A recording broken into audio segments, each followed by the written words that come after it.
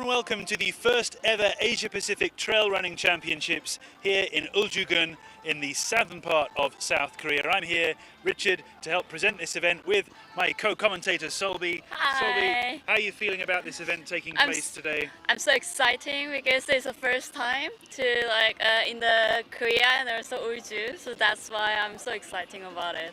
We've got runners from all over the Asia-Pacific region joining us, almost 20 different countries and territories in the Asia-Pac coming together with runners at the very top end of their running profession in their different countries, all coming to compete for the first ever time. We'll find out who the Asia's best runner is in both long form and short form racing. We've got a 40-kilometer race and also an 80-kilometer race, and last but not least, a under 23 youth championship. We'll find out the next generation of the top runners in Asia.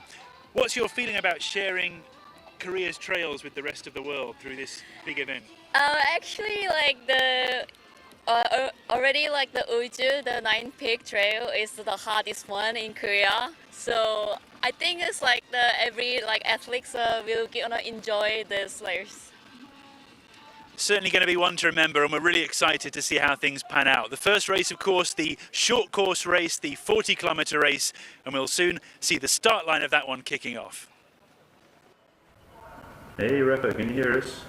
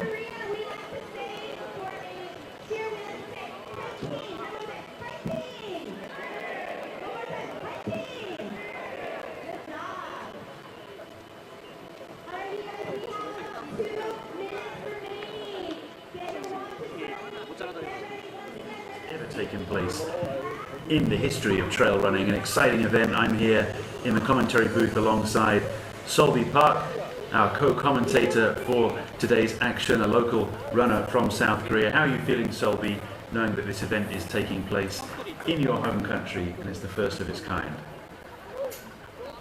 I'm really excited about this first Asian Pacific Trail Running Championship because I really love this place, and I heard that this is the hardest trail running race in the Korea. So I hope that all the athletes are really gonna enjoy this race. Thank you. We're really looking forward to the events over the next few hours and indeed over the next couple of days. We're starting the series of events with, of course, the short course race, the short trail it's called, although it's hardly short. If you look at the real distance, it's 40 kilometers, as you can see on the screen right now. We're running through the start lists of both the men's and the women's events as we start to look at the main runners, the main competitors who will be taking on this huge challenge. Here's the start line, the lights are flashing, the runners are getting ready, lining up in front of the tape. There's going to be a countdown very shortly as they start to remove the banner here, and the crowds of supporters from the respective countries line up on the sides cheer their runners on. You can see them here all cheering from the different countries they've travelled in from. Each of the teams has got not just a delegation of runners, but also a delegation of supporters and officials helping to make their experience as smooth as possible.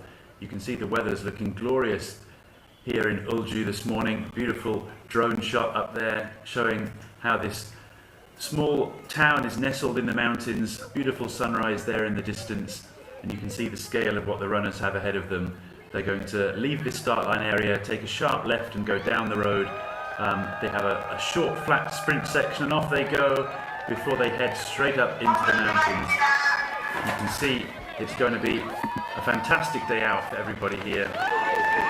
And they're off already, weaving around the corner there, down the road. A fast start for road runners, Solby, who might be a few among this trail section. This is really the chance for any fast road runners to take an early lead. Yeah, because it's almost like a 1.5 kilometer for the road before the mountain.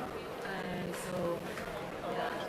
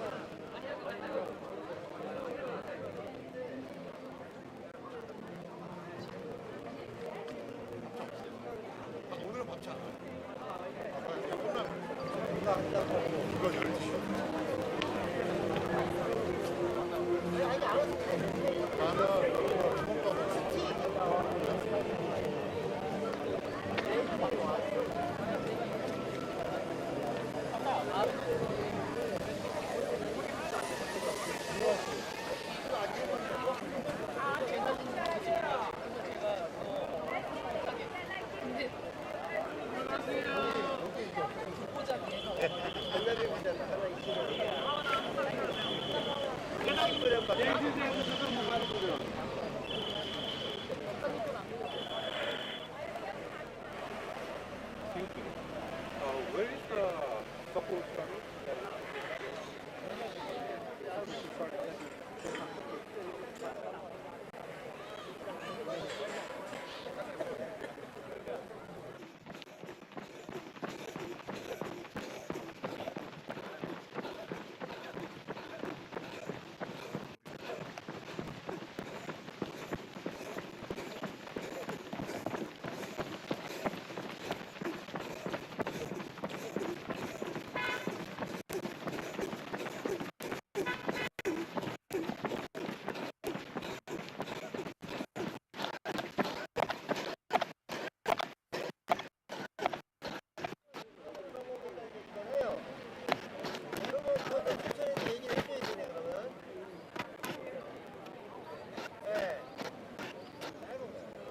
그렇잖아요.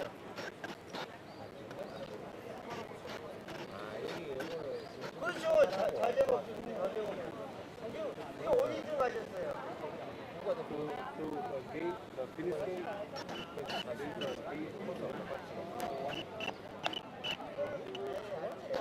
언제 알았어요? 언제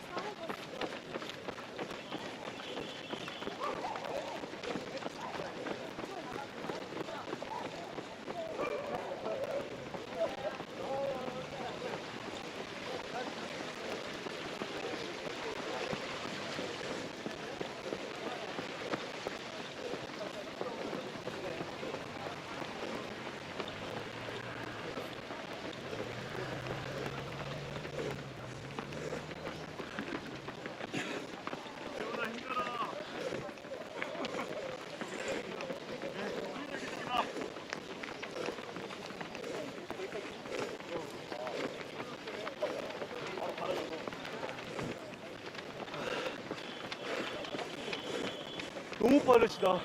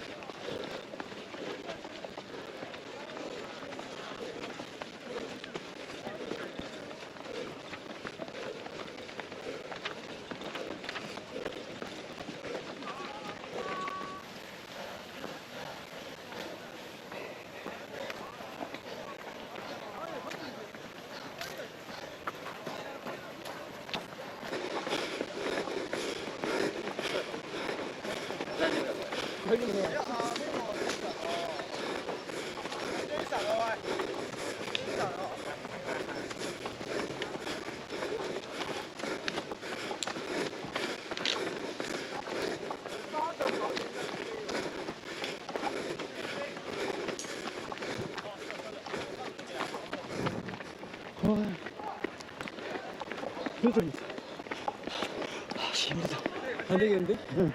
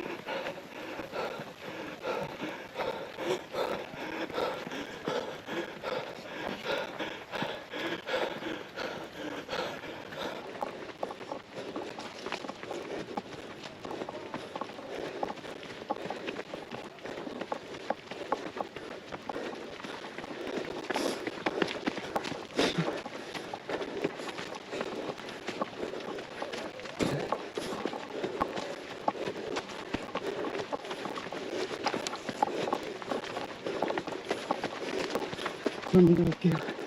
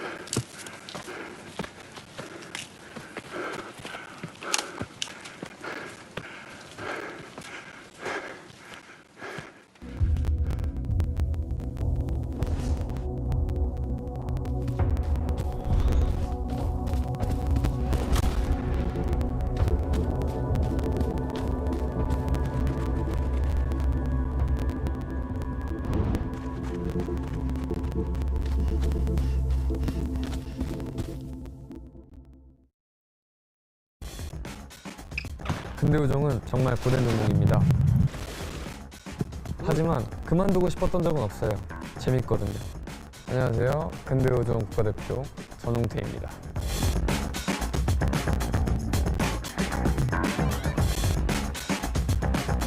파리올림픽에서도 정말 더 멋진 모습을 보여드릴 수 있도록 노력했던 것 같은데 결과가 조금 아쉽게 나와서 다시 한번 또 할 수 있다. 나는 된다. 되게 긍정적인 생각을 많이 했던 것 같아요. 5가지 종목이다 보니까 정말 힘들거든요. 아 잠깐 올 스톱하고 싶다 라는 생각이 들 정도로 육체적, 정신적 이런 고통이 함께 하는데 근대우정을 하면서 아직까지는 그만두고 싶었던 적은 없는 것 같습니다. 정말 기쁘고 행복했던 순간을 꼽자면 당연히 도쿄올림픽이고 이제 첫 메달을 땄을 때 주목하는 그런 종목으로서 도움이 됐다는 거에 저는 정말 큰 의미를 두고 싶고 일단 눈앞에 아시안게임이 있으니까 그거 먼저 잘 해결하고 그 다음에 LA 올림픽을 준비할 거고요. 어느 순간 하면서 선구자가 되는 것 같고 그리고 또 저한테 사명감이 생기는데 제가 하는 종목이 이렇게 재밌는 종목이다, 멋있는 종목이다라고 사람들한테 알려드리고 싶으면서 그런 게 어느 순간 저한테 열정으로 다가오는 것 같습니다. 만약에 제가 다시 태어난다고 해도 저는 근대우정 할 것 같습니다. 끝까지 가는 사람이 진정한 위너라고 생각하는데요. 포기하지 않을 겁니다. 열정, 나의 부스터, 뉴케어 스포식스.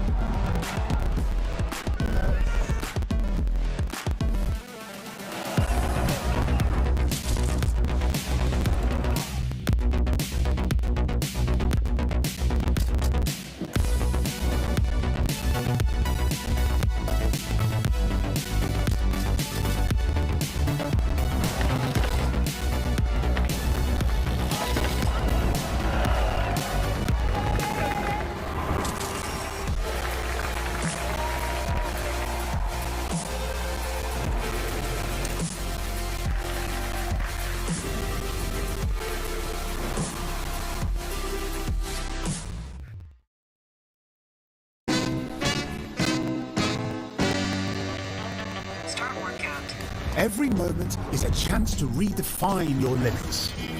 It's a decision to grow. Every drop of sweat, every beat of your heart. So let us remind you of you. Your pain, your sweat, and every goal you've already met. Amazfit T-Rex 3.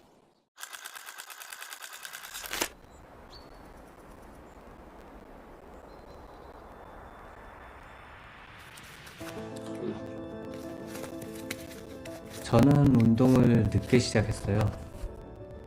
늘 하고 싶었는데 사람 사는 게 다 그렇지 않나요? 그러다 40대가 돼서 일에 지쳐갈 때쯤 달리기를 시작했어요. 엄청난 목표나 다른 큰 욕심이 있었던 건 아니었고요. 그저 운동이 좋아서 달리다 보니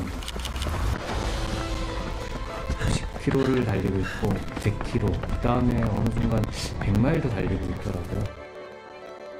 재밌었어요. 지금 여전히 재밌고요. 몸 가는 대로 마음 가는 대로 버킷리스트 하나씩 채워가는 느낌이랄까. 그래서 저는 내일도 기대가 됩니다.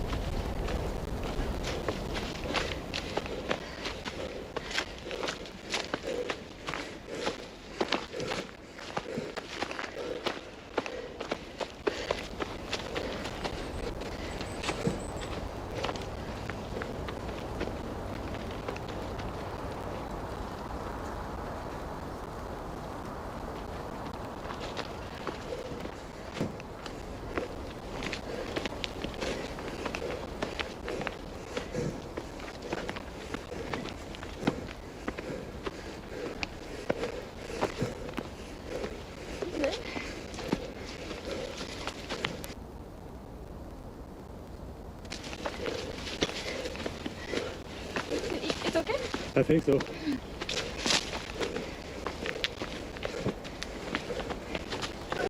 Yes, it's good.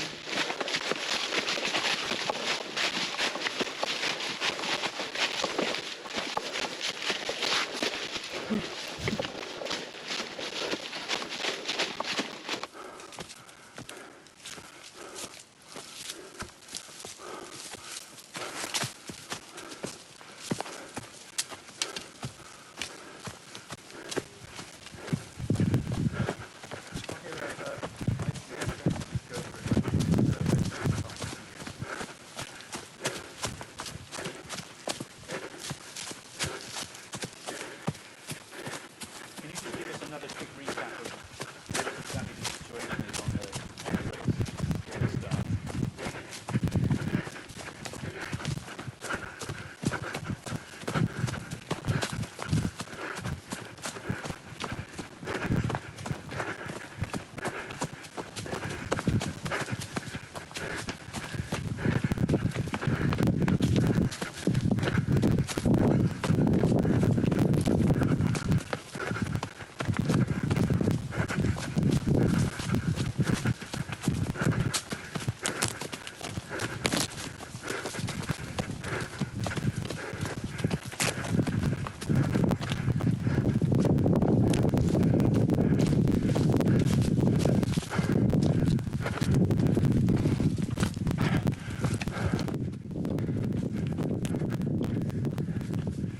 Okay, thank you. Sorry, just to confirm, that's the first place woman, is it?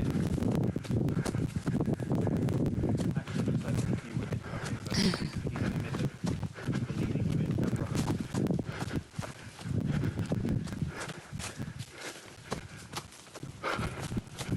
Okay, we're good to go.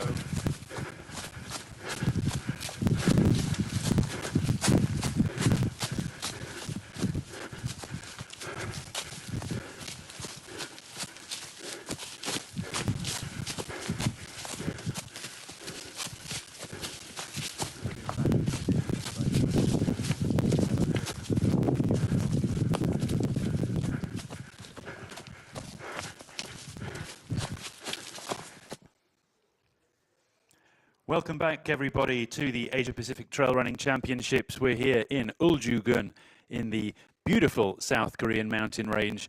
I'm Richard, sat next to me Solby Park, my co-commentator today for the ITRA Trail Series, the Asia Pacific Trail Running Championship you can see on the sign behind us. Solby, you're from South Korea. This is an exciting moment to share the trails of South Korea with the rest of the world. Yes, and also this is the first Asian Pacific Championship, and also I heard that this is the hardest trail running in Korea.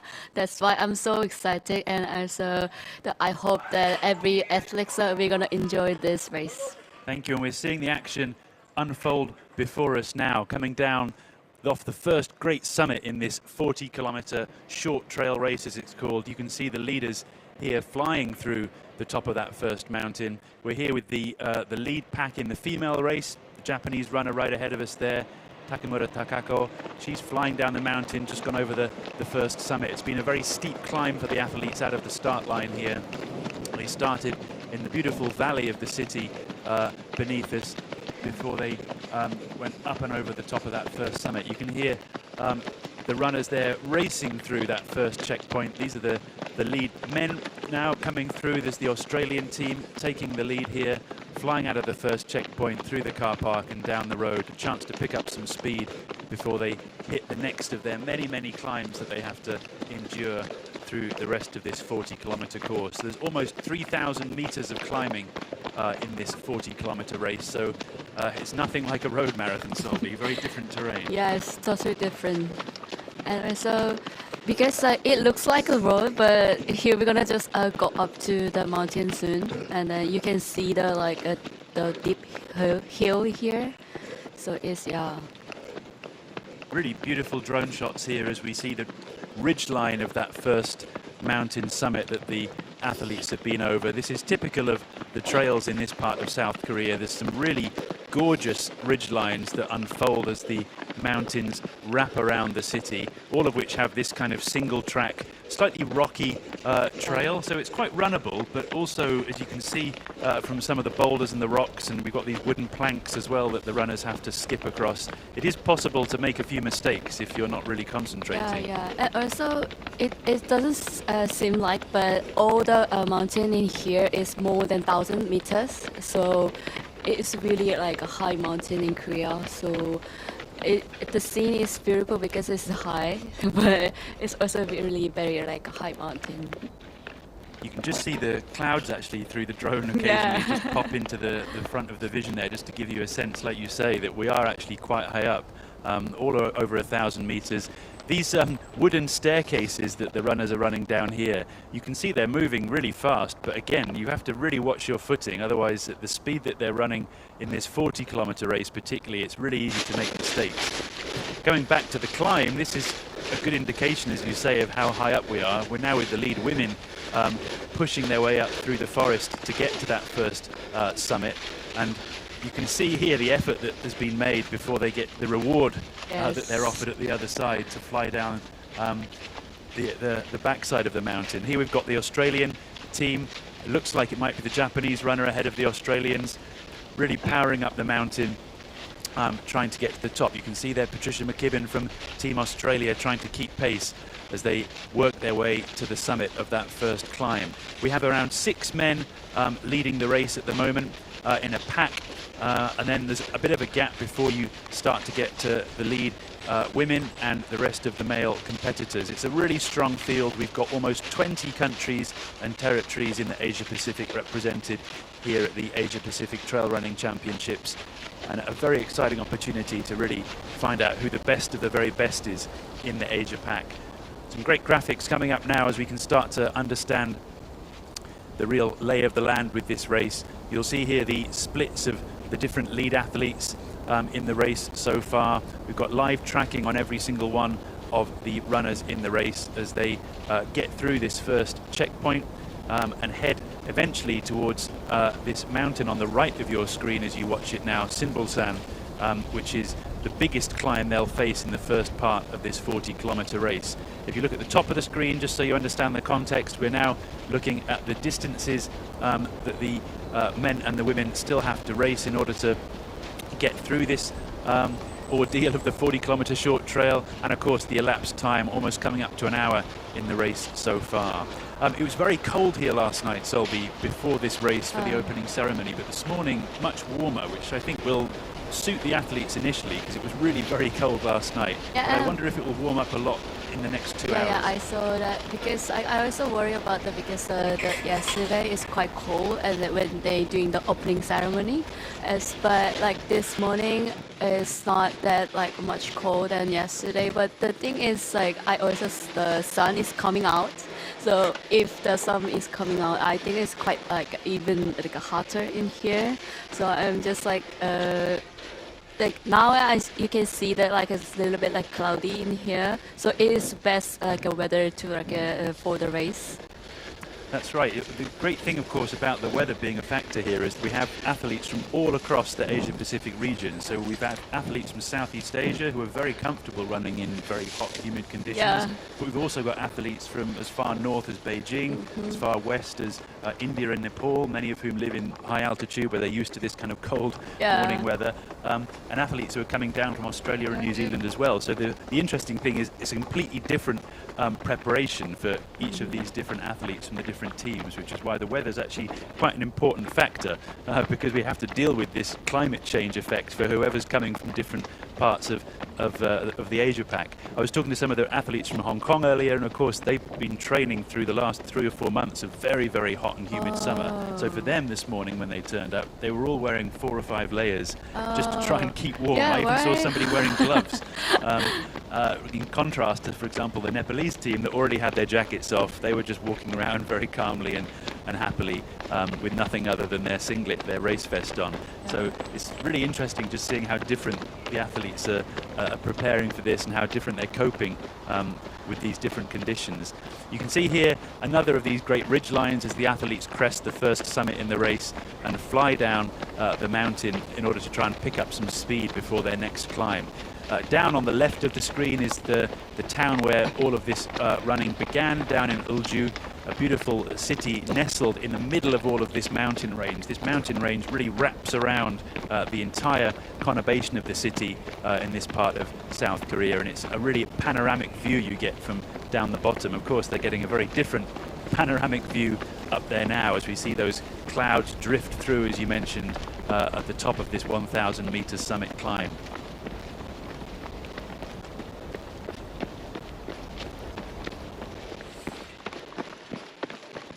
Back now with the women's race as they continue to climb to the top of that first summit.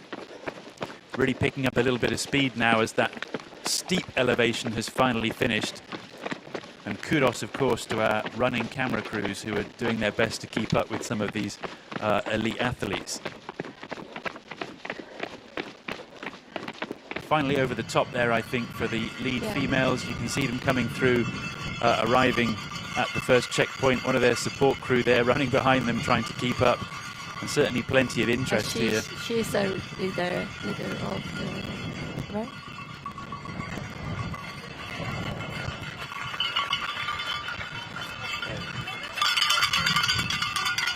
That's right, there's the leader of the women's race coming through, barely taking a moment to stop. Let's see what she picks up at the checkpoint.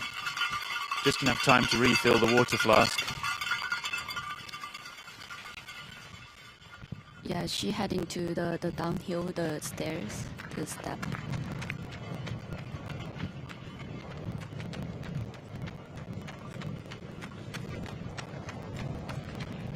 Yeah, very efficient checkpoint operation there. Of course, in these races, especially for these so-called short trail races, even though it's still 40 kilometers, being efficient at the checkpoints is really so vital. This runner we're watching now, Takamura Takako, one of the Japanese athletes, her ITRA score 720, a 720 ITRA athlete, clearly in form this year. She's powering through this course like it might as well be flat so far, looking very, very strong, and already built up what looks like a pretty comfortable lead over second place as she starts to make the descent off the first summit, looking very smooth and in control, but of course still a long way to go here.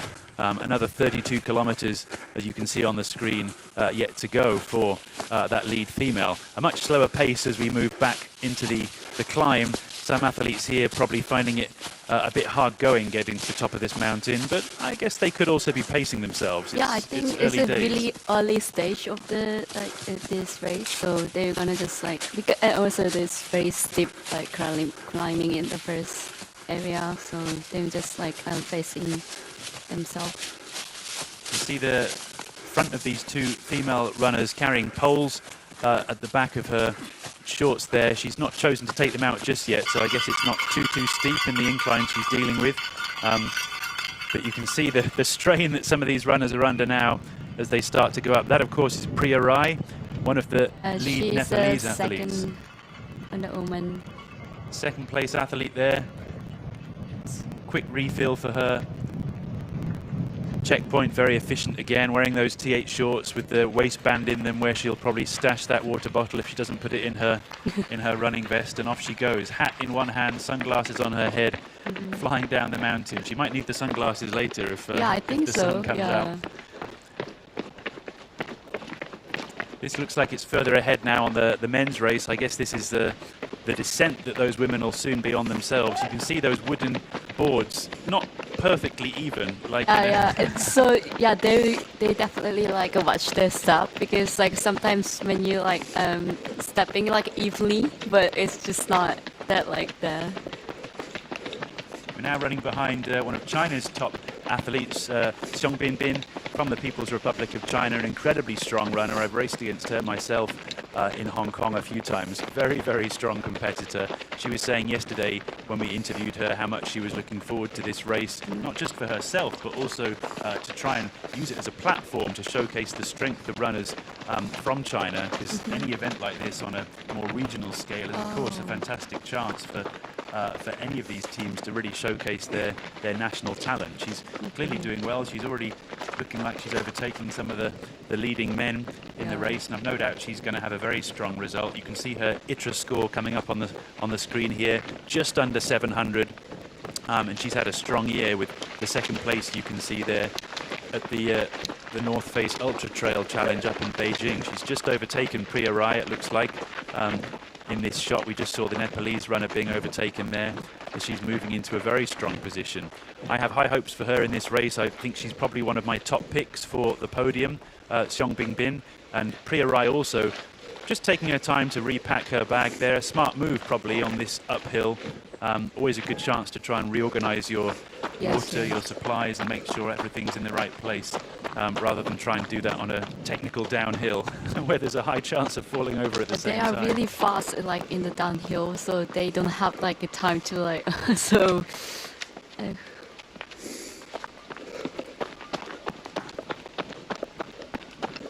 Another of the Japanese runners there, Akiyama Honoka, I think, just running past the screen. Bib number 4039. She also challenges for the lead. She's actually got the highest ITRA score of any of the female runners, Honoka-san, at 743, a very strong runner, also vying for the female podium, no doubt. Back coming up to checkpoint 1 here as the runners continue to come through.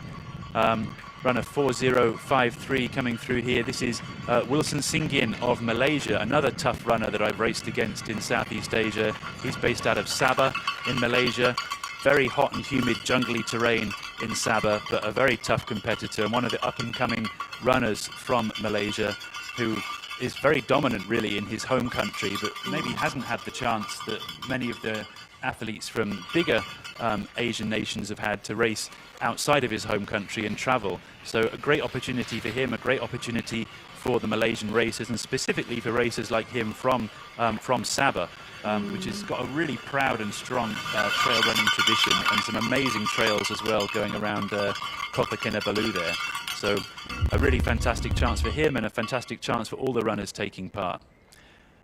A beautiful drone shot here of the whole mountainscape of this region. You can see right down on the left of screen the valley where the city lies, and then this mountain range that just stretches on and on and on all across this region of South Korea. And it's why this place has been chosen ultimately for this Asia Pacific Trail Running Championship, because of this amazing natural geography and the fact that, as you can just about see in the screen here, there are trails weaving their way through all of these mountains and then cresting over the top of many of the ridgelines, making it such an iconic place for hikers and for trail running.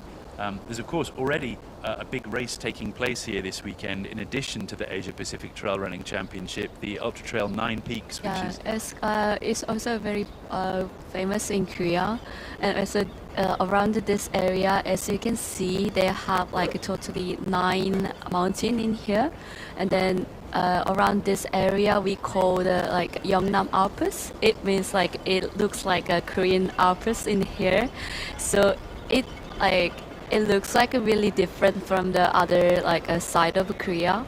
So even like some people like didn't recognize this as like a Korean like typical like mountain in here, but I really like this scenery.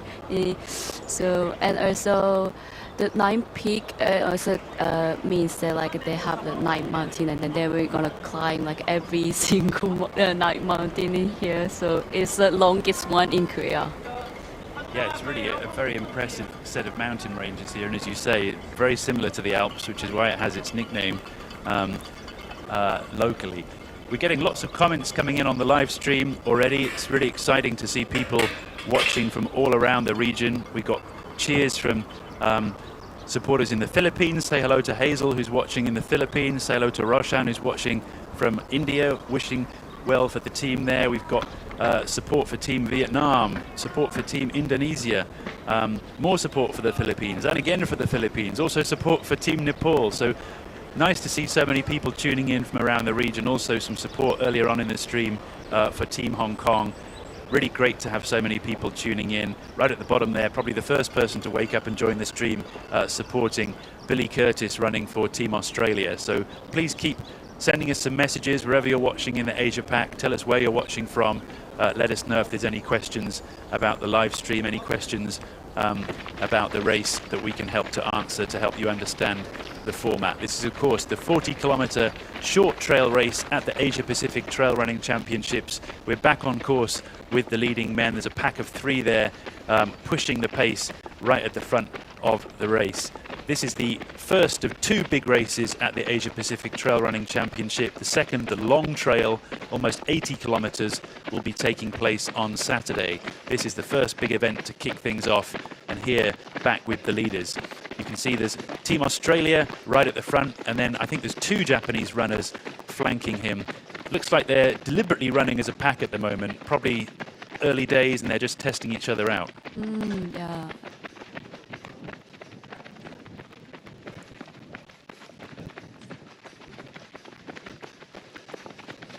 see the names Yeah, of the runners how here. the So we've leading got group. a nicely clumped together pack here as they start to pick one another off. Charles Hamilton of Team Australia there, number 4002. He's leading the way. His ITRA score 8:21. A very strong runner. He's had a very strong season, trying to push the pace. 24 years old, hailing from Australia, leading the way with the two Japanese runners to his side. We'll start to fill in the gaps. Right behind him, we've got Hajime Kasagi from Team Japan. He's 7 years younger than Charles Hamilton, easily keeping pace at the moment, but it shows the breadth of talent across the Asia region. You've got all these different runners from different regions, different experiences, different age ranges. The other Japanese runner, Koken Ogasawara from Team Japan. He's just 1 year younger than his teammate, Kasagi-san.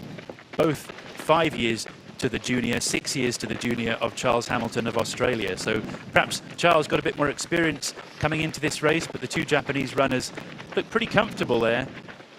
No sign of stress as they take on a bit of an uphill before they start to reach the next summit, but they look like they're running quite efficiently as a pack, and that could spell trouble for anybody behind them, because rather like in a cycling peloton, if you get in a good bunch, it can really help all of you to keep pace. You've just been doing a marathon, Solby, and I guess it's the same feeling. If you're stuck on your own, it's much harder to keep pace. It's really help like when you like doing the marathon, like when you're doing it in a group, like you can keep your pace, and also like if like you're not gonna like losing your pace like when you in the group. So that's why I think it's they just like choosing that strategy to go into pack the reading group. Yeah, it may well prove to be successful if there's a bit of a gap between them and the pack behind, because they're running very comfortably together at the moment. Looking very smooth on the downhill. Yeah, I think it's they just keep their like same like a pace even in the hill. It's interesting because the three runners we're watching now, Charles Hamilton of Australia, his ITRA score 8:21. Kasagi Hajime from Japan, 8:23, almost exactly the same ITRA score. And then, as we mentioned, Koken Ogasawara, his ITRA score 8:16. So between them, there's only a gap of 5, 6, 7 points from the ITRA ranking, which shows just how closely matched so many of these runners are. The three leaders, pretty much the same ITRA score across all of their races over the last 12 months. Really impressive indication of perhaps how accurate that ITRA ranking can be when you have three runners with almost the same score running alongside one another at the head of the race.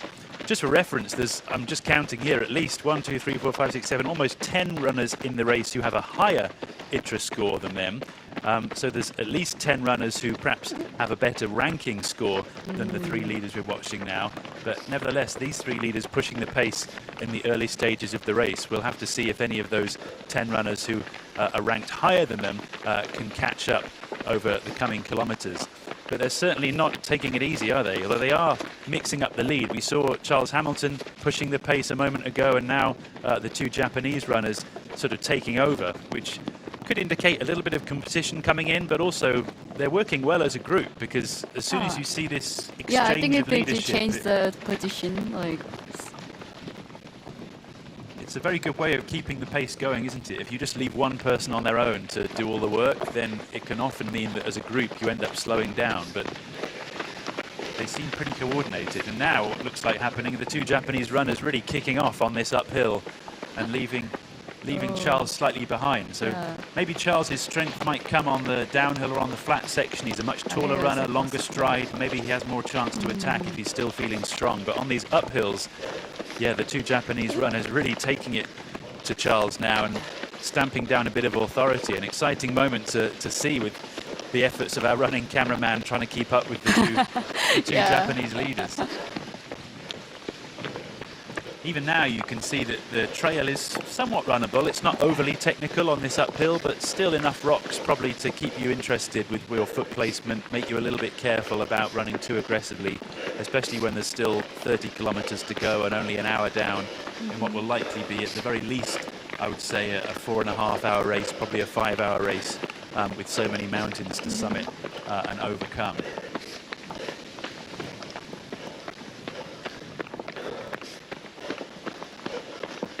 You can just see the gradient here as the cameraman lowers the camera slightly. It's amazing to see that they're still powering up this hill in the way that they are. And I suspect the gap that we're seeing between the cameraman and the runners is probably indicative of the gap that now exists between Charles Hamilton of Australia and the runners, because Charles, I presume, is just behind the cameraman. He's turning around. There he goes. Perfect timing. That gap is starting to widen, but Charles still looking smooth here, not looking overly stressed about the fact that he's been dropped at this moment. There's still a long way to go. Keeping a smooth pace, his running form still looks good, still fairly light on the front of the foot coming up this mountain. Holding the water bottle in his hand, cameraman spinning around, and where have they gone? Looks like we've just crested another of the small summits here, which will give perhaps a chance for Charles to stretch his legs and try and make up a little bit of that gap. But the leaders we're looking at here, just to recap, we have Koken Ogasawara from Team Japan and his teammate Hajime Kasagi as they start to open up a little bit of a gap at the start of this race. A beautiful drone shot here just indicating the distance they've now put on Charles Hamilton of Team Australia back in 3rd place. It's another. So we'll sit on this drone shot a little longer as we curve around this beautiful corner of a switchback in the race. This one looks a slightly more runnable corner compared to some of the gravel terrain that we just saw. But it just shows how these trails have really been cut into the side of the mountain, providing almost like a freeway down for the runners to fly once they've made the effort of getting over the top of the mountain summit. Some beautiful vegetation in this part of Korea. It's such a green mountainside. It's really quite beautiful to watch. I think it's a Japanese leader. Down, yeah, I think you're right, Solby. This looks like the Japanese leader of the female race.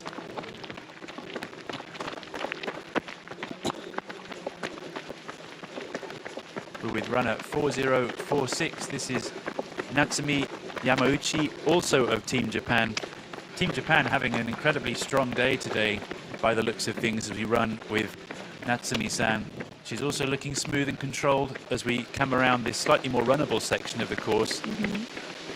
A chance to really make up some time after all of the climbing of the mountains. Natsumi Yamauchi from Japan, 22 years old. Her ITRA score 6.55. Obviously another strong year for her.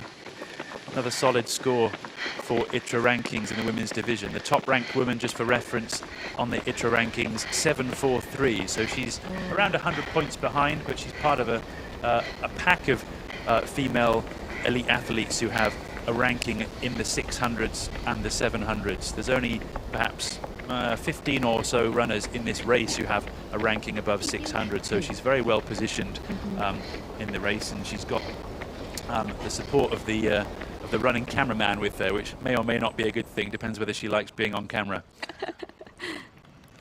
Moving back earlier into the race course, into the approach to checkpoint 1 now, one of the runners from Team Singapore just passing the screen, one of the race marshals on the left of screen, been busy all morning putting the markers out, and of course big smiles from one of the runners. I love her smile. It's no surprise, of course, to know that this runner is from Team Philippines, probably the smiliest team of runners you'll ever meet anywhere in any international race course. Of course, Team Philippines, renowned for their ability to be smiling irrespective of just how tough the course might be. The runner we're seeing there, Trisha Reyes of Team Philippines, a 21-year-old runner with a ranking of 570. Another strong runner from the Philippines, running alongside one of the top men from Team Singapore there. Bringing up the graphic here of the leaders after the first timing split. We saw the men's leaders just earlier. We saw Charles Hamilton actually just being dropped by the two Japanese runners. You can see underneath him on the leaderboard there. But this was going back to the first split timing as they came through the first timing checkpoint. So running through this very quickly, you've got Charles Hamilton of Team Australia at the top. Two Japanese runners that we just saw now leading the race were just behind him. Underneath them, you've got Bara Sunoa from Team Nepal in 4th place. Wu Erting from Team China, the People's Republic of China, a very strong runner who we also interviewed yesterday, back in 5th at the first timing split. Another of the Japanese team, Yoshino Yamato, in team place number 6, followed by another Australian runner, Western Hill. John Ray Onifa, known of course as Stingray on the racing scene from Team Philippines, was back in 8th at that moment. Vlad Ixel, a very experienced runner from Team Australia. He's actually leading the Australian team here at the Asia Pacific Trail Running Championships, and one of John Ray Onifa's teammates from Team Philippines in 10th place. Still very early days. I guess looking at this leaderboard, the overall message we're getting is Team Australia pushing very hard at the top of the race. Also Team Japan clearly pushing very hard at the top of the race, and a couple of strong Philippines runners in there too. I saw one of the Team Hong Kong representatives down there, Ying Ying, a very well-known runner in Hong Kong, also rounding out the top 20. He's an incredibly strong athlete, primarily a triathlete, but also an incredibly strong trail runner. I've no doubt he'll end up finishing around the top 10 if he has a good day. Looks pretty comfortable there, back in 15th or 16th place. Back here with the two leaders in the men's race from Team Japan. We saw them just behind Charles Hamilton on the first timing split, but we know that since then they've opened up a bit of a gap as they enter onto this next big stair climb. We have, of course, here Koken Ogasawara from Team Japan and his teammate Hajime Kasagi really pushing the pace at the front of this race. You can see their names down there, and Right back. he's come right back, hasn't he? There he is, Charles Hamilton. That gap has narrowed.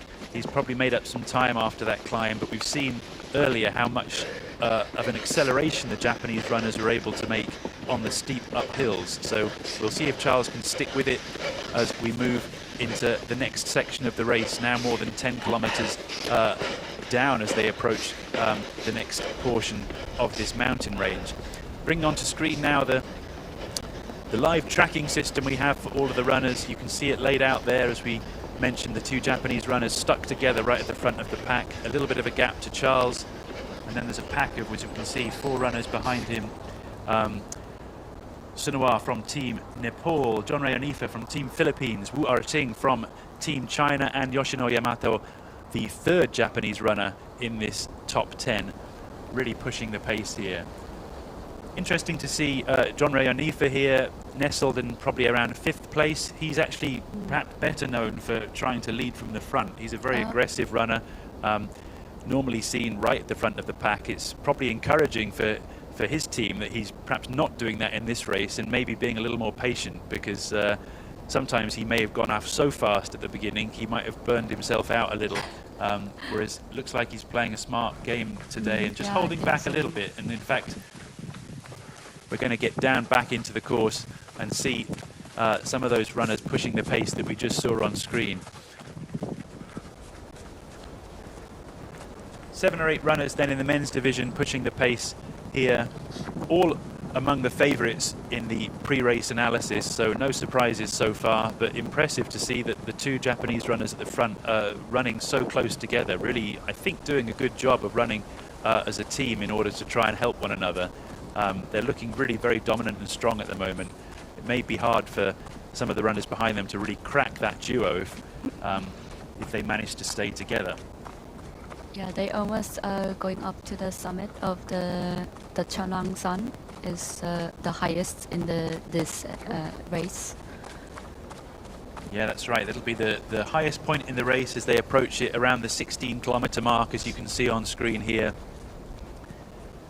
Once they're over the top of that, there's a relatively long downhill that they can enjoy, and perhaps that'll be an indication of how the race might progress, because as we'll know from our own racing, you can put as much effort in as you like on the uphill, but if you're not a strong downhill runner, it can be quite demoralizing to see a runner who's been just sat behind you, even 2 or 3 minutes behind, suddenly catch up and fly past simply because they're so much faster on the downhill technical terrain. So we'll see how that plays out. John Ray Anifa certainly probably my pick of this group behind as one of the fastest downhill runners I've ever raced against. Incredibly tough to beat him if there's a long downhill section near the end of a race. And as we are back to the checkpoint 1. Just loading up on some energy drink there.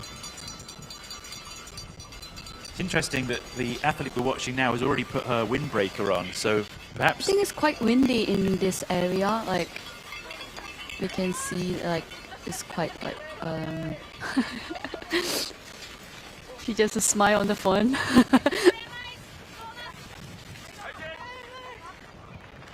Yeah, she looks in good spirits. Certainly, as you move further back through the field, you see the athletes take a little bit more time at the checkpoints than the lead athletes were. I think you get the measure of the aggressive nature of the way people are racing these days, particularly in these short trail races, these 40-kilometer races. It was rare at the front of the race to see anybody take any time at all. They just refill and off they go. There wasn't even time for a smile. Yeah, even she has a time for the photo. Like, as she just smile with the. But she's certainly still looking strong, that's for sure. She's carrying the hiking poles. We saw some of the lead runners not bother with that. Perhaps they're worried that it's going to slow them down. But of course, everybody in this event is a high-quality elite athlete. They're representing their country at the highest level. They all have impressive ITRA scores, otherwise they wouldn't be here at all. We have almost 20 countries and territories in the Asia Pac represented at this trail running championship. Runners typically with ITRA scores of, at the very least, 400 or 500, probably 600 to 700 in the men's division. In the women's division also, lowest only really around 400 on the ITRA score, moving all the way up to 743 for the highest ranked female. Just a measure of how competitive this race is. No countries shirking their efforts on trying to provide their best runners to take part in this event, and that's what makes it so exciting, really, to see the depth and the breadth of Asian running talent. I think he is the Korean athlete.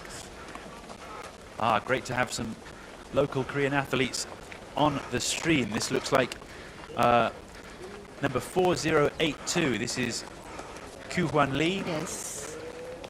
One of the men's runners from South Korea, 24 years old. ITRA ranking 731.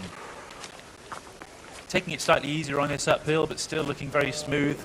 Not breaking into a hike of any kind. Just treating this uphill like a chance to gather some breath, probably, before the rest of the course.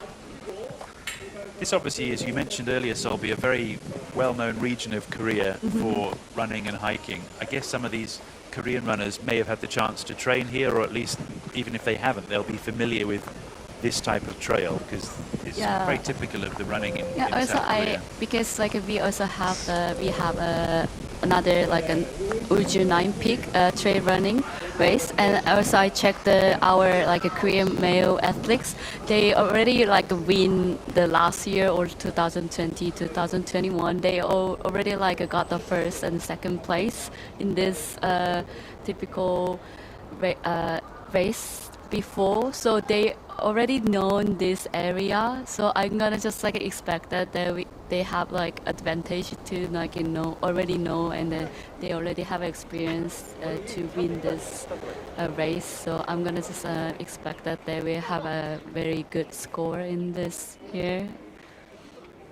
Certainly, it's a home advantage, isn't it, to know the trail well. And as you mentioned, this race course is modelled on an existing race here, the Ultra Trail 9 Peaks, which has been in operation for many years. And as you say, some of the Korean athletes in the race, both in the male and the female division, have raced that local race maybe multiple times. And so for them, coming to do almost the same race course, but under a new banner of the Asia Pacific Trail Running Championship, massive advantage, really, because they know this trail well.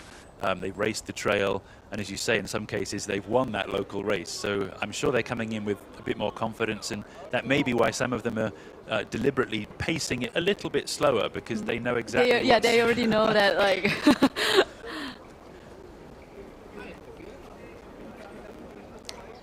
Maybe they're the only ones who knows what's coming next, and some of the runners. That's why just like they know. Yeah, I know that like what's come next. So Let's take a look at the overall course again, just to get a little bit more of a sense of the scale of this challenge for the runners. The start line, as you see, heads straight up into the mountains. We've been through the timing checkpoint 1 there already, heading through more mountain ranges all the way back in a big loop down to the same place where the runners started. You can see from this graphic just how much elevation the runners have to deal with. As you can see it coming up here, almost 3,000 meters with 3 major climbs in the race. The first of those major climbs we've already seen the runners take on, but as you mentioned earlier, Solby, as they approach the 16-kilometer mark, they'll take on the highest point in the race course, which will be the second of those big 3 peaks in this 40-kilometer race. Certainly a great way to experience the Ulju region for these runners, because they'll take in some of the most breathtaking views in the whole area as they pass through. One of the top runners here from Vietnam. Vietnam has 7 athletes in this competition. Runner 4105 on screen right now.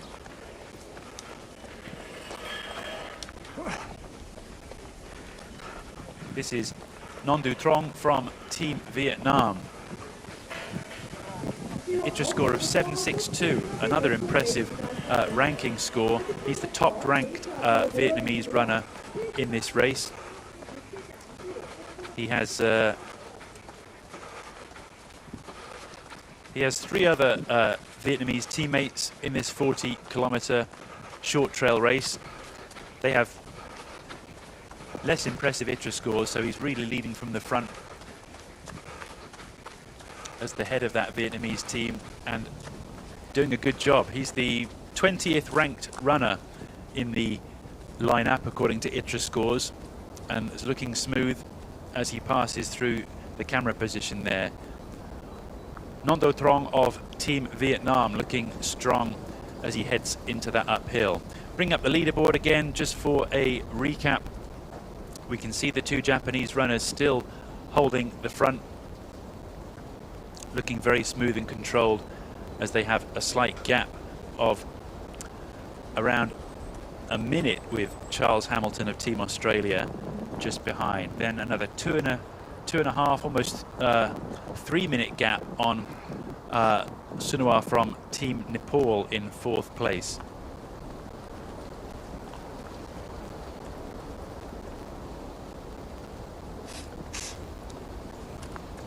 Shout out to some of the people leaving comments on our ITRA live stream right now. Say hi to Dean in Australia. He's cheering on his compatriot Charles Hamilton of Team Australia. Shout out to Hazel cheering on the Team Philippines.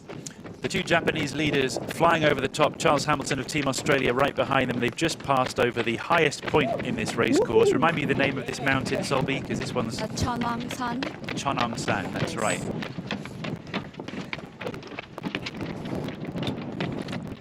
You can see it looks pretty cold up there, doesn't it? Yeah, right. I think it's quite windy also here. Yeah, it's interesting because I was wondering earlier, the lead Japanese runner right now just wearing a singlet, a race vest. The 2 other rivals right behind him, his Japanese teammate wearing a full t-shirt, the Australian runner wearing a full t-shirt. It's tough to know what to wear sometimes in these races, because down at the start line it wasn't too cold, but of course you come over these summits and it really starts to get very windy, potentially even wet, and then it can be quite detrimental to not really have enough clothes. We saw a runner back at the checkpoint there, actually already wearing the windbreaker. But of course, give it another 1 hour of racing, 2 hours of racing, maybe the sun comes out, and there's a high chance of overheating, a high chance of dehydration. So perhaps if the Japanese leaders are used to this, almost a slip there, are used to these conditions, then it's fine for them. But judging that temperature balance is really not easy, especially if you're racing in a place you're not familiar with. But as you can see, there's a chance for slipping, even though the stairs look so well made. I think it's quite like wet in the top of the mountain. It looks like. That's why they are almost like asleep. Yeah, I think you're exactly right. These staircases are incredibly well designed and well set up here on the trails in Korea, and in many ways they're a blessing for the runners because they save the runners from having to deal with otherwise some quite tough technical rocky terrain. But as you say, if it gets a bit wet, they can become quite slippery. Let's take a look at the female leaderboard now. We have Takako Takamura from Team Japan leading the charge. Second place, Priya Rai of Team Nepal, a minute and a half behind. Song Binbin of Team China in third place, 2 minutes behind, followed by two more Japanese athletes. Gosh, they're really pushing the pace, aren't they, across the men's and the women's division. Honoka Akiyama of Team Japan in fourth place, and her teammate Suzuha Kasuda in team place number 5.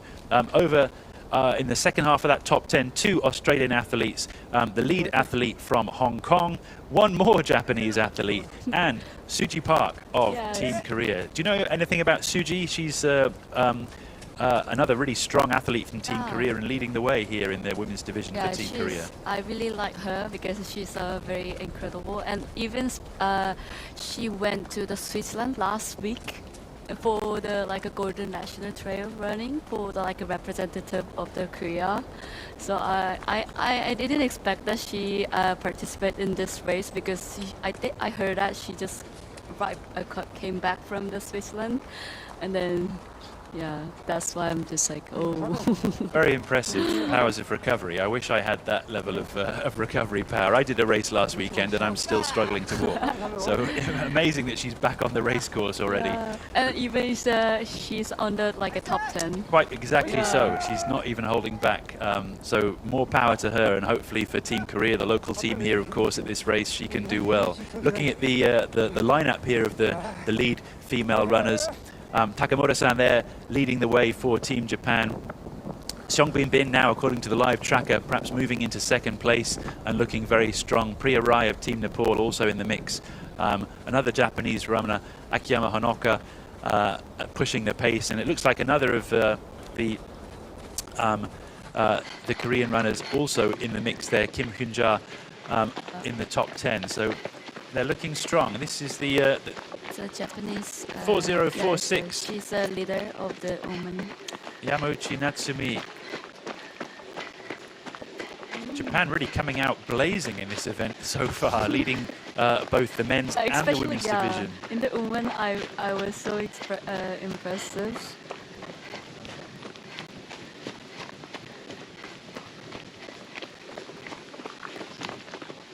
Yeah, very smooth on this rocky uphill. The trails in Korea and Japan somewhat similar in my experience of racing, so there is perhaps some level of advantage for the Japanese runners, even though they're running overseas. The mountain trails are relatively similar, and the temperature difference not so great for them compared to, for example, the challenges that some of the Southeast Asian runners will be facing coming to race in these high mountains in South Korea. So some level of advantage. Also worth mentioning, of course, just the difference in geographical distance between some of these countries. Of course, Team Japan, a relatively short flight to get here in the southern part of South Korea. The thing is, that's why even in the trail running and also the marathon, they have so many Japanese runner in Korea. So even they are win this in Korean race. So that's why I already know that the Japanese athletics is really good. And also, you already mentioned that it's only a 1 or 2 hour flight, so they can just easily come to Korea. Certainly makes the preparation slightly easier, doesn't it, compared to some of the Australian runners I was talking to yesterday who had a 10-hour journey just to get here, and really puts the pressure on the body to get through that. But you can see the pace here of the men's and the women's race. We saw a split screen earlier of the lead runners in both the men's and the women's division, and now down with the leading men flying through this narrow technical trail. You can see Charles Hamilton there. Looks like he's taken over either the lead or at least moved into second place. So you already mentioned that he's really strong at the downhill, so he just going the first place. That's right, we've got Charles Hamilton there of Team Australia continuing to push the pace and impressively keeping pace with the Japanese runners who had really put a gap on him just about 30 minutes ago in the tough uphill section of the course. This section, gosh, I mean, hands off again. Chapeau to the cameraman for keeping pace with these guys through what is looking like a bit of a technical rocky stream that they're running along. By no means easy to run this fast. It can actually be much better in this situation, in my experience, to actually take the lead and not have somebody in front of you, because I often find it's quite hard if you have somebody quite close to you, right in your face. You can't really see your foot placement and plan. Oh, and there's a perfect example, right on cue, of what can happen if you're in second behind that lead runner. Perhaps that was one of the problems he was facing there, the Japanese runner behind Charles Hamilton, that your vision and your judgment is slightly impaired because you're focusing on the ground, on your own feet, and of course on the runner in front of you. So it can be a good idea in this situation just to hold back a little, let that gap expand, just so you can focus on your own foot placement and not try and match what the guy in front of you is doing. Yes.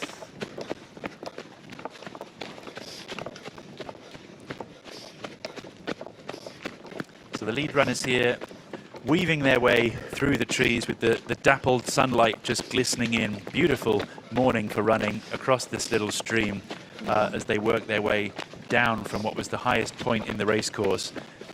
A few people coming up here perhaps to repair the trail. It's certainly taking a pounding over the next 3 days with all these different races taking place. It can be quite encouraging as a runner in these races when you see hikers, or when you see what feels like ordinary folk on the trail. It makes you feel like you're not that far from the bottom.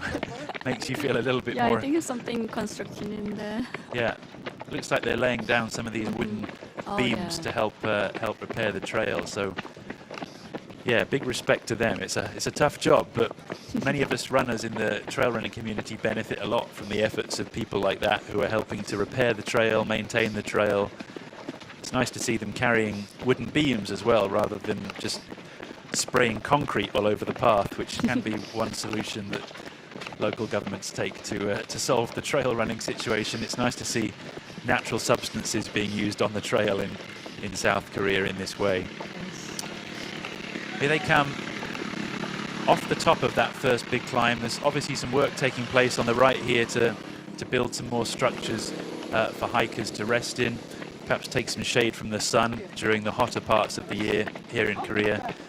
But it's still a very competitive front end of the race here. You can see the Japanese runner in second place, not wanting to lose the lead that he had earlier, and really continue to push Charles Hamilton of Team Australia. The Japanese runner 4041, Hajime Kasagi of Team Japan, 7 years younger than Charles Hamilton, running ahead of him. Whoa, this is a bouncy section. But again, they're making light work of this. Really impressive work, I must say, from Charles Hamilton, who was being dropped by the two Japanese runners earlier. Not a good time to be tall just there for Charles. I've had that problem many times on race courses, being taken out by a stray branch. But they're showing the measure of the technical excellence that many of these top runners have. And great to see the third place Japanese runner still in the mix there. That, of course, Koken Ogasawara of Team Japan. They're all back together. I wondered if he had been dropped, because we didn't see him, did we, in the last... That's why I'm just so Yeah, we didn't see him in the last few moments. He's back. But they're all still back together on this very technical downhill. So impressive to see them just dancing down these steps, especially since we saw Hajime Kasagi in second place slip earlier on. It looked like it could have been a nasty fall, but he's straight back up and straight back in action. Very impressive.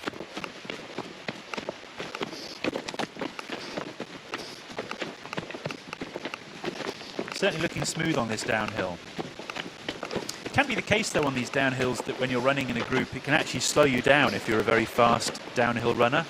So difficult one to judge. If you're very confident about your downhill ability, it's sometimes not good to be sat in second or third place. You can lose a lot of time if there's somebody slightly slower ahead of you, and it's a little bit tricky to overtake them. Yeah, it is. But these three runners have done a great job really working together to maintain the pace.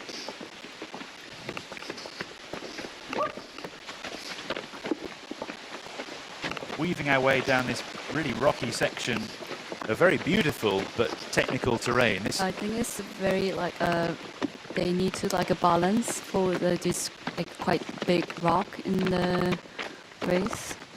Oh. To be honest, Solby, it looks like somewhere that we'd enjoy going for a hike, but perhaps not enjoy running at full speed. Yeah, it's true. And also, like, especially this season, it's the autumn season. They have so many like lifts around the between the rock, but it's really sleepy. So you need to be really careful. Like when you just step down the lift, you're gonna just slip on the rock. It's very dangerous. That's a very good point. We're in the autumn season here, aren't we, in South Korea? We can see the leaves starting to change colour, and as you rightly point out, if it's a little bit wet, the trail is covered in leaves, maybe a bit slippery, or maybe you can't really see the terrain very clearly. You can't quite see where to place your feet. Makes this whole challenge even more difficult. So, yeah, a tough time of year to be flying down a mountain in the middle of a regional racing championship. So back here in the 40-kilometre short trail Asia Pacific Trail Running Championship race, we're looking at the lead men. You've got the graphic on screen here showing you who's pushing the pace. We've got the two Japanese runners and Charles Hamilton of Team Australia at the front of the pack. John Ray Onifa, known as Stingray on the racing scene, from Team Philippines in 4th place. Right behind him, Sunua Bahadur of Team Nepal in 5th place. It's been a fantastic morning of racing so far here in South Korea. As you can see on the screen, 1 hour 46 elapsed, 22 kilometers left, so roughly approaching the halfway point for the men's division, 3 kilometers back for the lead females in terms of distance covered so far, but approaching the halfway stage of this Asia Pacific Trail Running Championship, short trail 40 kilometers. A fantastic morning of racing in a fantastic location. We'll take a short break and be back with you for more trail running action straight after.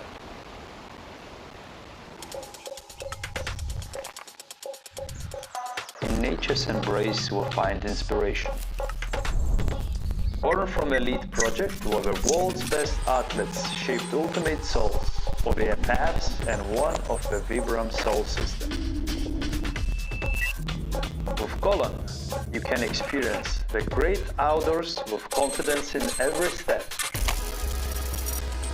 Featuring Vibram Mega Grip rubber compound, light-based and traction lock technologies, and SLE midsole for a fever-light feel and comfort.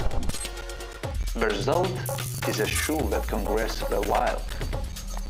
Adventure awaits. Your journey begins here.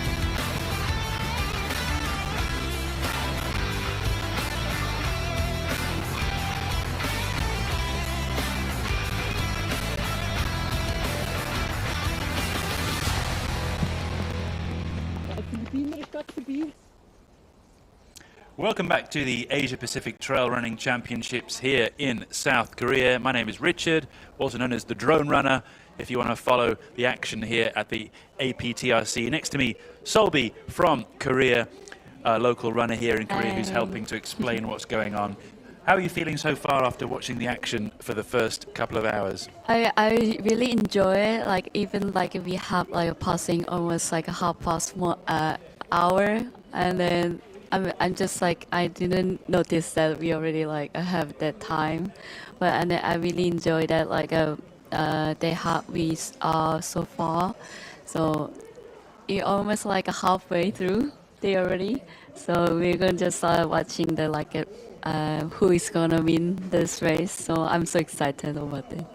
It's certainly been a fast-paced and furious start to this short trail race. We're watching the 40-kilometer short trail Asia Pacific Trail Running Championship race. You can see on screen here 21 kilometers left for the men to reach the finish line, the lead men, 24 kilometers for the women. They're slightly behind in terms of the lead pack, but nevertheless pushing the pace hard as well.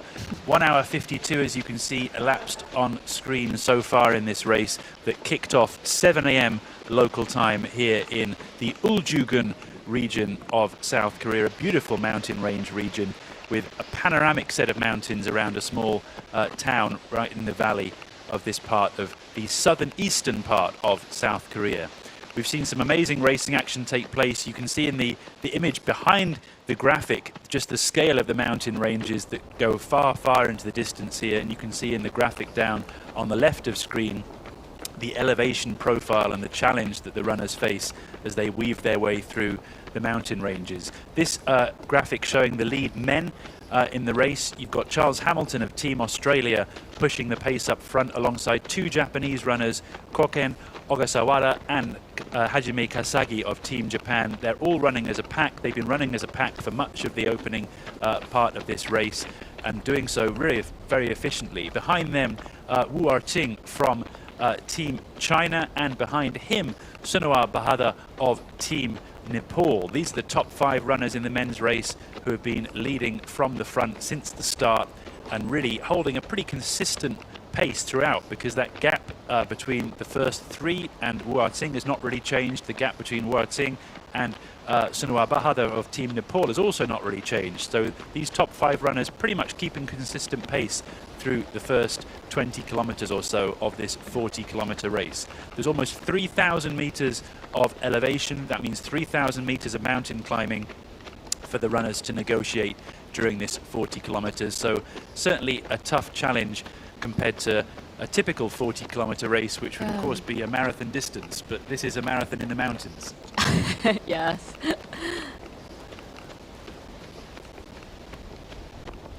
The name of the mountain on the top left, Cheonhwangsan, if I pronounce that correctly, yes, Solby, yes. Please correct me if I make a mess of some of these Korean mountain names. This was the highest point, I believe, in the race course. This is the Cheonhwangsan is quite I see. It's 1,189 meters is the summit of the Cheonhwangsan. It's really like a high mountain. Yeah, the highest point on the race course. Perfect shot here illustrating the natural beauty of the area. Highly vegetated mountainside here with narrow trails weaving their way across the tops of the mountains, offering some really beautiful ridge lines for hikers and runners to enjoy in this part of South Korea. This, as you mentioned earlier, Solby, the autumn season in South Korea, so the weather's quite good really for hiking.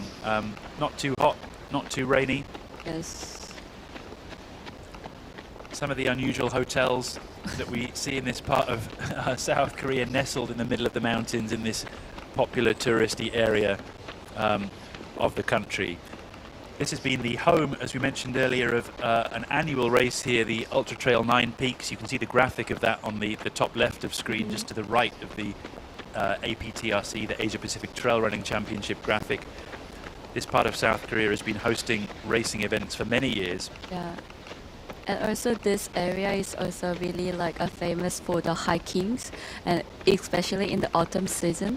That's why I think, because this is still weekdays, it's a Friday in Korea, but I think it's we can expect that there are so many like hikers on the weekend. So we have the long trail tomorrow.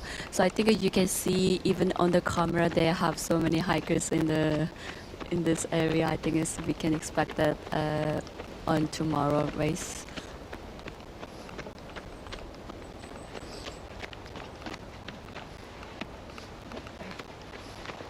That's right, of course, today, Friday, probably slightly fewer people out hiking on the trail. Tomorrow for the long course 80-kilometer race, we can expect, as Solby mentioned there, perhaps some more people enjoying the trail recreationally, which will be nice to see for the runners, but perhaps also they might get in the way of the race. But another challenge for runners in any race when you encounter lots of hikers. It's always so nice to see people out on the trail, but if you're really flying down a mountain, it can be a little bit awkward to try and get around the pack.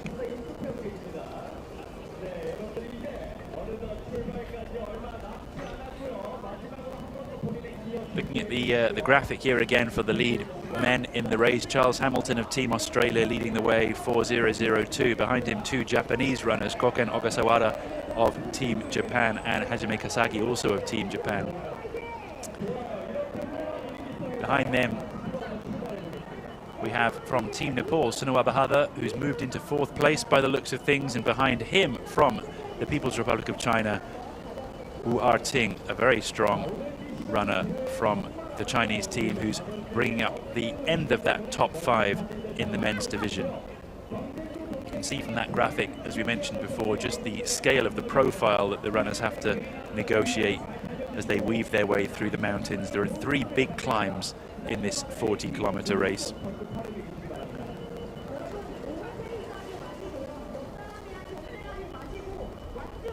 With almost 3,000 meters of elevation in total.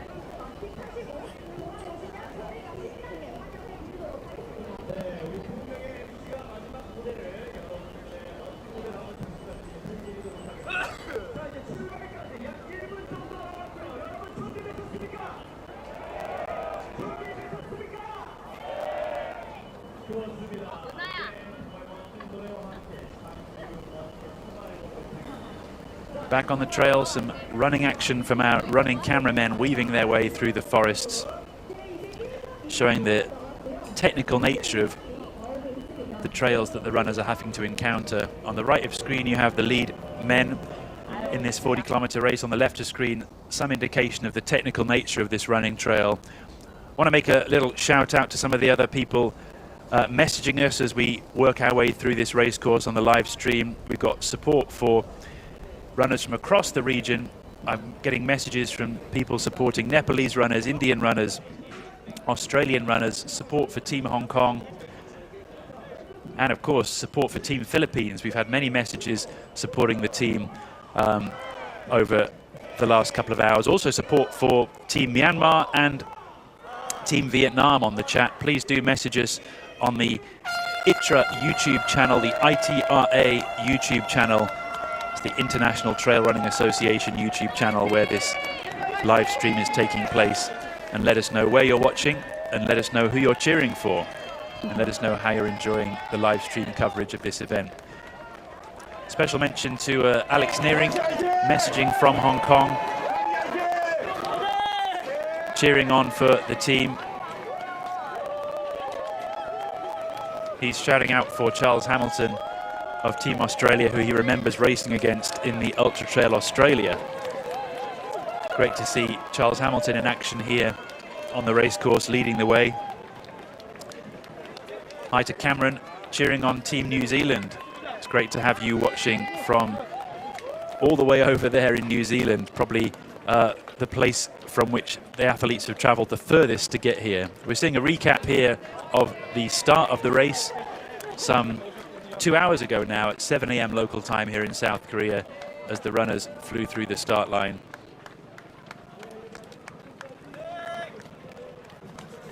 And also seeing there the start of the Ultra Trail 9 Peaks race the local race that's taking place concurrently with the Asia Pacific Trail Running Championship. This is checkpoint 2, preparing for runners to appear. You can see the staircase there leading down from the mountainside. On screen right now, the managers and coaches and assistants and the staff from Team Nepal, and I believe Team Myanmar also in the middle of that trio. It's great to have representatives from so many different Asian countries and territories here in this event. Cameramen there waiting at checkpoint 2 for the runners to arrive. I can run you through, just for reference, the numbers of representation from the different countries. They'll do it in alphabetical order for want of any other order, but Australia, 15 athletes coming from Australia. There's 1 from Brunei, 1 from Cambodia, 5 from the People's Republic of China. Take a little break here quickly as we see the first runners arrive down the stairs, entering into checkpoint 2. Great drone shot here of checkpoint 2 as the runners approach the aid stations to pick up and go. My goodness, he's gone already. Yeah. How long was that pit stop? That's John Ray Anifa of Team Philippines flying through checkpoint 2. I think he took about 5 seconds, if that, at that checkpoint. John Ray Anifa, the strongest runner from the Philippines in recent years, turning right, jumping over the curb there just to save an extra second of time, running aggressively as always as he pushes the pace back up into the mountain trail. That's an amazing pit stop, Solby. I think he has some support on the course, which of course will help him, but I know the support is regulated in this race, so they're only allowed to help at certain places. They can't help throughout the race course.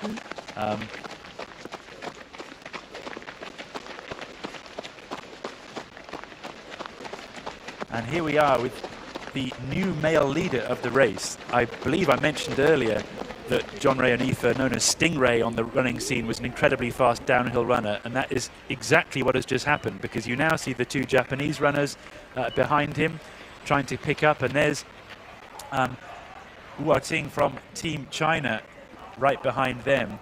It's just a measure, as I mentioned, Solby, of how much time you can make up if you're a strong downhiller. John Ray Anifa, probably the strongest and fastest downhill runner I've ever raced against, and proving his worth in this race in the most dramatic fashion, because he was at least 3 or 4 minutes behind on the uphill section, wasn't he? We didn't even see him in the lead running footage in the opening climbs.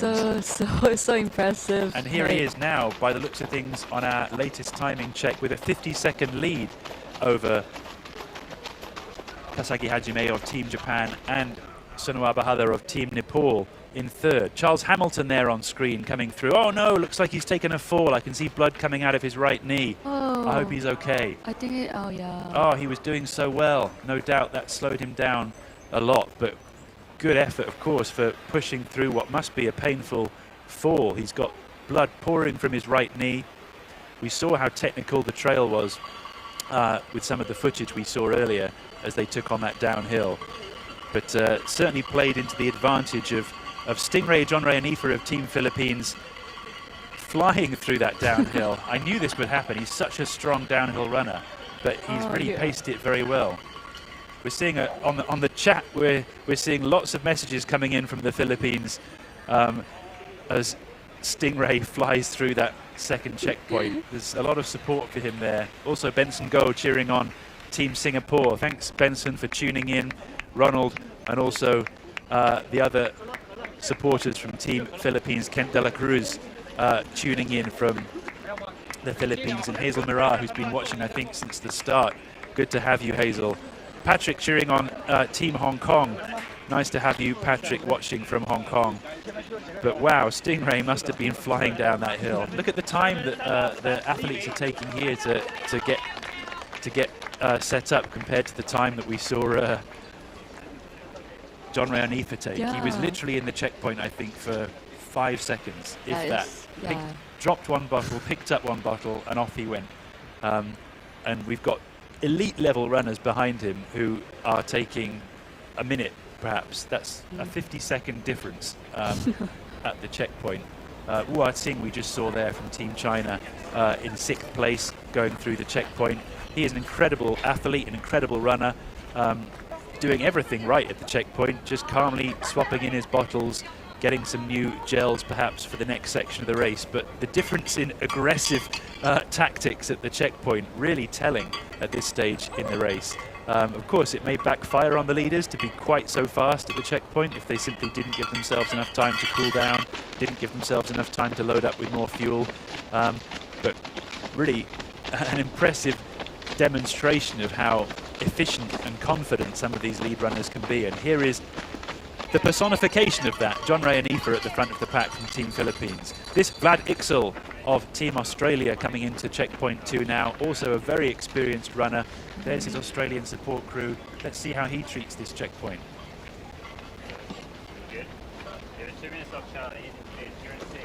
Very smooth. He had that, by the looks of things, all planned out. He knew exactly what he was going to pick up. He knew exactly what he was going to drop. A thumbs up there from his Team Australia supporter.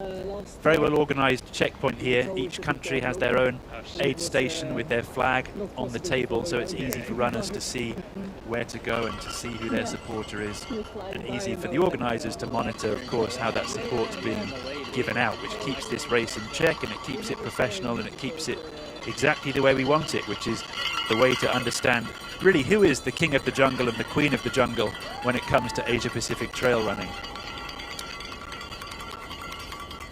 Staying here in checkpoint 2 as more runners come through. This looks like another of the Team Australia runners. They're really running well, Team Australia, rounding out the top 10.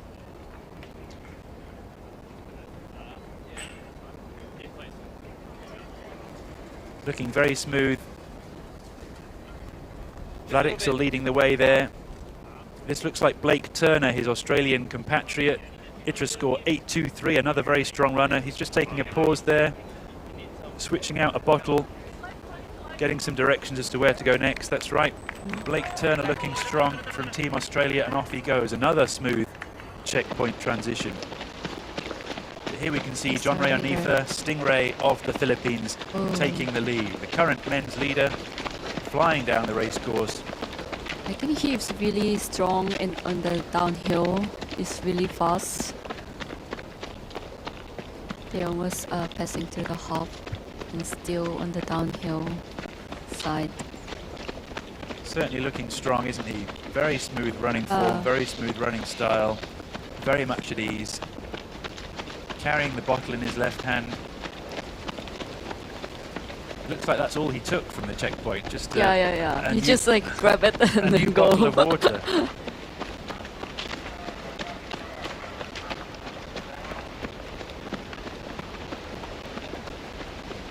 You can see on screen here the difference in splits of the sections of the race.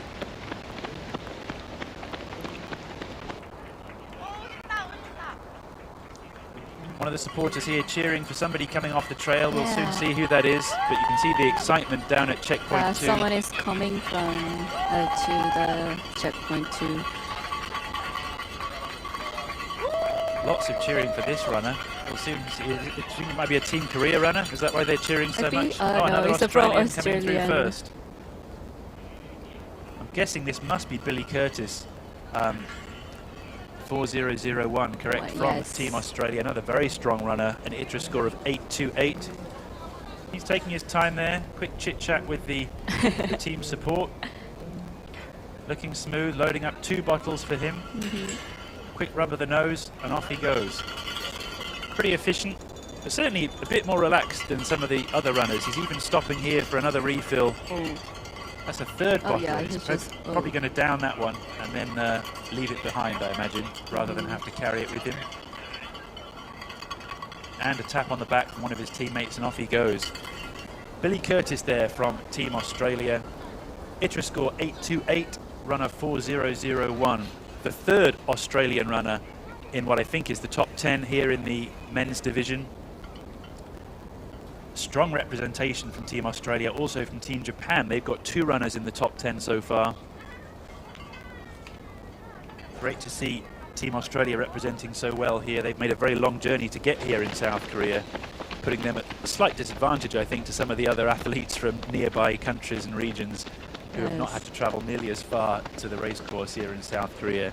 Back with the leader, Jonray Onifa, Stingray, the legend of Philippines trail running, just taking over on that downhill from the biggest mountain in the race. He even just like holding the 2 bottles on his hand. Yep, it's a great point, Solby. He's still holding the bottles he picked up at the checkpoint. Yeah. Hasn't even bothered putting them in a pocket. He could, of course, stash them. He's wearing those T8 Sherpa shorts where he could stash the bottles very easily, but preferring just to hold them on this instance, maybe just to make sure he doesn't break stride. It's never a good time to sort of mess around with your pockets when you're running downhill. But incredibly strong performance as he runs down past this beautiful river, as the river winds its way down with little waterfalls that he's skipping across. But yeah, you can see incredibly strong legs from Jonray Onifa, a real mountain goat in the purest sense of the form, as he flies down and continues to build on a lead of almost a minute that he put on the other runners, having been, I think, probably 3 minutes or more behind. Left or right, Stingray? Which one? Chose the left. Let's hope it's the right way as he weaves his way down this staircase and across this beautiful bridge. We cannot see the behind him, like there's no runner chasing him. He's just like go so fast still on the downhill.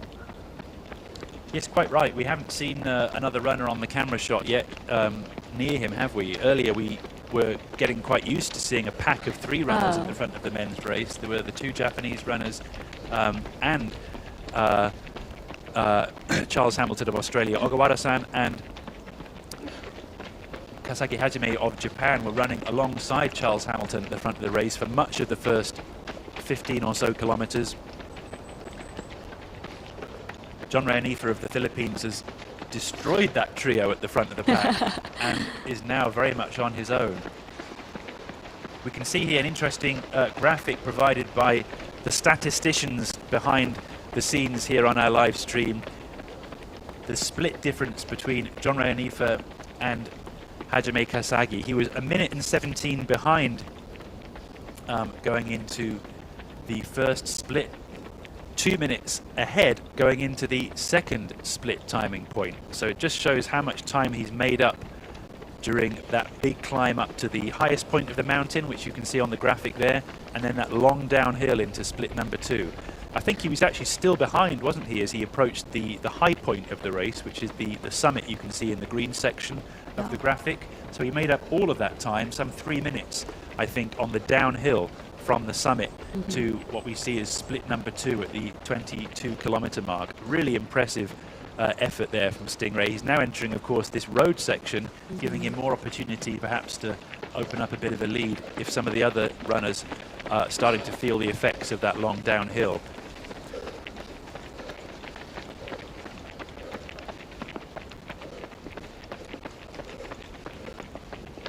Looking nice and smooth from Stingray, just pacing himself conservatively, I would say, on this road section. I'm sure he could run faster than this on a fresh pair of legs, but doing a good job of just holding the pace. There may be a couple of road runners perhaps in this race who could make up some time during this flat section and perhaps try and claw back some of that gap that Stingray's established if they really push it on this road flat section. But of course, always tricky to push it hard on a road section when you still have another 16 kilometers of racing to go and no doubt some more mountains to come as well.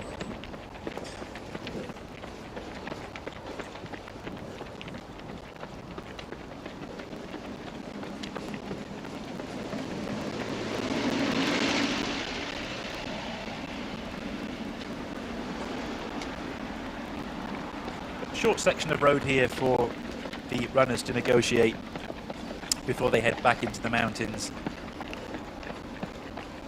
This can, of course, be quite welcome for many mountain runners just to have a section of road to run along, because after all the uphills and the downhills, it's quite nice just to fly through a couple of kilometers of road. Right, and yes, it's come to the another mountain top. to this road.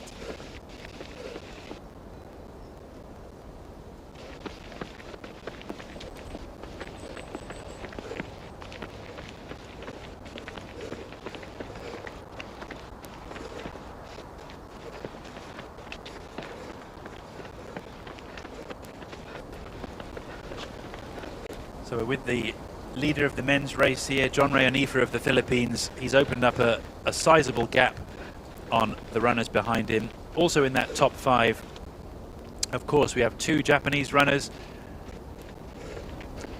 Charles Hamilton of Team Australia, and rounding out the top 5 we have Wu Arting, the top-ranked runner from the People's Republic of China, 860 on the ITRA score. We spoke to him yesterday just ahead of this race, and he shared his expectations for a hard day of racing. Let's take a listen to his interview yesterday. 大家好，我叫武二星，来自中国，我的家乡是在四川大凉山。我是从2016年开始接触的体育，然后去年才正式在我们挑战者俱乐部里接触越野。对，我到现在我练越野已经快10个月了。 Hello everybody, my name is Wu Arqing. I'm from China and live in Sichuan Daliangshan. It's famous and beautiful areas. And I'm from training running from 2016. And then I follow our running club, Challenge Lab. I'm training trail running just 1 year. So I'm glad to hear and to this race, Asia Pacific Championship. 第一次参加亚锦赛这么大的一个比赛，我来到这里我非常的高兴，我也非常的激动，希望能在这里取得一个满意的成绩。This is my first time to the Asia Pacific Championship championship. Sorry, and I'm very happy and very exciting. I hope tomorrow I have a good race. Thank you.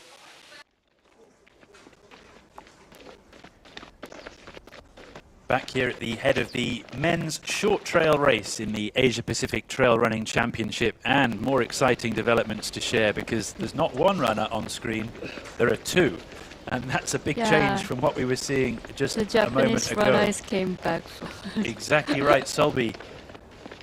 That is Koken Ogasawara of Team Japan, who has done an amazing job of pulling back John Onifa of the Philippines, and indeed even taking over from John Onifa of the Philippines. Koken Ogasawara on the left of screen, John Onifa of the Philippines on the right of screen. So Japan on the left, the Philippines on the right. They're running together. You can see there 4044 Team Japan, Ogasawara-san, 4071 John Onifa of the Philippines. Yeah, I think Ogasawara is really good at the uphill. So he always taking the first place on the uphill race. Exactly right, Solby. We've seen Ogasawara-san earlier in the race pushing hard on the uphills, and he's demonstrating his strength on uphills very well there. On the right of screen, the lead female runner also flying through the forest. Let's make sure we catch up with the female race as well. Apologies, not the lead female. This is another of the women in the female race flying through the forest here, as we see an also incredibly competitive women's race taking place in the mountains of Ulju-san in South Korea as well. Let's see, who is she? We remember, of course, seeing the men come through here, and the lead men took a few tumbles, didn't they, as they tried to... Yes, the construction site. But it's a little bit sunny than before, right? That's right. This is, of course, Lauren Rook of Team Australia. She's pushing hard through this quite technical section. Lauren Rook, ITRA score 652, one of the top-ranked runners in the female race, the second-ranked runner from Team Australia to be in this women's 40-kilometer race.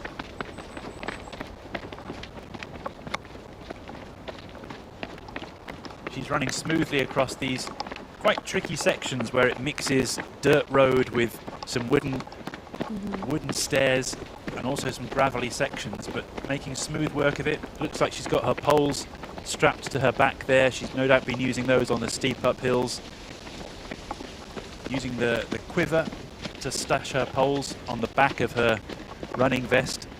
Very popular way to carry poles these days.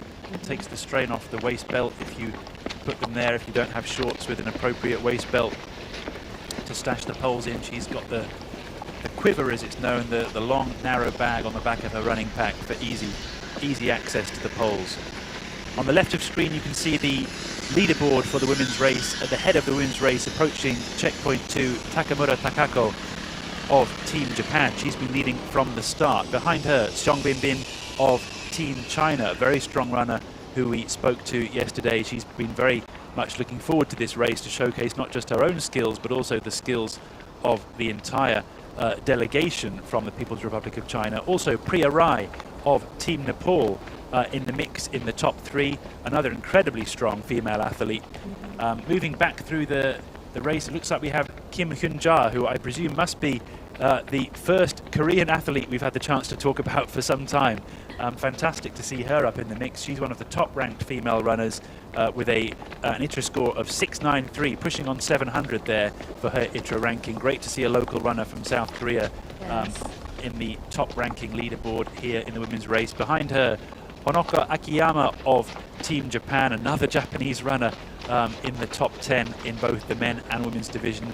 And earlier we just saw footage of Lauren Rook of Team Australia, number 4007. We saw her going through the forest just a moment ago. She's back in 6th place in the female race. Great to see Kim Hyun-ja representing South Korea doing so well in the women's race. Yeah, and also like she is the winner of the last year. They have the 5 peak on the Ulju, and there is a 5 peak is almost like a 44 kilometer. It's similar to this short trail, and that's why I think she already known this area and also the course of the trail, and then also she already know the weather like around this autumn season in Korea. So I think this is really advantageous for her. So I hope that she can get a really good achievement here in the Asian Pacific Championship. Yeah, she's certainly representing Team South Korea very, very well by holding her position in that top 5 or 6, the women's race. And as you say, she knows the trails well. And as you can see from this shot here of Lauren Rook of Team Australia, if you do know the trails well, it's a massive advantage when the trail looks like this. This is not an easy trail to run down for the first time ever in your life. Yes. I would very much appreciate doing a recce of this course if I am trying to run fast downhill. Lauren Rook doing a good job of staying upright here. We saw a couple of the men take a fall earlier when they were running perhaps a little bit aggressively on this downhill. And that perhaps contributed to John Reyanifa of the Philippines managing to catch up with the lead 3 men, as we saw Charles Hamilton of Team Australia arriving at checkpoint 2 with blood pouring from his right leg after what I presume was a bit of a tumble on this downhill. So good job, Lauren Rook, Team Australia. She's playing it cool, probably being sensible here, just making sure she doesn't twist her ankle, making sure she doesn't take a fall, because after all, she's in a strong position in the top 6 of the women's race. And there's still, as you can see on screen here, 19.5 kilometers to go for the women. The men slightly further ahead in the field, around 15 kilometers to go, with almost 2.5 hours elapsed. Lauren Rook negotiating her way down this steep and technical trail, which is a good example of some of the challenges that runners are facing here as they try and negotiate their way around this very rocky section of the course. Solby, as somebody who's run a lot in Korea, getting the chance to run on this kind of trail is so different to running in the city if you're based in Seoul. Yes, definitely. And also I think is among the mountain, like in Korea, it's still like they have a different type.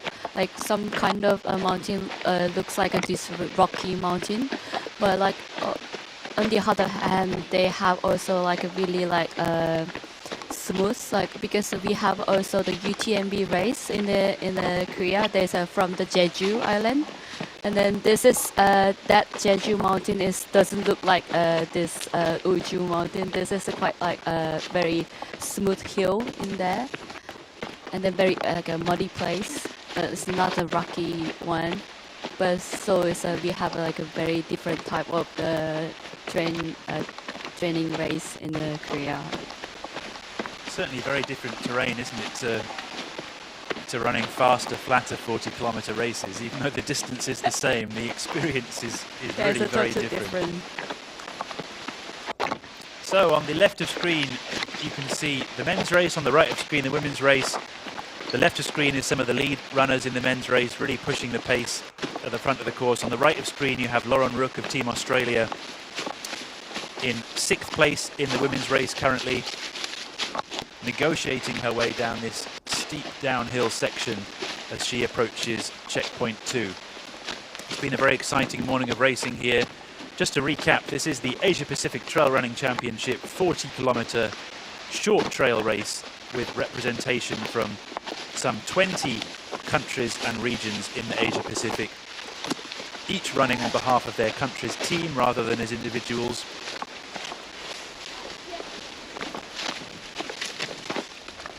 We find out who the kings and queens of the mountain are in the short trail distance for ultra distance mountain trail running. On screen right now, the leaderboard in the women's race.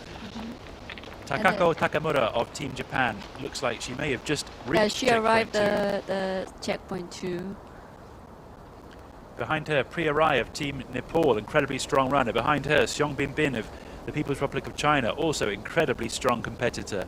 And Kim Hyun-ja flying the flag for the Republic of Korea. And behind her, Akiyama Honoka, another of the Japanese runners in the top 5 in the women's division. There's a 2-minute gap emerging by the looks of things behind Takamura-san and Priya Rai and Seong Bin Bin, who look like they're now running together. So Takamura-san, if she's just gone through checkpoint 2 there at the split marker, a healthy lead developing as we see the time continue to tick between her and the runners in 2nd and 3rd place.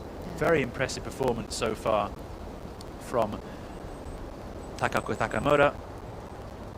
It's no surprise she is the 2nd ranked female elite runner in this race according to the ITRA, the International Trail Running Association scores. She has a score of 720.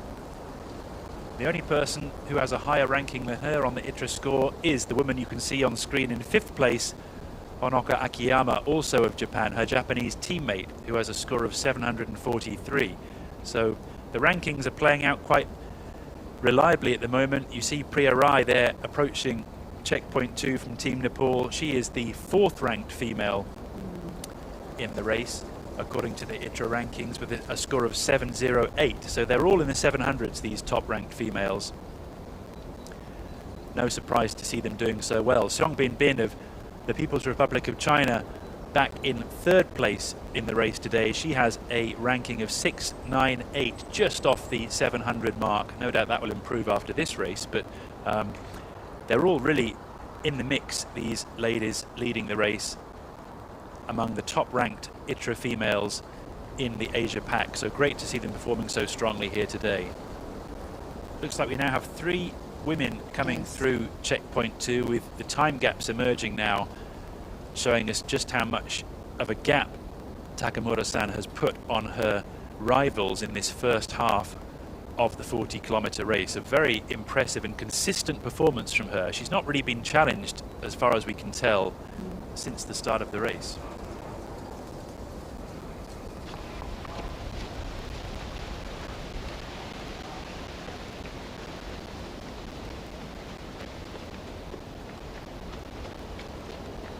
So watching as the women approach checkpoint 2, we've got Akiyama-san of Team Japan bringing up the last of the top 5 women to arrive at checkpoint 2. Kim Hyun-ja of Team Korea approaching checkpoint 2 as well. Been great to have your company with us on this live stream so far. Quick shout out to some of the messages we're receiving on the live stream on the ITRA International Trail Running Association YouTube channel. Please tell your friends to come and tune in on the ITRA YouTube channel for the live stream. Say hi to Steve Corrie watching in Hong Kong. Hi Steve, hope all is well there and you're enjoying cheering on the runners. We've also got more messages of support from supporters of Team Australia, Team China, Team Indonesia, Team Philippines, and of course Team Australia, who's been putting in such a good show.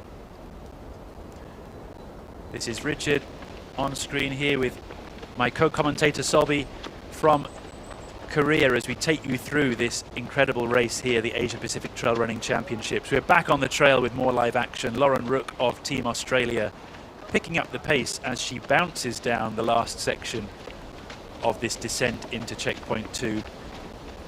We saw how tough it was for her climbing down the big rocky section earlier, but she's navigated that well. A little bit easier to run now, but probably only a little bit easier.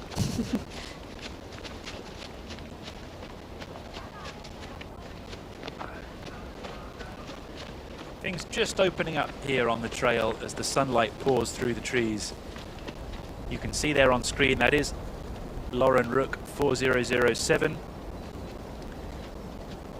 She's some 6 minutes at least behind the leaders who have already started to leave checkpoint 2. You can see on screen here Takamura Takako leading the women's race, Priya Rai behind her from Team Nepal and Song Bin Bin of Team China behind her. I'm sure Lauren, amongst all the runners, will be quite keen to get to checkpoint 2. It's quite easy at this point in a downhill, a technical downhill especially, to just think, when will this end? Get me to the checkpoint, because as you mentioned earlier, Suji, if you, Solby, I beg your pardon, Suji, of course, Suji's racing in the race for Team Korea. Solby is commentating on the race for Team Korea.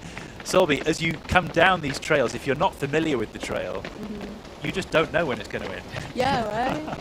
Even you can see like the how many kilometers left for their watch, but like it's still like endless downhill. They feel like. Exactly right. I'm sure many of us in the trail running world remember fondly those moments when you look at your watch and you think, huh? Surely the checkpoint's coming soon.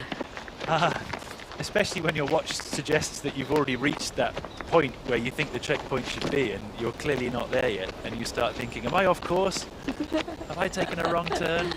And when the forest is like this, very dense and quite difficult to navigate, it's easy to start panicking and think that maybe you've gone wrong. But don't worry, Lauren. If you can hear us, you're almost at checkpoint 2. You've done a fantastic job coming down this hill. And there's plenty of time still left in the race to make up the time, particularly after checkpoint 2, because we've seen what happens after checkpoint 2, and there's a lot more runnable terrain, isn't there? We've seen a section of road, we've seen a longer, more gradual uphill, so still plenty of time for her to catch up with her rivals. But you can see on screen there's some gap emerging really in the women's race now.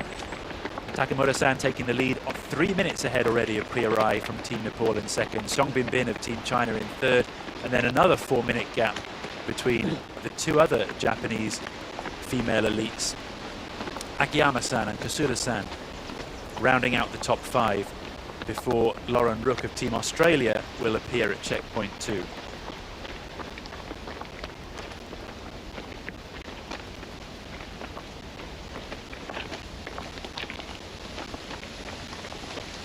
Lots more support coming through on our live chat for Team Philippines, no doubt buoyed by the appearance of John Reonifa at the front of the men's race.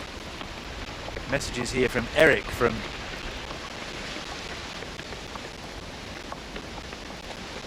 and from Lovelin, all cheering on Stingray and Team Pinas, the team from the Philippines. Lots of viewers there, great to have you watching. Tell your friends to tune in on the ITRA YouTube channel, the International Trail Running Association, ITRA YouTube channel. Go to the live stream, click on live, and you'll see this Asia Pacific Trail Running Championship short trail 40-kilometer live link that we're watching in earnest play out ahead of us. Here's a nice shot of the start and finish area where we've been based for the last couple of days preparing for this race event. You can see how the welcome center and indeed this whole town in the Ulju area is nestled in the mountains that wrap around this whole area, providing a perfect backdrop for this kind of sport and a perfect backdrop for this championship, the first of its kind, the Asia Pacific Trail Running Championship. We are with the women's race here. Lauren Rook of Team Australia. She is almost at checkpoint 2. It's starting to become a little bit easier to run downhill here as the trail becomes a little less rocky and a little bit more runnable. Big wide shot here of the scale of the mountain range in this part of Ulju in South Korea. Really a perfect advertisement for South Korea and for this region, Solby. A popular place, as you mentioned to me earlier, for hikers and for runners.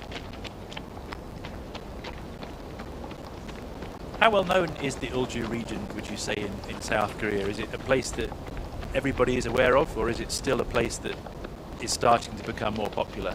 I think it's like even like previous years, Ulju is really popular. It's like they have so many like manufacturing industry in this area because it's near the Busan. So that's why I think it's really popular for the like manufacturing industry. But nowadays I think it's also because in Korea they have so many hikers and the runners. Even if the trail running is very popular in these days, so I think it's Ulju also have they already like many Koreans already know that they have a very like good scenery in here. So like more and more people like come to the like this area to enjoy the hiking and also running.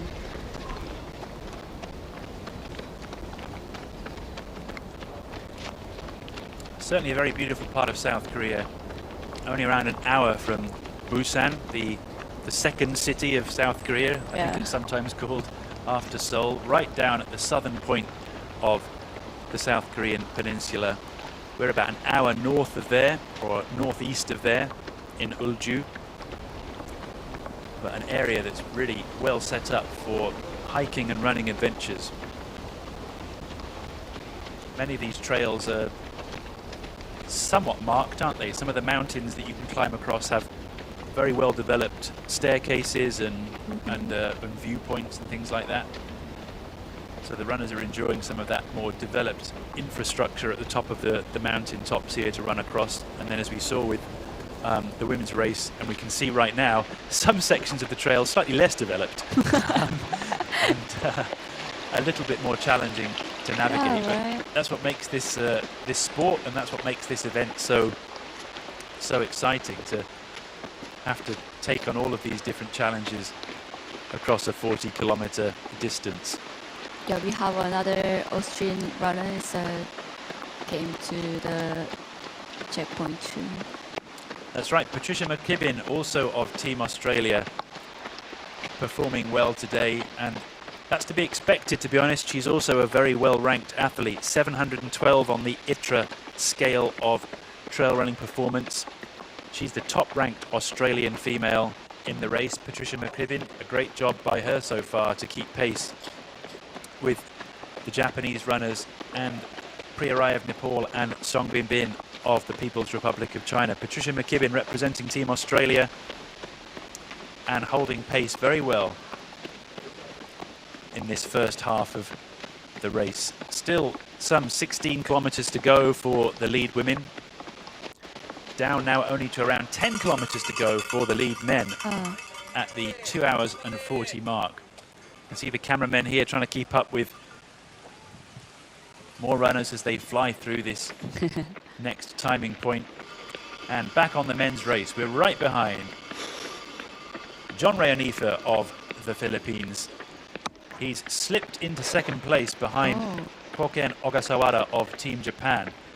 Hats off to Ogasawara-san for pulling back that gap that John Ray Anifa Stingray put on the gap. It says only 3 seconds there, doesn't it, on screen? But we can't see Ogasawara-san in this shot. So perhaps, there he is. Yeah. That's the answer. He is indeed only a matter of seconds apart. In fact, he was 3 seconds behind at the time when he appeared. He's now 2 seconds ahead. Yet again, as you mentioned, Solby, earlier, as soon as there's an uphill. Yeah, I think because the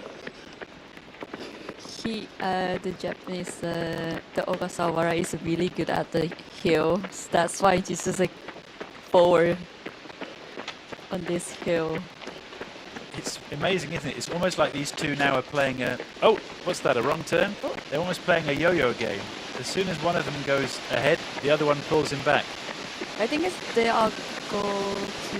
Ogasawara-san just taking pause here. Perhaps he's worried about having gone the wrong way, or has he perhaps dropped something? A bit of drama here on the men's race course. But now we're back. They'll have to do a U-turn. As we're back on the race course, they're climbing the stairs. 4-0-4-4 in the men's race. That is Koken Ogasawara of Team Japan. ITRA ranking 816, one of the top ranked Japanese runners in the race.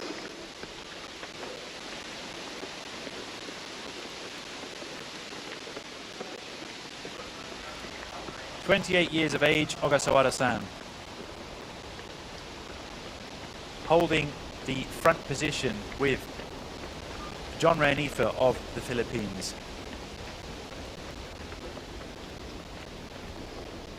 5 years younger than Ogasawara-san. Just 23 years old, John Ray Anifa.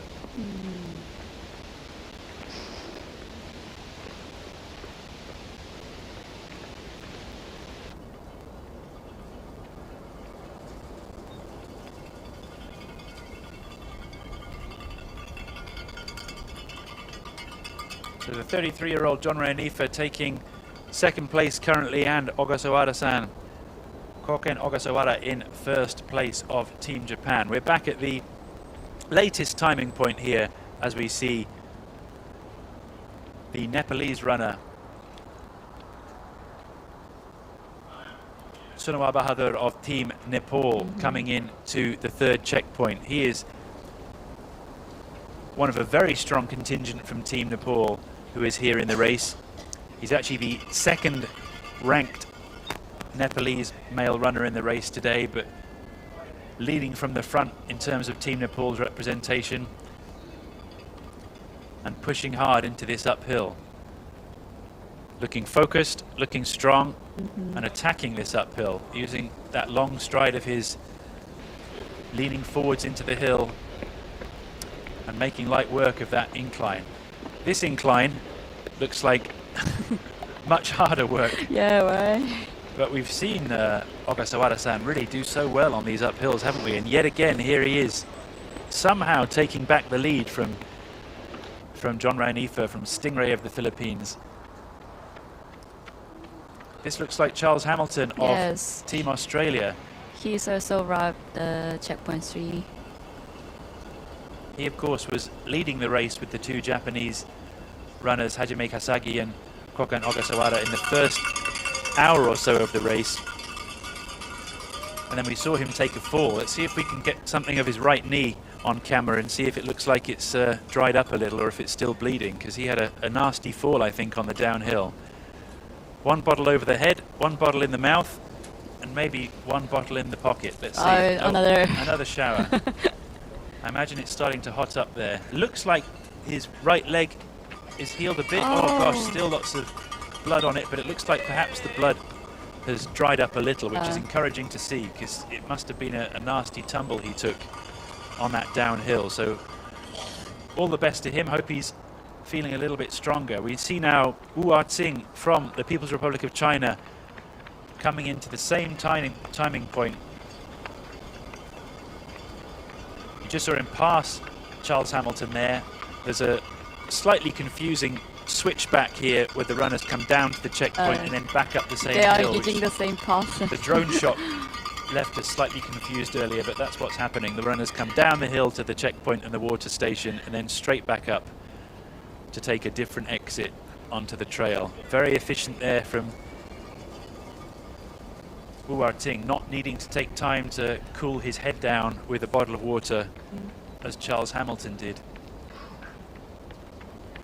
And again looking smooth, pushing back up this hill to try and claw back some time. And his hope, I guess, will be to try and get into that top 5. Yeah, I think that's why, because he saw that Charles Hamilton is going up, like back to the race. That's why he just like quickly check from the checkpoint 3 and then just leave. Yep, I think you're absolutely right, Solby. It's a good observation. When you come down the hill and you see your rival, it really gives you an extra burst of energy, doesn't it?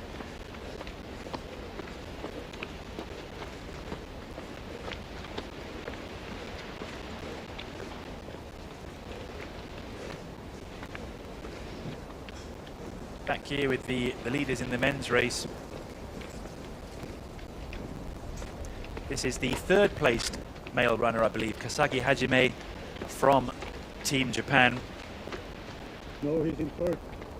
He spent much of the first 90 minutes of this race in the lead with his Japanese teammate Koken Ogasawara along with Charles Hamilton, and since then he's just dropped off the pace a little,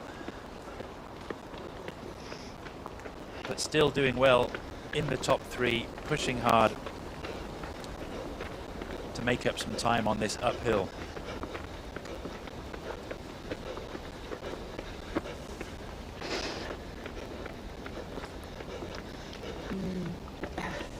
Yeah, now we can see the both Japanese runners. There's the right side is our first leader, and then the left side is the 3rd runner, is also the Japanese athletes in here.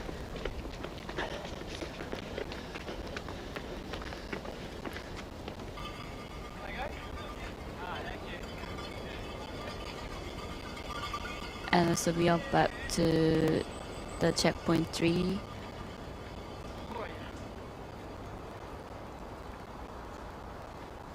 That's right, we're seeing Blake Turner of Team Australia turning out of checkpoint 3 and powering up the hill. Not far behind his teammate Charles Hamilton. Some very good representation here from Team Australia and Team Japan. They've got 2 runners each in the top 7 of the men's race. They are cheering. I think there's a race guard. Yeah, nice to see some encouragement there from the race officials, the race supporters. Camera crews here gathered around checkpoint 3 as Blake Turner heads off back into the mountain to try and make up some time and compete for a top 5 spot. A couple of hikers on the trail. Solby, you mentioned earlier this would happen. You're exactly right. Popular hiking spot this in the Ulju region of South Korea. Because they are heading to the Simbu-san, is also the very famous top mountain in Korea. That's why we can see many hikers also in this area. Exactly right. Simbu-san is a key feature of this race course, one of the famous mountain tops in the Ulju region, and it will be the last mountain over which these short course 40-kilometer racers have to summit.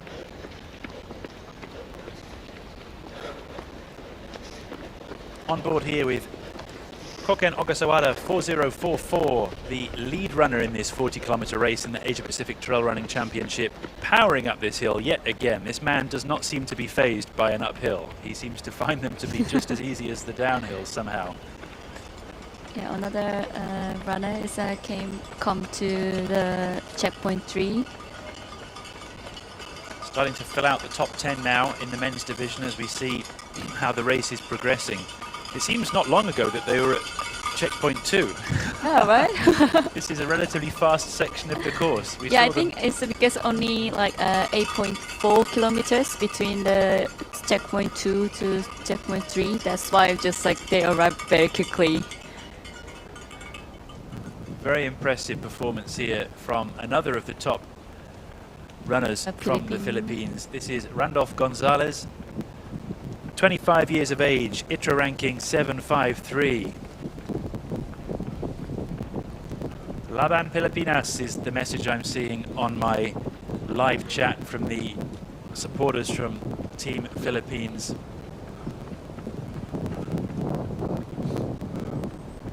Yeah, I think we have so many fans from Philippines. It's great to see so many people tuning in. Somebody's correcting me, Lovelyn. Thank you for your message about John Ray Onifa's age. I must have mistakenly done some very bad mathematics earlier and suggested he was 10 years younger than he really is, but I can assure you... 10 years, okay. I'll tell you, Lovelyn, who's watching in the Philippines, I presume, if you race against Stingray, it feels like he's 23, even if he's actually 10 years older than that. I can promise you, for somebody who's now almost 43, racing against Stingray is no easy job. Okay. So, incredible performance by the other runners in the top 10 to be keeping pace with him.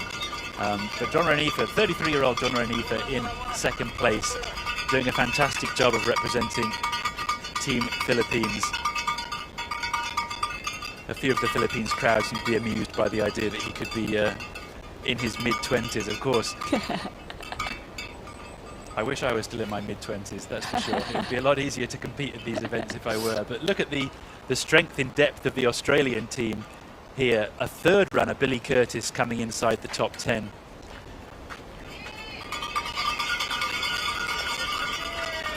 So 3 Australian runners in the top 10. 2 Japanese runners in the top 10. And speaking of Japanese runners, on the right of your screen right now, the women's leader. A fantastic and very consistent performance from her throughout this race. That is Takako Takamura. Yeah, she's amazing.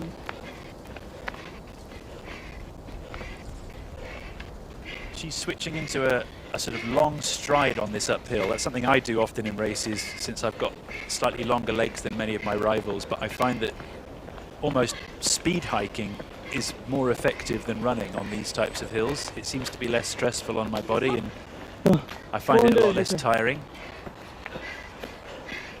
But yeah, this looks like a steep climb, doesn't it? Even though it's flat gradient. Oh, no, more. Be more. Seems like she's talking to somebody there, maybe trying to find out a bit of information about what's ahead. You can see here on screen the relative position of the women as they approach Simbalsan that you mentioned there, Solby, the summit they have to climb over before the end. She's got 3 minutes 50 on Priya Rai of Team Nepal in second place. I've seen a message on our live stream chat from one of the Nepalese supporters assuring me that Priya Rai will make up this time and catch Takamura-san before the end of the race. They seem very confident. Priya Rai, of course, an incredible athlete, so there's no doubt that could take place, but I must say Takamura-san is doing an amazing job of keeping a consistent pace at the front of this race. Yeah.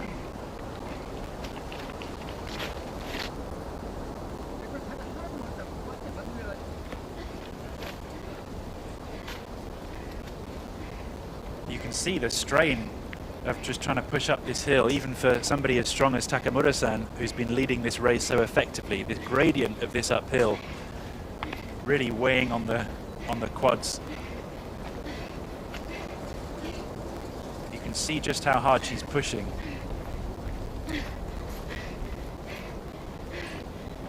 She has the long straws attached to her bottles in her running vest to make it easier for her to grab the water without having to even squeeze the bottle with her hands. Makes it possible to keep drinking without really barely moving your head, which is sometimes a great advantage in these types of uphill trail races. On the right of screen, the Japanese lead female. On the left of screen, the Japanese lead male.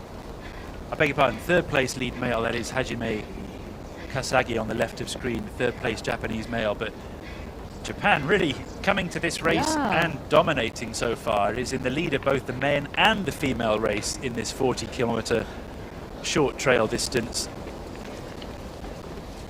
And a very impressive showing from Team Japan so far. The men on the left there, Hajime Kasagi, slightly ahead of the women's race. It won't be long before Takamura-san is entering the same section of forest that you just saw her compatriot Kasagi-san from the men's division running through. Once she gets to the top of this long road climb, she'll enter that same section of forest trail that we just saw the men running through.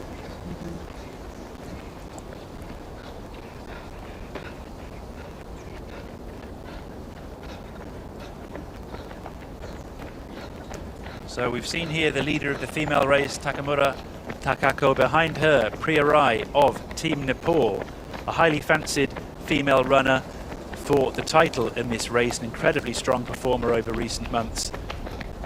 And we managed to catch up with Priya Rai of Team Nepal ahead of the start of this race. Let's take a listen to what she had to say looking forward to today's 40-kilometer challenge. Hello everyone, my name is Priya Rai. I'm from Nepal. Today I will do 40 kilometer and this is my first time in South Korea. I will collect a lot of experience from here, and I was not expecting this cold weather because it's only 250 meter elevation and it already feels like 3000 meter in Nepal. That is quite surprising for me. Yeah. So today I ran first few kilometers and it feels like the trail was similar to Nepal, but however I didn't reach to the highest point of this race. So the highest point I will check tomorrow how it looks like, and yeah. For the race, I didn't make any strategy for the race. I run according to my body, how my body feels. So for tomorrow, I don't have any strategies. So South Korea has been always my dream country, and APTRC organized here, and I'm so happy that I came here to participate this race. The South Korea is very beautiful country. I loved the trails, the jungles, and the jungle is almost similar to Nepal. And I love the scenario of this Ulsan, especially.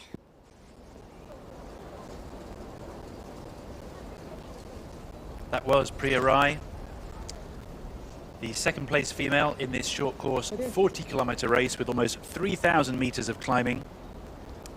She, of course, representing Team Nepal, and as you heard there, Solby, she was saying exactly what you were saying earlier, which is that it's hard for runners from overseas to come here with no experience of running in the country. She said there it's the first time she's come to South Korea. And even she said she's surprised that even the Nepal is the more higher than the Korea, but it's more like freezing in here. That's why she really wearing the thick jacket when she interviewing. And I think it's you already mentioned that as today is better than yesterday. So I think she's more feel confidence during her race. I think that's why she's still in the second place in this race. Yeah, certainly a challenge for any of the runners coming into South Korea for the first time and trying to take on these trails. We mentioned earlier that the trails in Korea are somewhat similar to the trails in Japan, and that's perhaps why the Japanese runners are doing so well so far in this race. They're probably less intimidated by some of these rocky descents and the nature of the climbs, as they're somewhat familiar with the nature of the trail. For Priya Rai arriving for the first time in South Korea, it's clearly going to be a challenge, but she's such a strong competitor, and so many of these runners have such strong technical running ability. I'm sure they can overcome it, and there's still more than 10 kilometers to go in the women's race, so perhaps still time, but that gap of now 4 minutes on our live tracker between Takamura-san in the lead and Priya Rai in second may be hard to overcome. But anything can happen in a trail race, particularly when there's still a decent climb to go for all of the competitors. Interesting to see how this one develops. That was, of course, Priya Rai of Team Nepal talking to us ahead of the start of the race. So great to have you with us here at the Asia Pacific Trail Running Championship. I'm Richard here commentating on the race. Next to me, Solby from South Korea, giving us all the local insight we need to understand this region of Ulju. How have you been feeling, Solby, so far, seeing this race unfold? We're almost 3 hours into the event. I'm really amazing because it's only like 3 hour pass, but the men's leader only left 8 kilometers. So he just go to the like a finish line. I think it's less than an hour.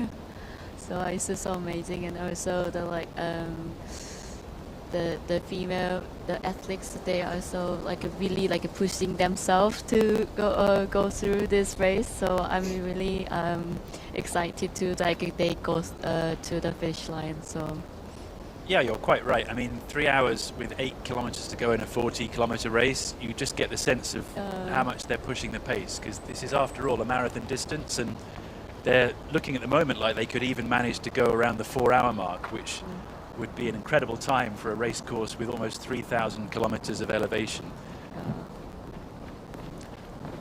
So really an impressive performance so far on both fronts.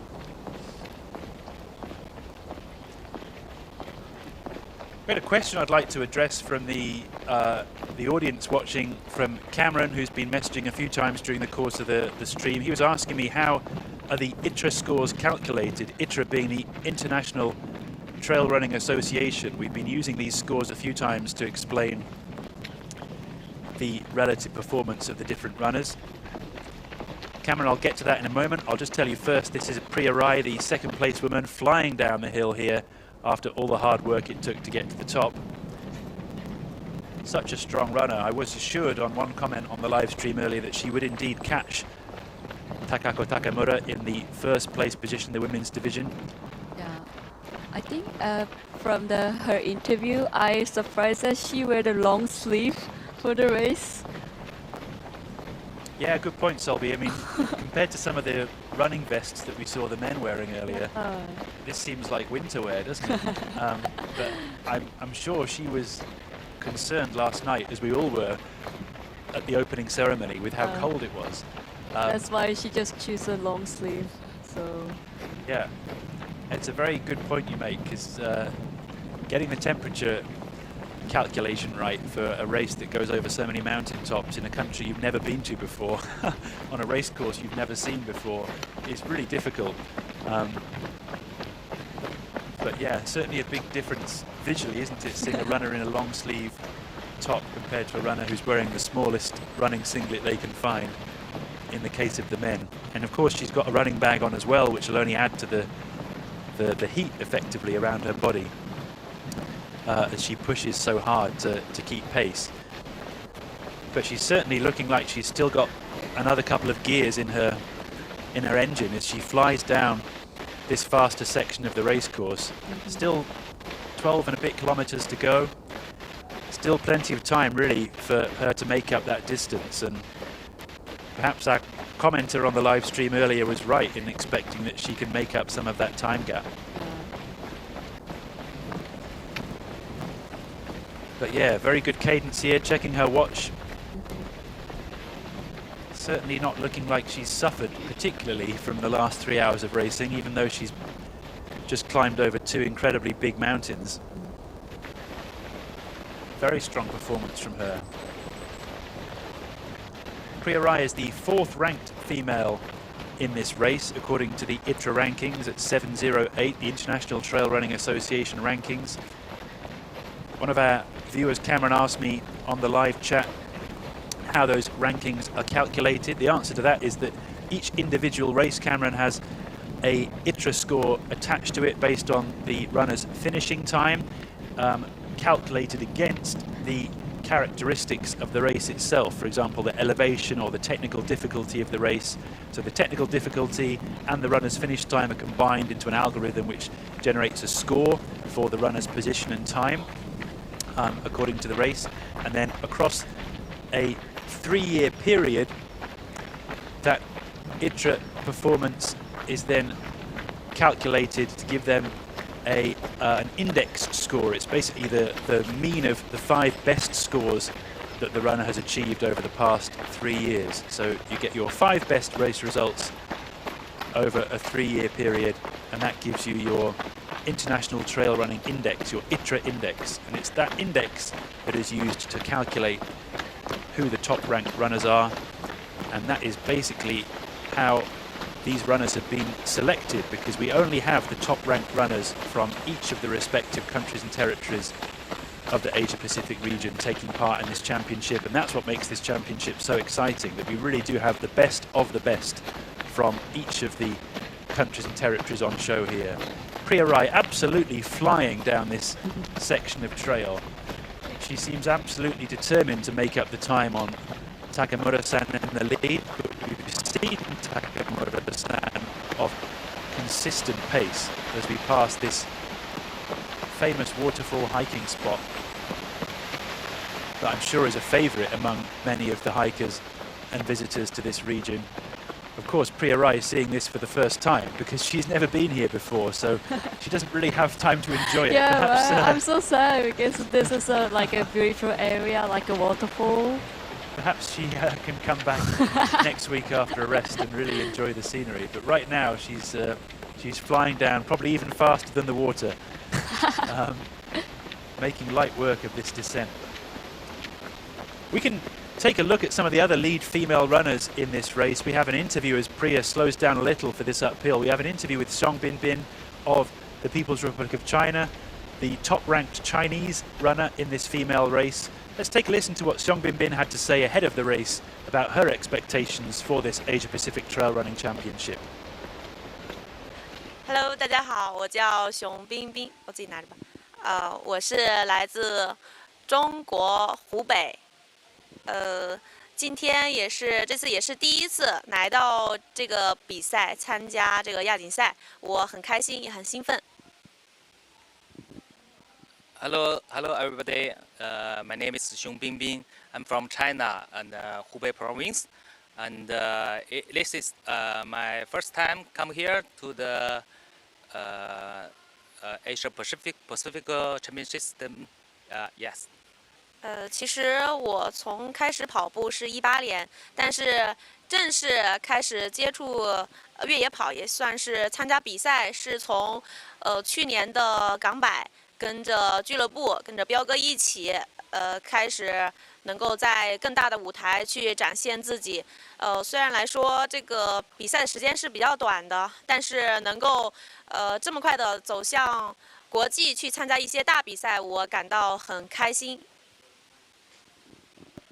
For me, I start running 2018, and I start to trail running just 2 years before, and I training with our club, I training lab from China.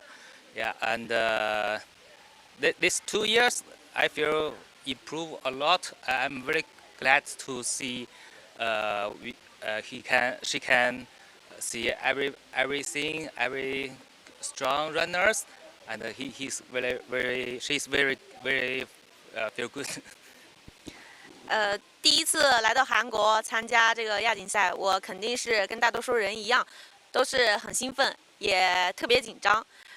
这次备赛的时间比较短，为这个比赛，就是明天的跟我的对手也比较强大，我希望能够跟住他们的脚步，明天能够争取在最高的领奖台上有我的一席之位。大概说一下就行了。Yeah, she said she's very exciting for the race, and like first time to the Korea, and she's feel the other athlete is very strong. She want to follow them and try to best to the race. Good luck for herself.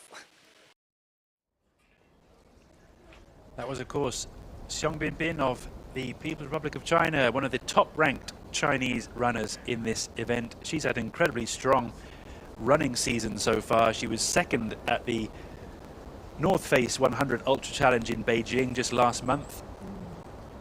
And then just a couple of months earlier in September, she was first in another 50-kilometer big race in China. So coming into this race with incredibly good form, and impressive, of course, to have just casually knocked out a 100-kilometer race last month and then be here just a few weeks later, performing so strongly. So there's just a measure of just how much resilience and strength there is among the international elites here from the Asia-Pacific region. They can just do so many of these races in one season and just regularly turn out such good performances.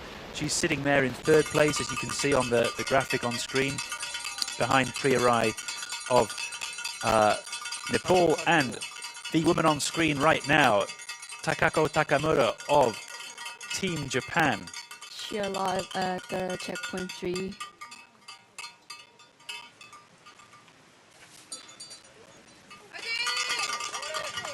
Takamura-san, quick and efficient at checkpoint 3. Just a quick refill as she heads back up another uphill road section, holding on to her lead.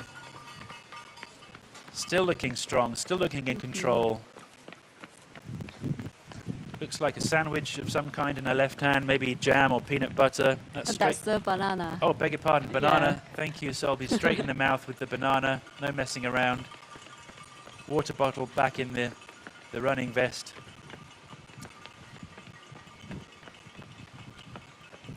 And off she goes, powering back up the hill. We saw her power hiking up the hill earlier. Now she's broken into a run. Strappings on both knees. She's also got tape on her elbows there. It's funny how all these runners have different routines and different systems for keeping their bodies moving. Unlike Priya Rai of Team Nepal, she's wearing a pretty small running singlet, but she's also got the arm warmers on, which we see a lot in the marathon world these days, don't we, for road runners, but a good way to protect yourself if you're a bit concerned about the wind chill at the top of the mountain. And of course the headband, just to keep some of the sweat out of the eyes and keep the hair in place. Some of the male runners, it looks like, coming down here as she attacks the climb out of the final checkpoint with only 10 kilometers to go. Takamura-san still in the lead, a very solid performance from her so far.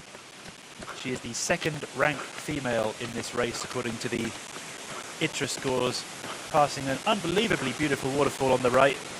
If only she could stop and take a photo. I hope she can see. Another place that we need to visit after this commentary finishes. Yeah. And then straight into another staircase. My goodness, that's a steep staircase, this one. Up the wooden stairs. Over the bridge, up another set of wooden stairs.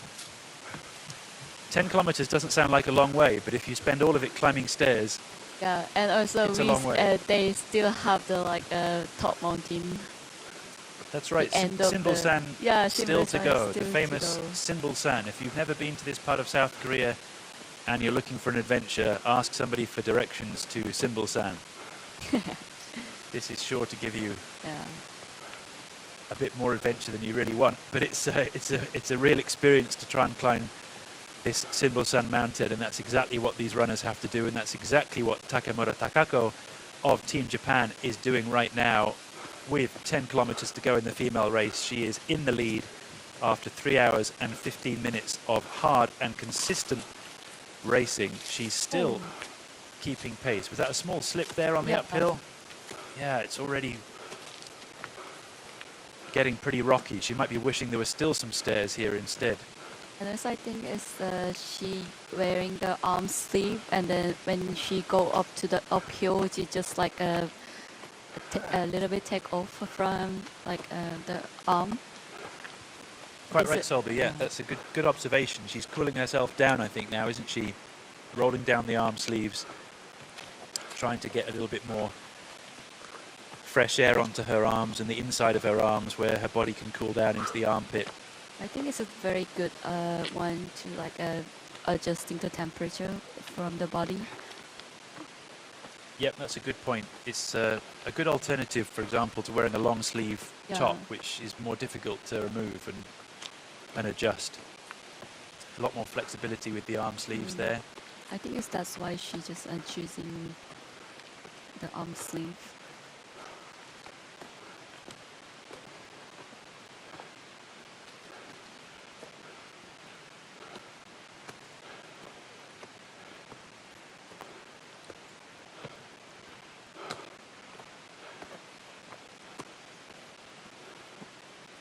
Only 10 kilometers to go, Takamura-san. You can do it. She's trying to hold on.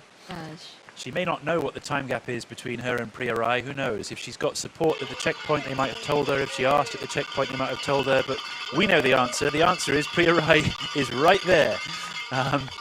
It's a 5-minute gap. A 5-minute gap according to our timing. It feels less than that, doesn't it? It feels like Takamura-san only just left that same checkpoint. But let's see how long Priya Rai takes. If she can make this change efficient, which she's not doing at the moment, but if she can make up some time, certainly, on Takamura-san, based on how fast she was going. She really needs an extra pair of hands here to fill that water bottle. But maybe she's asking right now, how long ago? Go, go, Priya. Go, go, Priya. She's doing so well. Let's see what she needs. She's going to get a banana herself. That's it. She's grabbed the banana as well, and off she goes. Very similar then to Takamura-san. Oh, she can't get the banana skin in the bin. Back on the table. Good effort. There's plenty of racers who wouldn't be so considerate when they're in second place to pick up that banana skin. Kudos to her for keeping the trail tidy in the midst of a competitive race. But she's back on the trail. The timing split suggests she's 5 minutes behind. That means she's potentially lost a bit of time to Takako Takamura in that last section. Right behind her, Xiong Binbin of China now descending that same section of road, no doubt approaching the same checkpoint. Third place woman, we saw her interview just a moment ago. She's really also looking strong. Yeah, I'm really impressive. She only started trail running for 2 years ago. So but she's really amazing already. That's right. There's such a mix of experience levels here in this race, aren't there? Ranging from runners who have been doing this for some 10 years or more, and runners who have only just come into the sport.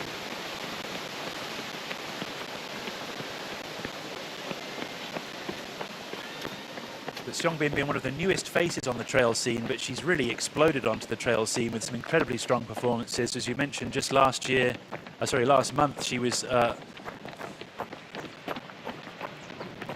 winner of a 100k race in Beijing, a very tough race there, the North Face race, and a couple of months earlier, one of the top-ranked women in the 50-kilometer race. So on the right of screen, Xiong Bin descending into checkpoint 3.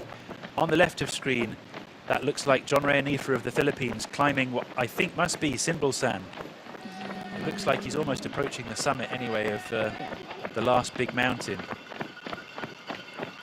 Stingray still holding on to that bottle that we saw him grab It's earlier. so impressive. I guess his pockets are already full of other things. But it looks like the bottle is empty from what we can see now, which means Well, I think it's only one bottle, right? Because when he left the checkpoint 3, she has 2 bottles on the hand, but he only has 1 bottle now.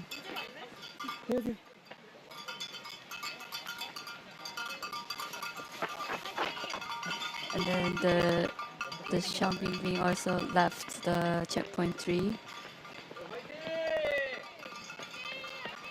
That's right, Xiong Binbin straight back out of checkpoint 3, a very efficient turnaround. She's 7 minutes behind Takamura-san according to our splits. That puts her 3 minutes behind Priya Rai in second place. So if she can push hard and perhaps Priya struggles a little in this last section, Xiong Binbin potentially in line to take second place if she can keep up this pace of pushing. But I'd say all credit to the women as usual, honestly, in these races. None of them look like they're falling apart.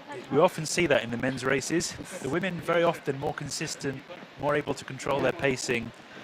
And all 3 women in the lead here seeming to still maintain a decent pace. Xiong Binbin taking this hill a little bit slower, I would say, though, than Takamura-san of Japan when we saw her attack the hill. Song Binbin leaning forwards a little, hands on hips.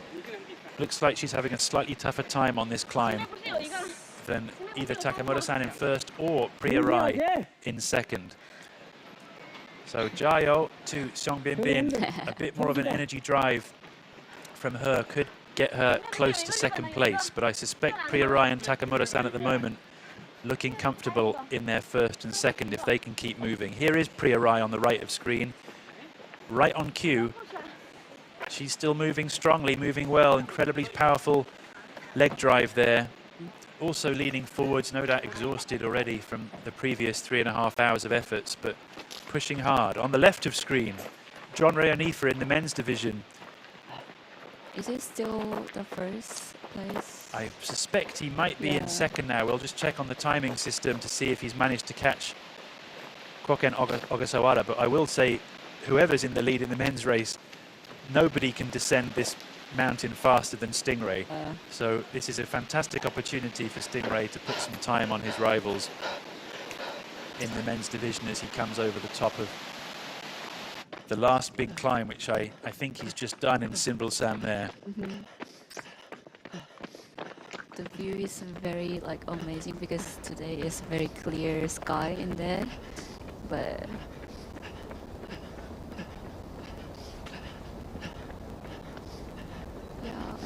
that looks like Ogasawara-san behind him on the ascent, so okay. Looks promising for Stingray.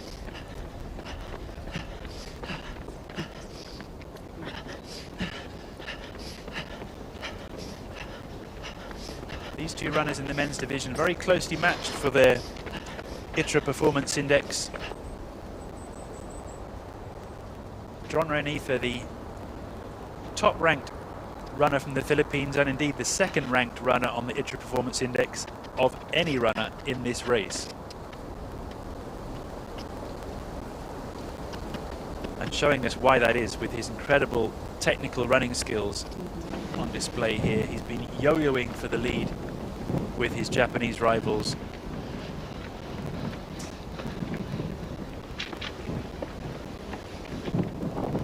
On screen now, Hajime Kasagi of Team Japan. ITRA Performance Index 823 versus John Reonifa at 861. As they both continue to tackle Simbalsan. You can see these stairs here. Much easier ultimately than scrambling up the rocks. Yes. But can be slightly slower if you have to negotiate them all on tired legs relative to a slightly more graded uphill, if it was possible to run up this hill. The stairs can really sap your legs of energy when it's just constant up and down.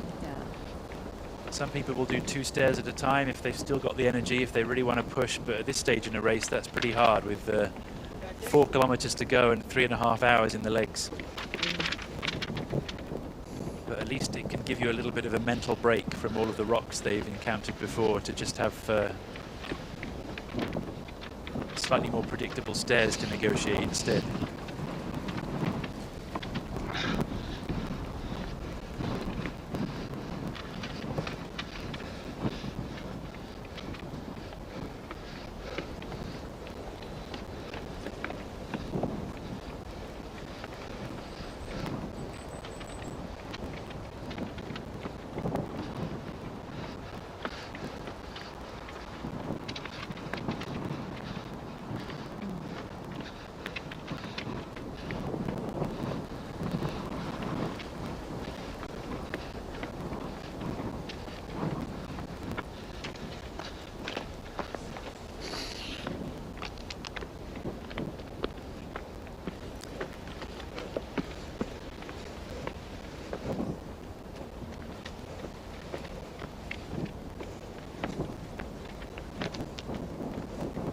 So on the left of screen we see one of the top-ranked Japanese runners here, Kasagi Hajime. He's been in the mix all day long. He was leading the race with his Japanese compatriot Koken Ogasawara earlier on, still fighting for this epic race victory as he climbs the final section of the Simbalsan summit with less than 4 kilometers to go in the men's race. On the right of screen we have Priya Rai of Team Nepal powering up the forested lower section of the Simbalsan climb. 10 kilometers to grace. Priya Rai on the right of screen, currently in second place, around 5 minutes behind Takako Takamura of Team Japan.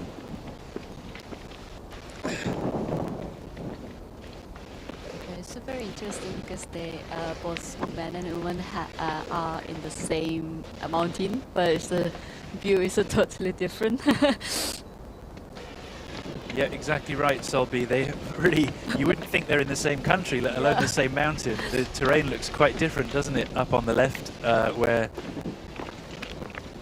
Kasagi Hajime is almost at the top of the mountain. You can see the clouds, you can see the open sky, and Priya Rai on the right of screen looks like she's in the deep, dark depths of a forest down there, with some distance to go before she might be anywhere near the summit. Interesting also that both their body positions were almost identical, really, leaning forwards, hands on the knees, as they try and power their way up the mountain. Very steep mountain. Very steep.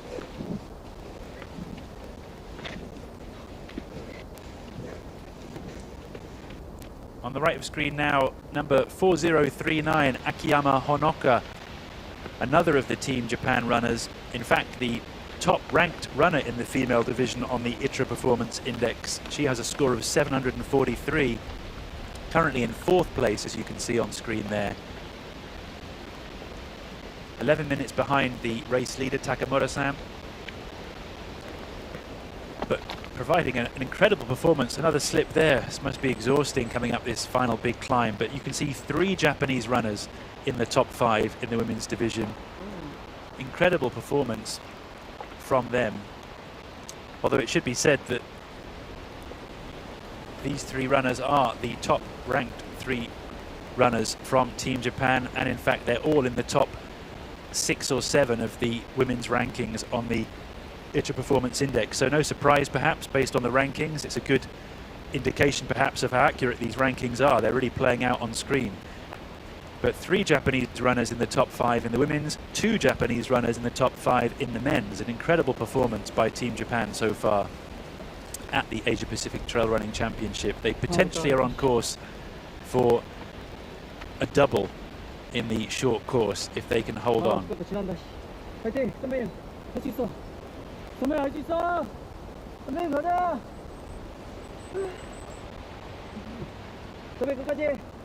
See just how steep this climb is with the camera in a low position there. And here's Priya Rai of Team Nepal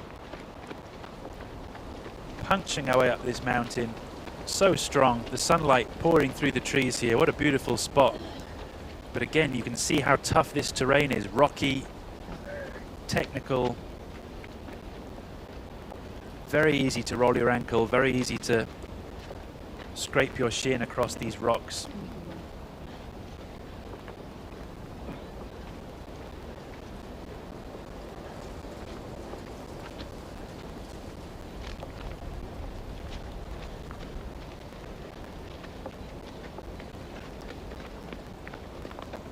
But there'll be many people in Nepal who will be so impressed if Priya Rai can get a podium finish in this race. A proud nation of trail runners. Really started breaking onto the trail running scene perhaps some 10 years ago or so, and ever since then, particularly in Hong Kong, we've seen more and more Nepalese runners able to travel, and they've received some support to come and compete in overseas races, and consistently they've done so well. Such a pedigree of runners there, many of whom live at altitude, or they train at altitude, or they spend much of their working life at altitude and have benefited perhaps from that somewhat. But the way that mountain life there is just woven into the culture of the entire country and the communities has really given them a strong footing to excel once they've been given the chance to compete on an international stage, and given the same level of technical support from the likes of sponsors and apparel and footwear and nutrition and all the rest of it that many runners in other parts of Asia have probably been able to receive for many more years than they have. So a great opportunity for them, and they're really showcasing their class and their skill. Looking here at the split times from checkpoint 3, which was now 30 minutes ago or so. At that point in time, you can see Koken Ogasawara and John Ray Onifa were right together at the head of the race.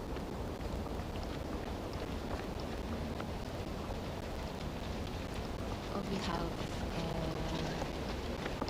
with only a few kilometers to go in the men's race, less than 10 kilometers to go in the women's race, and 3.5 hours elapsed as we see another beautiful drone angle that showcases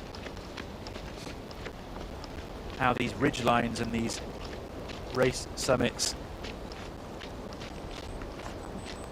look down on the town below. So we're with Koken Ogasawara, who was right alongside John Ray Onifa at the last checkpoint ahead of this big climb, but has now lost time and he is now in second place. So John Ray Onifa, Stingray, in the lead in the men's race in the short trail, 40-kilometer distance, as we follow Ogasawara-san over the top of the beautiful Sinbul-san.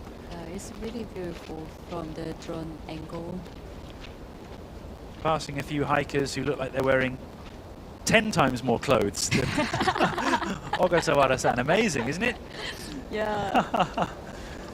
He's flying down there in his t-shirt and shorts, and there's hikers going up in jackets and long pants. And I think as the hikers, they are very shocked, like when they see the athletes, like they only like wearing the short sleeve and the shorts. Wow. And down he comes. It's really rocky place. Yeah, fantastic shots here just to communicate the rocky nature of this descent. And I think this is really the absolute forte for Stingray, John Ray Onifa, who, from my experience of racing with him, racing against him, he will look at this as an opportunity to really fly, and that's probably why he's ended up managing to take the lead. This rocky terrain has suited his technical ability very well, and even though he's suffered somewhat on the uphills, we've seen the Japanese runners overtake him on the uphills. The minute he gets the chance to show off his downhill skills, I think he's probably just putting time on everybody, and that's how he's ended up in the lead. We're seeing another runner coming through here across this beautiful ridgeline, looking down on the city below. They're all around, Solby, am I right, around 1,000 meters, these climbs. Do we have the stats for Sinbul-san itself? Sinbul-san is 1,159. Great, so around 1,100 meters consistently, all of these summits. This is the last big climb that the runners have had to encounter as they sail across this final ridgeline with these amazing views of the Ulju region, so famous in South Korea as a hiking spot, and now the centerpiece of this Asia Pacific Trail Running Championship.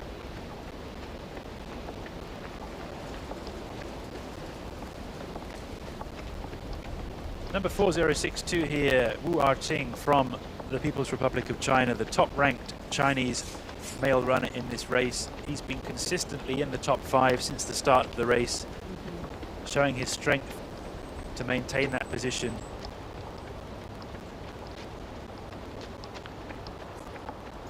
Powering up this hill, Jayo, Jayo, almost at the top. He'll be very pleased when he gets there, I'm sure, and sees that it's only downhill from here. Yes. Right turn here. Oh, yeah, in the right direction. And off he goes, immediately accelerates. Very impressive. Kicked into another gear straight away and leaving the cameraman for dead. Sorry, cameraman. That's the end of your shot. Yeah, looking very smooth on this downhill. Yes.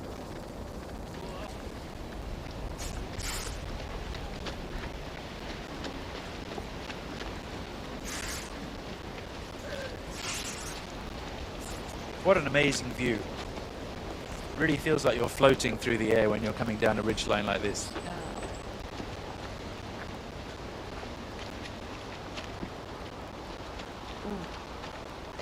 That section there, I think, just caught out Ogasawara-san as well. It's quite tricky, that little turn, isn't it? Yeah, very rocky place to the downhill.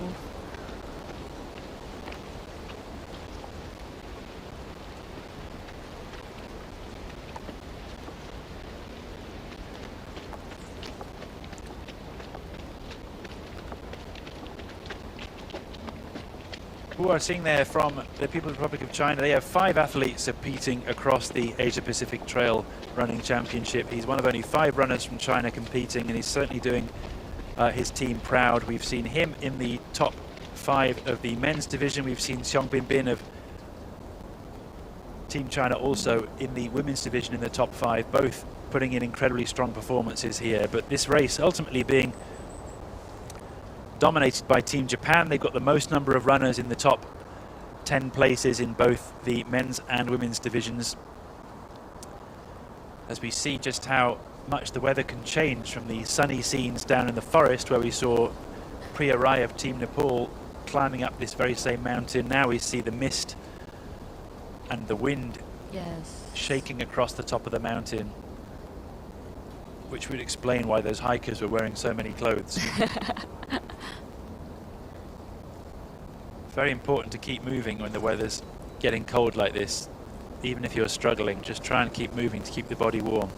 I'm going to guess that's Sunwa Bahadur of Team Nepal coming across the ridgeline right now, just based on the running style. Not far behind Wu Arting of the People's Republic of China, not far behind. Just slowing down at this, looking behind him, perhaps checking how far ahead he is from the person a little way back. Perhaps he doesn't realize that he's really not that far behind Wu Arting, 1 place ahead.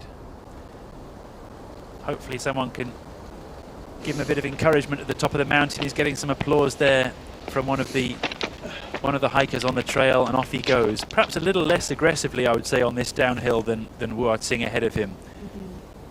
But still a long way to go on the downhill, so if you can keep your feet, you're still in with a chance. But if you can see the cloud and the mist take over right now, it's the weather is so quickly changed. Yeah, interesting. It must be getting harder and harder to really run aggressively when you can't see so clearly up there.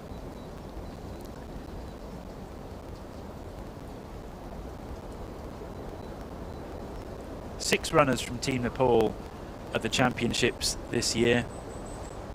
2 of them in the top 5 in the women's and the men's division, as is the case with the runners from China. So very strong representation from both of them, from Team Nepal and from Team China. They don't have a lot of runners here, but the runners they have sent here are performing incredibly strongly. Even we cannot see anything. Yeah, this is when the drama of the mountains really hit home.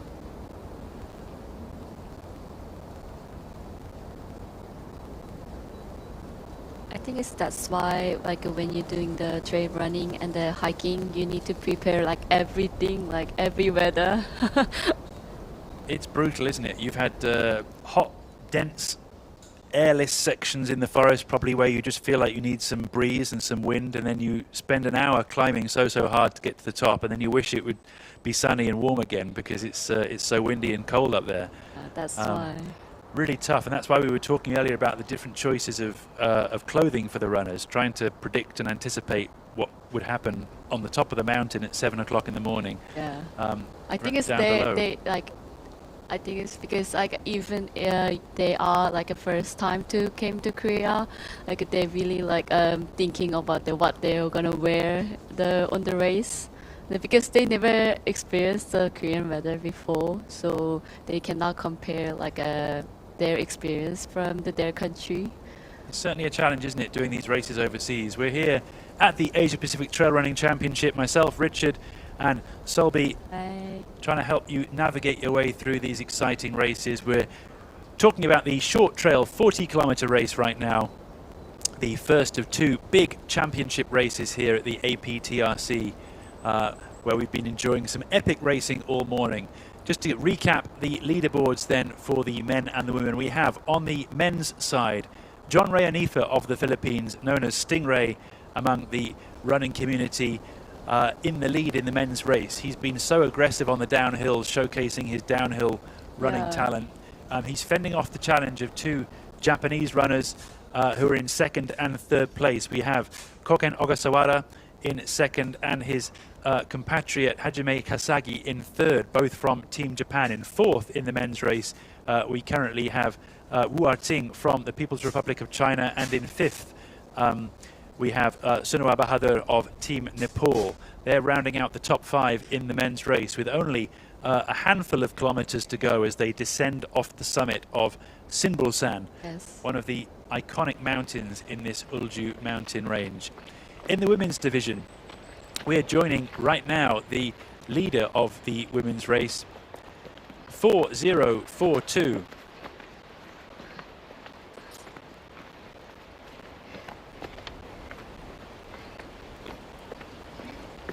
As we look through the women's competition. 4042 here, Kusuda Suzuha of Team Japan. Beg your pardon, she's not actually leading the race. This is another Japanese runner. So Takamura Takako of Japan leading the race. Suzuha-san also in the top 5 of the women's division, as Japan puts in such a strong performance in the women's half of the race, just as it has been in the men's half, with 2 men in the top 5 also. 4041 on the left of screen there in the men's race. That is Hajime Kasagi. He just gave a thumbs up to the cameraman. He's obviously feeling strong as he descends onto a much more runnable section of the downhill from Sinbulsan, approaching the finish line. Japan on the left, Japan on the right. That's been the story of much of the day, but it looks like the winner in the men's race will still be Stingray, John Ray Anifa of the Philippines, but nevertheless Japan putting in such a solid performance at these championships. Strong.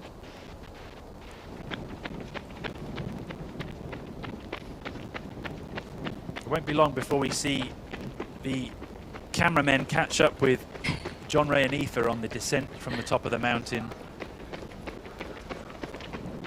Nobody volunteered to try and race him down the summit of Sinbulsan, because I think they knew that they would not last very long. So that's why you haven't seen a cameraman running with Stingray on the descent from the top of the last mountain. But we shall surely see him as he approaches the finish line. Yeah, it's all, less than 2 kilometers left.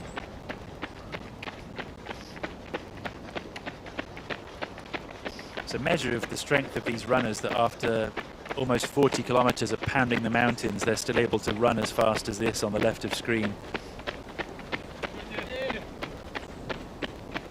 when they approach that glorious finish line that they're looking forward to so much. Hajime Kasagi on the left of screen of Team Japan, powering his way down towards the finish line.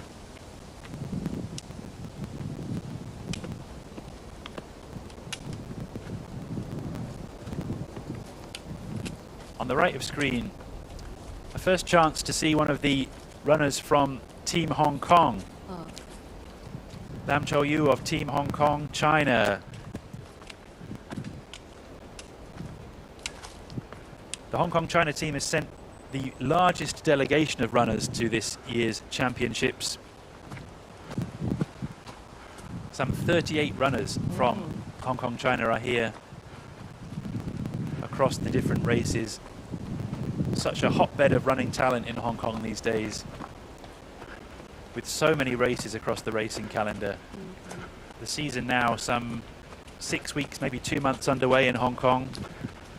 Very competitive as always, and a huge amount of pride in representing the territory here at the Asia Pacific Trail Running Championships. This is Lam Chou-yu on the right of screen, putting in a very strong performance in the women's division.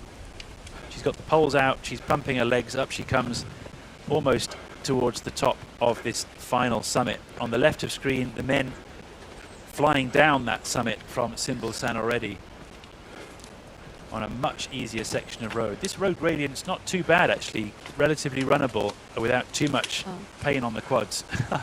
If it's much steeper, it can be a horrendous experience.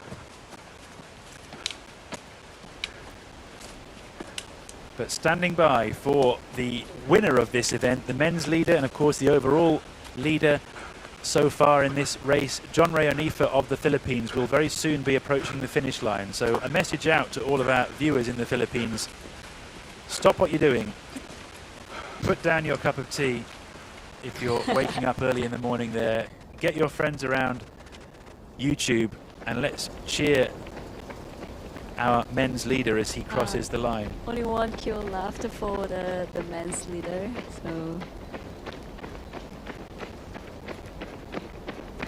then now we see the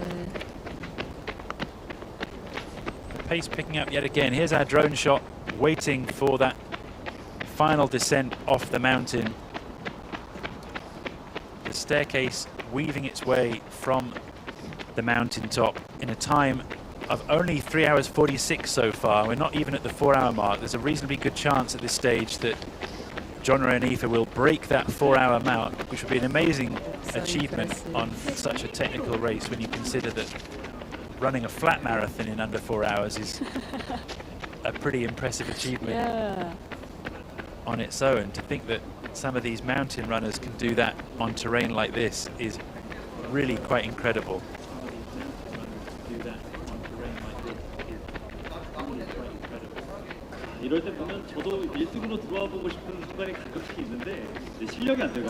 And here he comes, John Ray Anifa, in the middle of your shot, the leading male runner of the race, the overall leading runner of the race. The finish line is in sight. You can see the finish line of the local Nine Peaks race to his right. That will not be his finish line. He needs to run past that as he is now through this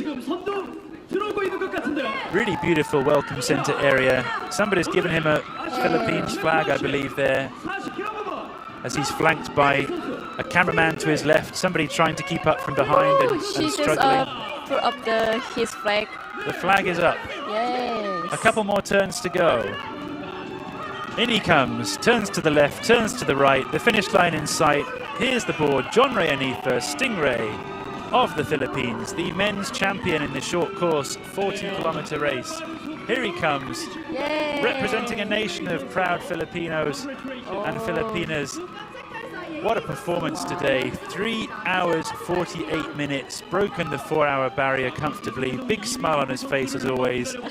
Looks like he's barely got out of bed as always. Unbelievable talent. What a race for John Ray Anifa. It's so amazing. Proudly holding the Philippines flag behind him. Barely breaking a sweat. Huge great smile on his face yet again. We saw him run what seems to have been strategically a perfect race. He held back at the beginning. I think he was in 5th or 6th or 7th place early on. I think he just saved his energy in the first half race, and then after the a very steep downhill, he just came up to the first, and just keep his race. Super impressive performance. There he is with his national flag behind him, proudly representing the Philippines. What a performance. Congratulations to him. Congratulations on a very smooth and strategically perfect race. He didn't go out hard like he has done in other races. He didn't lead from the front like we've seen him do in other races. He held back. He waited for those downhills. And every time there was one, he just entered into We have another flight mode. second place from the Japan. Oh. And kudos also to number 4044. This, of course, been the epic battle we've seen all day long between John Ray Anifa and Koken Ogasawara, who we're seeing on screen now, of Japan. An amazing performance by Ogasawara-san to take second place, also under 4 hours. We saw him lead from the front. He's been in a leading pack with his Japanese compatriot, who's likely to come in third. There they are, the high five. Mutual respect from these top-level runners. Ogasawara-san also looking slightly more tired than Stingray, it must be said, at the finish line. But what a performance from him, particularly, I must say, on the uphills. Ogasawara-san, probably the strongest runner, I think, in today's race on the uphills. Stingray couldn't compete with him. Nobody could compete with him. But I think the technical nature of some of the descents in this race were probably not in the favor of Ogasawara-san. And that's what really gave Stingray the opportunity to showcase his downhill running talent and ultimately give him the victory. But incredible performance from Koken Ogasawara.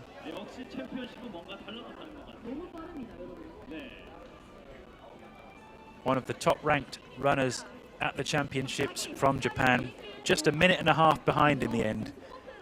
So he made up some serious time in that final Sinbulsan climb and descent. So fantastic effort. I'm sure he was pushing so hard to try and rein in Stingray, but ultimately too little too late. Perhaps that downhill was just too long ultimately for Ogasawara-san to make up the distance. But really fantastic performance from him and from everybody else in the Team Japan delegation so far today. It won't be long before I'm sure we see the third place man arrive, Hajime Kasagi, also of Japan, who's been running alongside Ogasawara-san all day long. There's Stingray collecting some flowers, collecting some adulation from his supporters at the finish line, and no doubt his many fans who are tuning in to watch this live stream. Yes. The message board here being inundated now with congratulations for Stingray. As one of our commenters has mentioned here, Asia just got stung by the Stingray. So a fantastic performance. He was certainly one of the favourites going into this race, and he hasn't disappointed with an incredibly strong performance. Still smiling, of course, at the finish line. A really great opportunity for him to showcase not only his own talent, but of course the talent of so many Southeast Asian runners who are getting more and more opportunities these days to race overseas and receive more sponsorship and support from top-level brands that's giving them those chances. Fantastic to see that. And it's all happened for us, what feels, Solby, really quite quickly. It doesn't seem that long ago that we sat down to start this commentary, and already we're seeing the men crossing the line. It's almost like passing the 4 hours. I cannot believe it. But it's so much fun because, like, especially for the men, they are just like a yo-yo every race. That's why we just like focusing on like every step on the male athletes. That's why we just like time pass so fast. It's certainly been an exciting conclusion, hasn't it, in the men's race? We've seen the leadership change 3 or 4 times during the course of the last 2 hours, particularly in the middle of the race, where we saw Stingray really come from probably 5th or 6th or even 7th place into that lead group. Looking at this descent now, it should be an exciting conclusion, because we can see that Hajime Kasagi in 3rd place, being challenged potentially by Wu Tsing from the People's Republic of China, making light work of that descent off the top of Simbrel-san. 2 runners home then in the men's division in the Asia Pacific Trail Running Championships. The race is on now for those coveted top 5 places. Supporters at the finish line wondering who it will be. A sharp right turn off the road here. I'm sure the runners wish they could just continue on the road and get to the finish line a little bit quicker and more smoothly, but no, one more final trail section here for the runners and the cameramen to navigate. Hats off again to the cameramen for staying upright during this race. Really not long to go. That looked like Wu Tsing from They are just very close. Team China, but yeah, on our trackers, they're all looking very close together, aren't they, as they approach the finish line, with Kasagi Hajime of Japan trying to hold on to that 3rd spot. Lots of smiles at the finish line from the team support, who will have waved off their runners a few hours earlier. This Wu Tsing from almost straight into the tree. He's so fast because this is a really last kilometer. Ooh. Again, almost into the tree. Just shows you the aggressiveness of the descent here. Really impressive running skills. I'm sure he wished he brought his skis for this section. It's almost like doing the Grand Slalom as they approach this final section, following those pink ribbons. Very important not to take a wrong turn at this last minute stage and end up losing a position. But light feet dancing down the trail here. Excellent technique, staying upright, leaning slightly forwards, not intimidated by this gradient, not leaning back, not dipping into a low squat position as so often happens when you get nervous about these descents. He's still trying to let his body just fall down the mountain. Almost a slip there, but another great recovery. What a corner.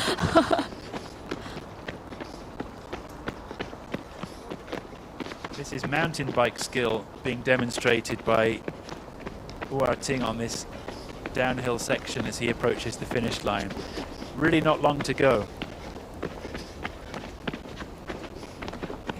You'll feel the sunlight now bouncing through the trees after being so high up on the mountain and being chilled by that mist and wind on the summit.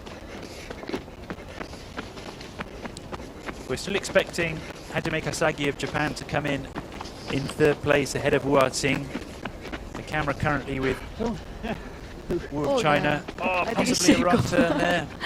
So easy to do when you're pushing hard in this final section. Yes. Hopefully it's not a big mistake. Hopefully he can get back on course pretty quickly.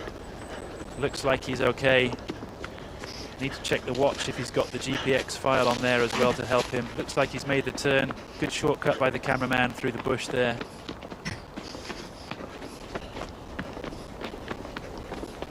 Yeah, we can see the pink ribbon in there. I think he's on the course. That's right, good spot there from Solby. Looks like we're back on course with Ting approaching the finish line. Excellent display of technical descending here.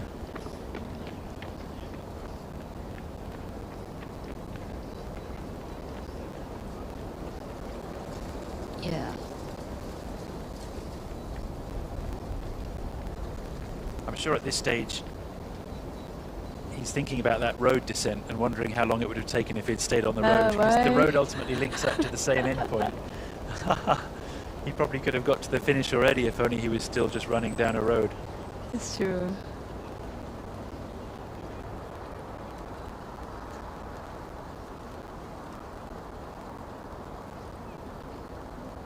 But certainly an exciting end to this finish line. We're seeing the third, fourth and possibly fifth place finisher there on screen there, if that's Blake Turner of Australia. If that's the case, he's made up some serious ground to end up in fifth place, because he was certainly not in fifth place at the last checkpoint. Blake Turner of Australia, one of the top ranked Australian runners in the race.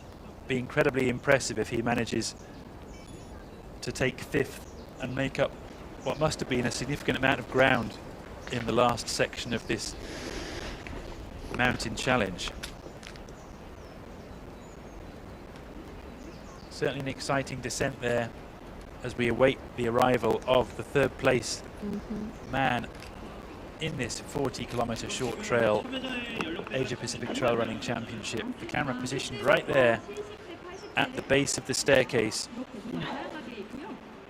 where we saw John Rayanifa and Koken Ogasawara of Japan emerge just 10 minutes earlier. Oh. Okay. Approaching the 4-hour mark now, just around 40 seconds or so until that 4-hour mark. Will it be possible for Hajime Kasagi to break 4 hours as well? And we'll have 3 men coming in under 4 hours.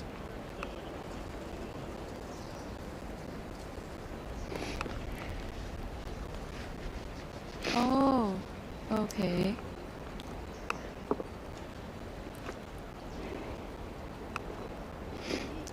We're getting an update here from our timing team to suggest that perhaps Hajime Kasagi, who we've seen running so strongly for Team Japan, may have taken a wrong turn. That's why the green dot on your screen here is slightly off the red trail. Instead, we're seeing Ting and Blake Turner of Australia very close together on the GPX tracker. It could be an exciting finish to see which of them emerges from the trail first. Incredibly disappointing and sad news if it's Hajime Kasagi who has indeed become lost in that last section. Yeah, I know.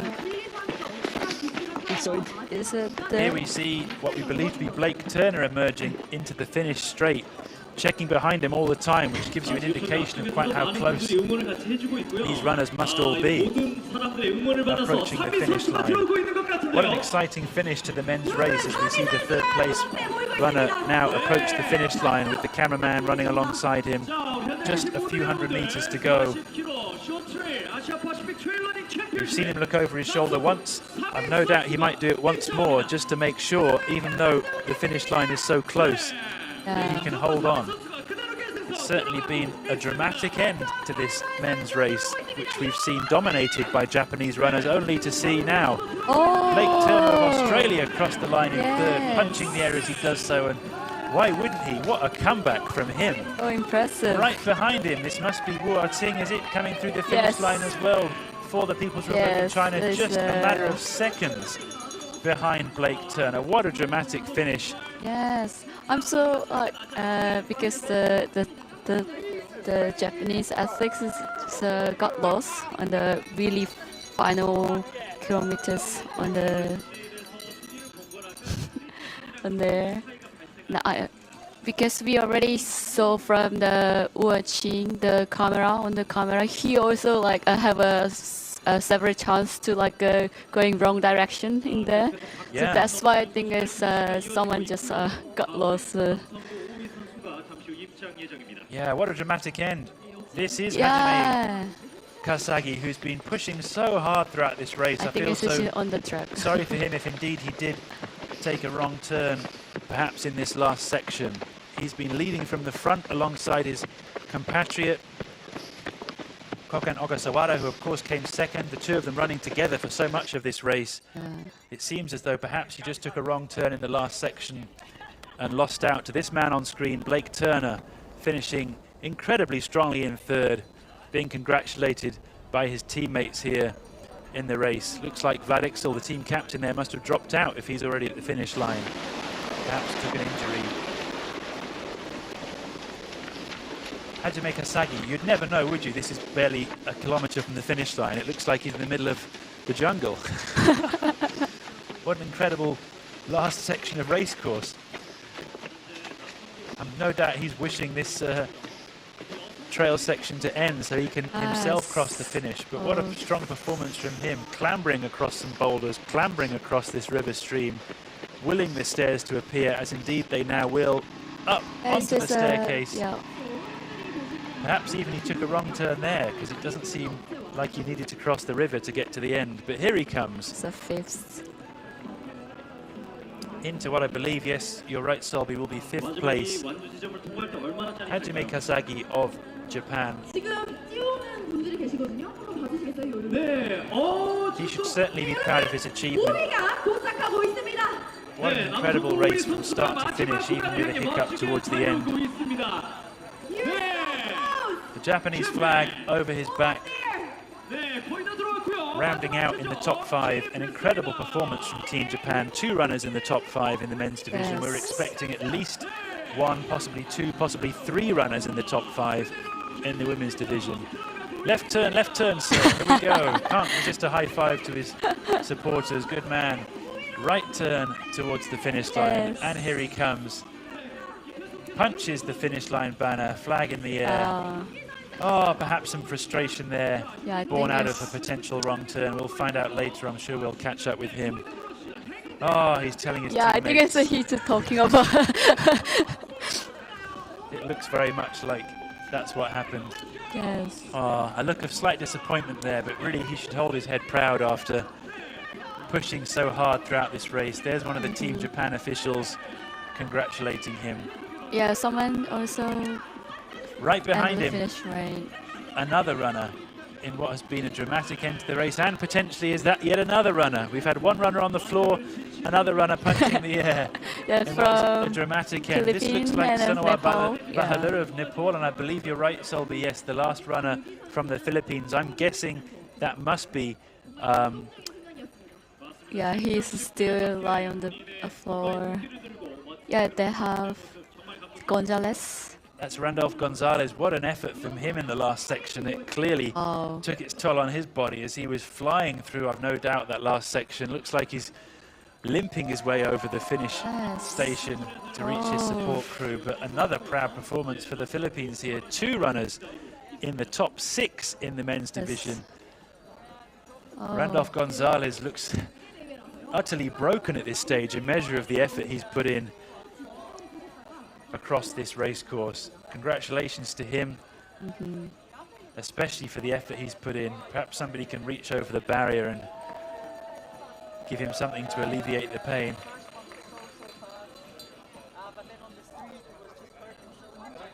The Philippines and Japan then, probably the standout teams so far in the men's division with 2 members in the top 10. Yeah, another athletes come to the finish line, and then This looks like one of Team Australia at a guess, I would say, based on the running stride. Could it be Charles Hamilton, who has been running so hard throughout this race, at one point leading the race? Looked like he took a tumble early on. Looks to me like the green and gold of Team Australia. You can see the yellow on the shoulders there as he approaches the finish line. Have to find out how much his injury affected him. I can hear the finish line announcer there crying the Australia name as he himself approaches the line with a blooded knee.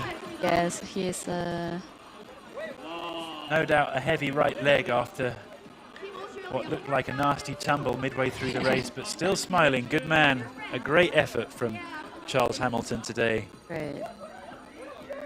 Greeted by his teammate Blake Turner, who managed to take 3rd. Charles Hamilton can't believe it.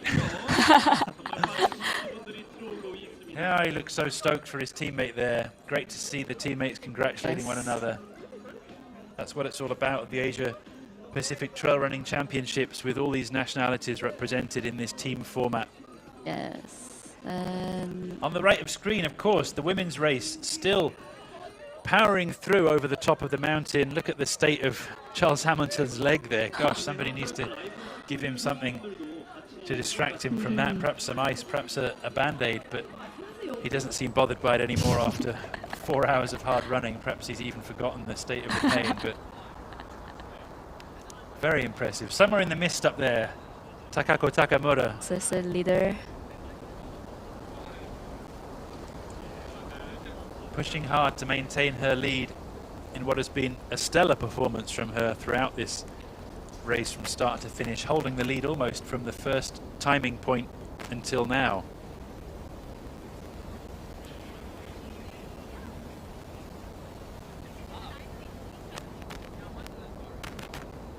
The mist really setting in now. Let's hope it's still easy for her to descend safely and she can see the trail without any trouble.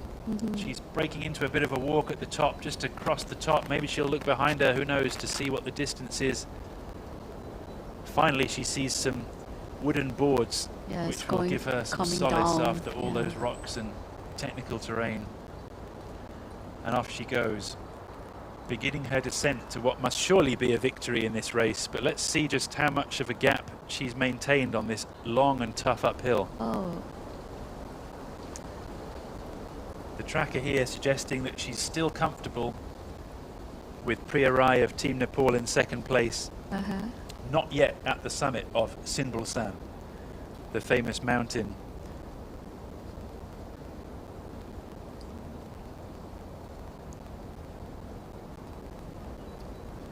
That the runners have to crest before they descend to the finish line. Takako Takamura then, surely bringing home a victory for Japan, after the men's team narrowly missed out on victories in the men's division, coming instead in 2nd place and in 6th place.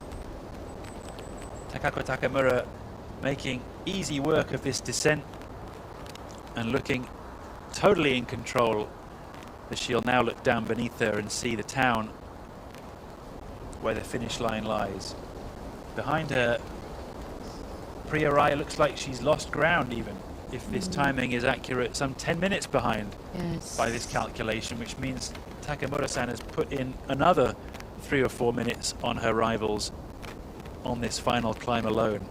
A measure really of how strong she's been throughout this race. And also she only left downhill from the finish to the finish line, so that's she can just keep her place, I think.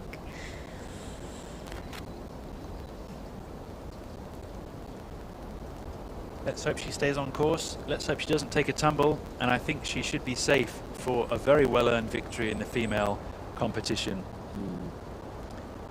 Looking again at the GPX file here for the tracker, it seems a pretty much certainty that Takako Takamura will bring home the victory.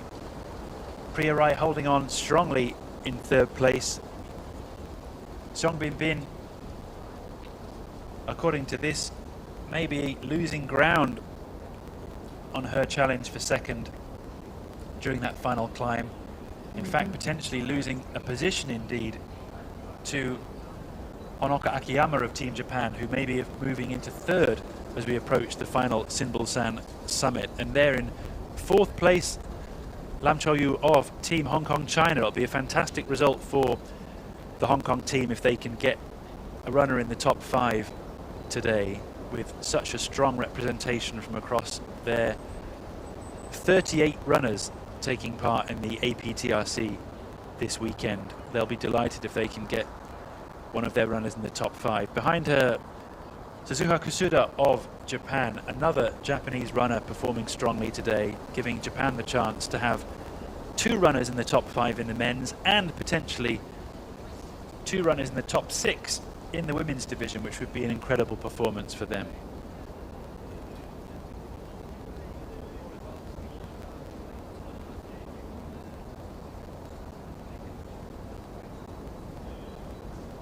Just 6 kilometers to go in the women's division, probably less for Takamura-san at the front of the field as we approach the 4 1/4 hour mark. Anybody, frankly, finishing this 40-kilometer race with 3,000 meters of climbing in a time under 4.5 hours, even under 5 hours, I would say is a phenomenal achievement.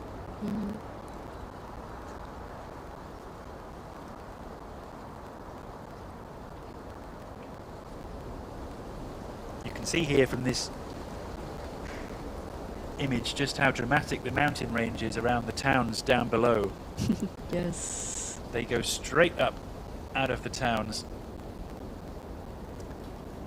which is why this is such a popular spot for visitors here in the Ulju region of South Korea. We're going to take a very short commercial break here from the APTC, beg your pardon, we're exhausted here in the commentary booth. The APTC, oh my goodness. Yes. Solby, you try. APTRC, right? Thank you so much. From the Asia Pacific Trail Running Championships, let's try using all the words instead. We're going to take a short commercial break and then we'll be right back for the conclusion of the women's short course trail race and hopefully see the lead females cross the line in what has been an epic day of racing for them as well. We'll be back very shortly.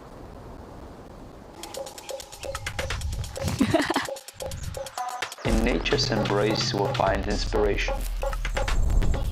Born from elite project where the world's best athletes shaped ultimate souls for their paths and one of the Vibram soul system. With Golan, you can experience the great outdoors with confidence in every step. Featuring Vibram Mega Grip rubber compound, light base and traction lock technologies, and SLE midsole for a fever light feel and comfort. The result is a shoe that can grasp the wild. Adventure awaits. Your journey begins here.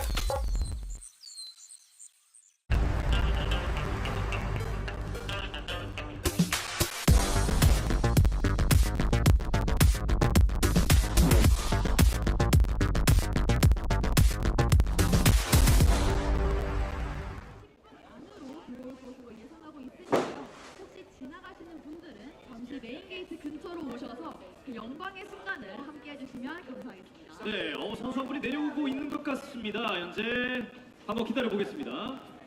네, 들어오고 있습니다. 들어오고 주시기 바랍니다. 자, 앞쪽에 우리 선수분들 향해 뜨거운 함성과 박수 부탁드립니다.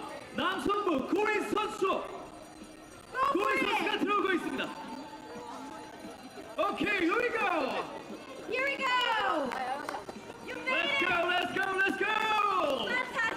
4,000 walk. 진짜 대단해.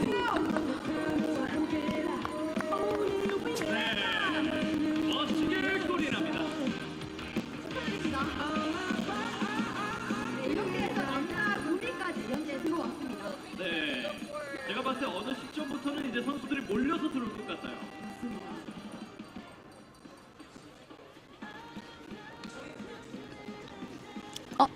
근데 아마 여기엔 안 그래서 들어갈 것 각국 선수들이 앞쪽에서 본인의 국가의 국기를 들고 응원을 준비하고 있는데요.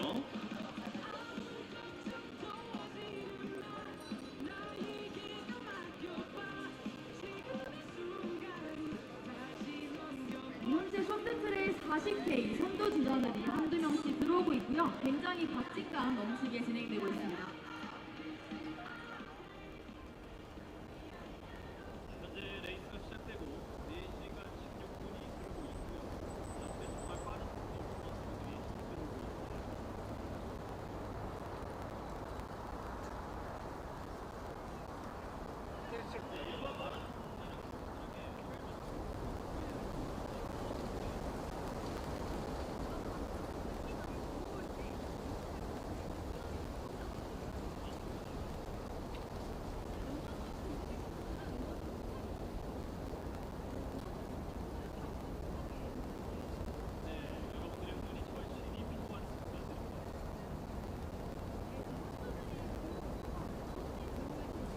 finish line.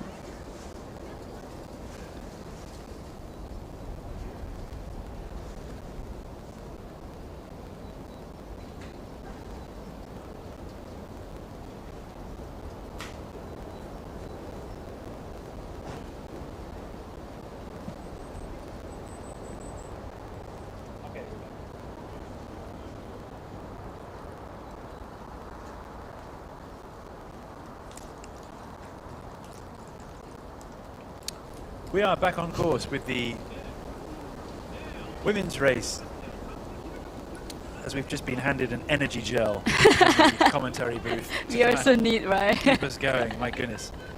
I think Priya Rai, currently on screen, probably needs an energy gel more than I do, but yeah, it's a roller coaster doing this commentary, that's for sure. Priya Rai on the right of screen of Team Nepal, Takako Takamura of Team Japan on the left of screen. Both, of course, in the women's race, both incredible runners. Thank you so much. We're just being handed more food in the commentary. Perhaps somebody thinks we're struggling. I've no idea why. On Takako Takamura on the left of screen, we're going slightly loopy. On the right of screen, Priya Rai of Team Nepal, both of whom have now crested the summit of Shinbul-san. Yes. A famous mountain, Solby, I think, in this region. So the Priya is also going to the downhill.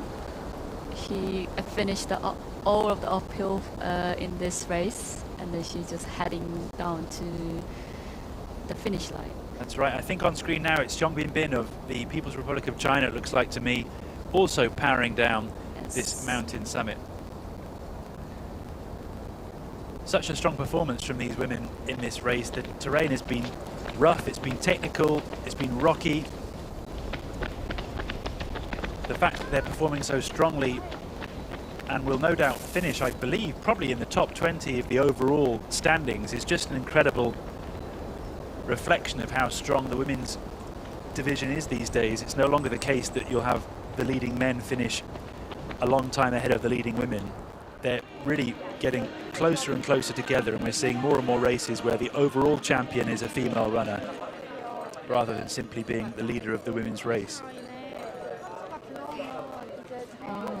Down at the finish line here, some of the runners who have already made it to the end,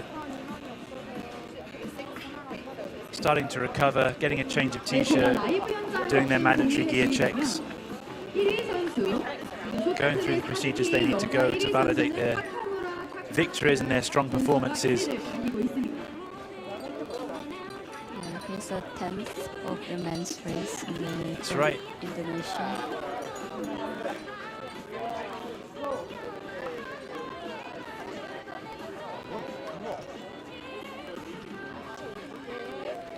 More of the top men crossing the line here. Indonesia's top runners here crossing the line. Great representation from them also at these championships. Japanese runners, the Philippines runners, they're already resting in the shade and rehydrating after their efforts.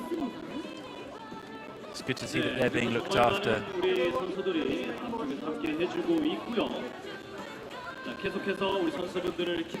Randolph Gonzalez there of the Philippines, we just saw sitting in the chair. He was the one who almost collapsed at the finish line.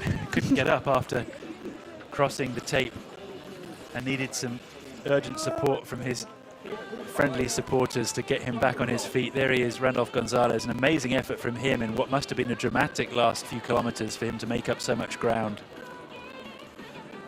to comfortably make it inside the top 8 of the men's division. Kudos to him for what must have been a very hard push across the last summit to make that work. On the right of screen, speaking of people pushing hard, we have the women's race unfolding in the final stages with only a few kilometers to go.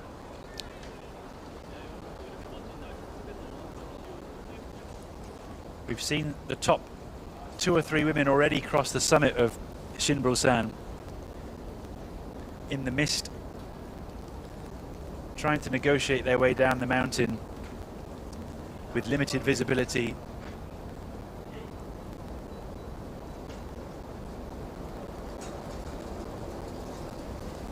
No doubt getting cold up there.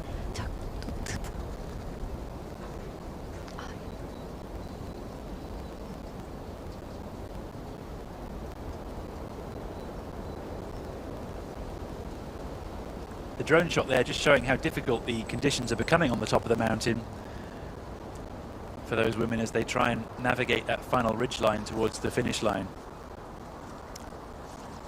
Takako Takamura of Japan entering that switchback section into the woods as she'll start reaching the finish line. Priya Rai about to take that big right turn off the mountainside to enter the switchback herself. Song Bin Bin of the People's Republic of China some distance behind in 3rd place, coming off the top ridgeline there. All 3 putting in a stellar performance so far today, with Patricia McKibben of Team Australia now in 4th place, which would again bring up a very strong performance for Team Australia in the overall standings, she being the top ranked female runner in the Australian team, with an intra-performance index of above 700, just like Takamura-san, who's in the lead. Yeah, I hope they are not lost their way like in the final forest of pass. It's really like steep turn to go there.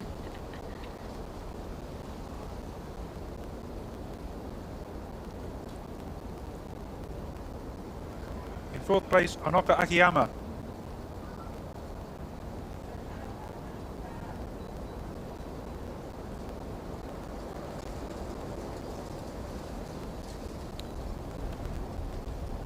Honoka Akiyama of Japan in 4th position, also descending off the summit of Shinbulsan. Potentially 2 Japanese athletes in the top 5 of the female division would of course be a fantastic achievement for Japan, with already 2 Japanese athletes in the top 5 of the men's division, rounding off what would be an incredible day out for the Japanese team so far in this first race.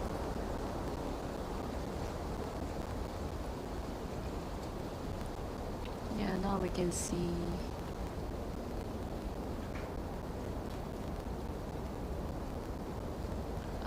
Here we have Takamura-san, the female leader, entering this road section that we saw the lead men fly down a little earlier on. Still running so smoothly. Looks like she's gaining ground on what I presume is one of the male runners ahead of her.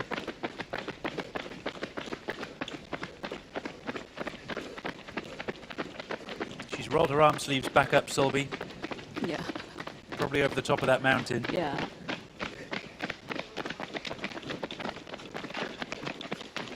Sharp left turn there, a bit hard on the knees.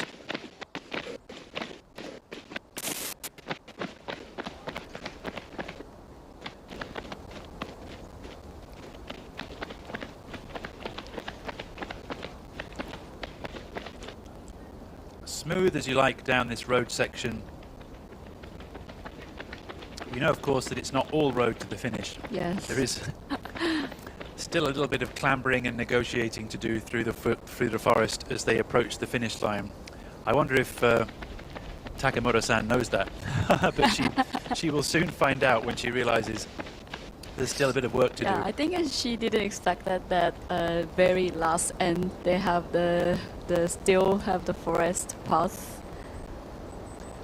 Let's have a look again and recap the final standings for the men's division across this beautiful drone shot of the Ulju region where we are based for this race.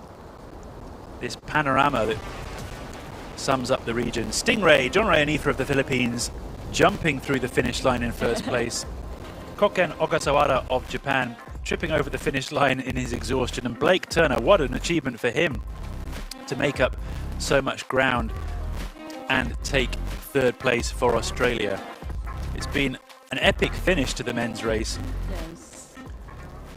John Ray Anifa taking the lead at around the halfway point and then losing it soon after to Ogasawara-san and indeed Kasagi-san of Japan, who finished eventually in fifth. Both of them continued to push hard on the uphills, but it was John Ray Anifa of the Philippines who took them both out again on the subsequent downhills and could never really be caught after that.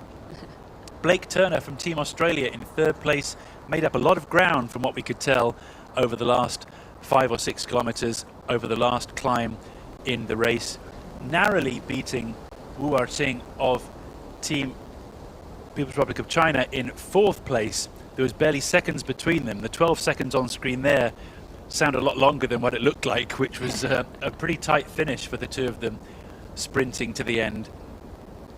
Hajime Kasagi of Japan a few minutes behind, rounding out the top 5.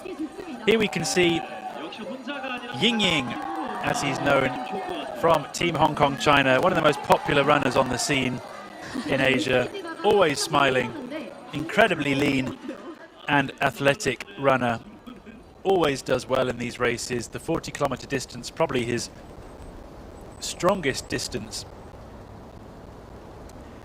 reaching the finish line as well. Interesting to look at this analysis of the timings here. We can see how the various runners made up time on one another during the course of the race. You can see particularly for John Ray Anifa, a minute or so behind after the first split, and then gained back all of that time in the second section, only to lose it again, and then of course only to gain it back as he approached the finish line.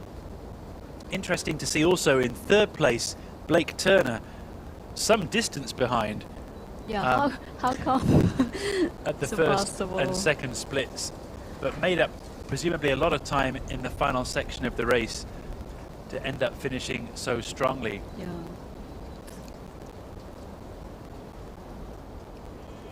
This drone shot really encapsulating the scale of the mountains in Ulju-san. Down at the bottom of all of those ranges, you can see the supporters here cheering and waving as they await for all of their respective runners to arrive. This is the delegation from Team Hong Kong China. 38 runners from that team representing at the APTRC, the biggest team here at the championships. Kimi Leung there, one of the top runners in the long race. Looking forward to the arrival of the remainder of the Team Hong Kong China runners. Certainly very vocal and passionate support from the Team Hong Kong China runners. We have more of the men's event crossing the line here. Another of the Japan team.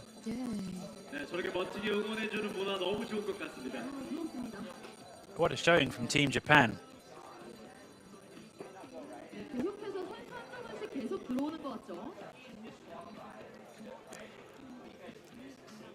Back on camera here, Richard Kimber, the drone runner, happily commentating for you in this APTRC 40-kilometer short trail race, joined by Solby Park. Solby, as the expert on this region, how has it been for you seeing the trails, seeing the mountains, and seeing how some of these international runners have tried to tackle the trails? I think it's really amazing because like even I thought that like they don't have any experience like the Korean mountain, and even especially in the Ulju is not like a really popular place from the Asia, but like they are did very amazing job, because even like first three like male athletes, they are like before the 4 hours. Like how come it's like a 40 kilometers from the mountain, and then but it's even the faster than the like marathon. Like everyone just like very surprised of their race.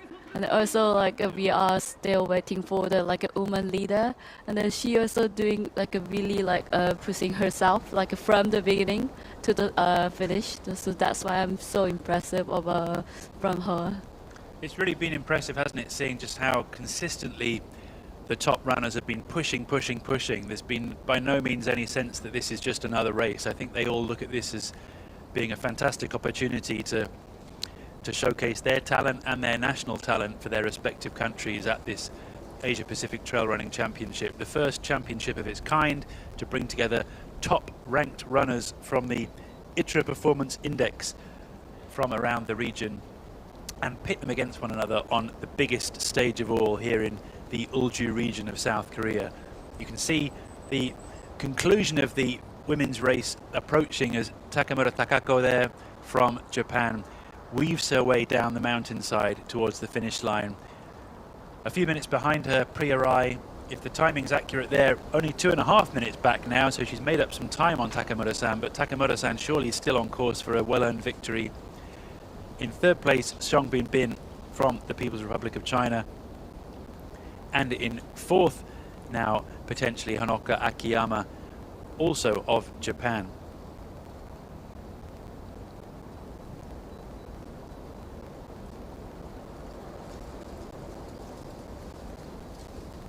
Shinbul-san there, you can see on screen the last of the big 3 climbs that the runners have had to negotiate in this race.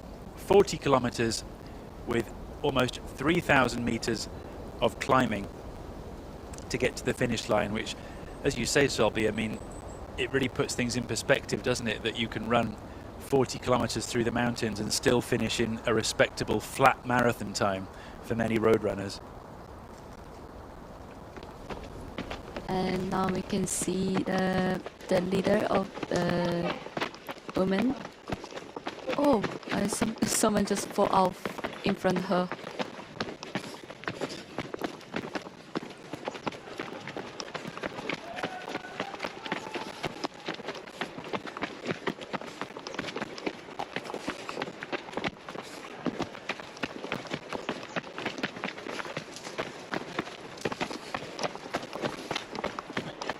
They are really need to be careful, like in this area, like it's really easy to get off on the track. So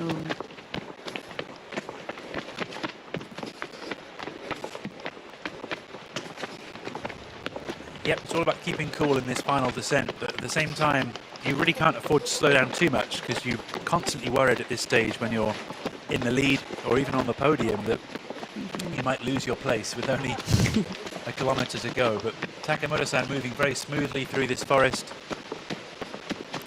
She may not know what the time distance is between her and the second place, I'm not sure, but she's fairly comfortable at the moment, so if only she can just stay on her feet, stay on course, then she should be safe for the victory. A couple of hikers now on the course, nice to see people out enjoying the scenery. yeah, there's only less than a kilometer left for her. Always encouraging when you see a hiker, you know you can't be far away. Nice bit of shortcut there from Takamura-san through the trees to take out the male runner in front of her. We saw this final section, didn't we, from her compatriot Hajime-san, so it means she's very, very close now to the road. Up a few more boulders, round this big rock.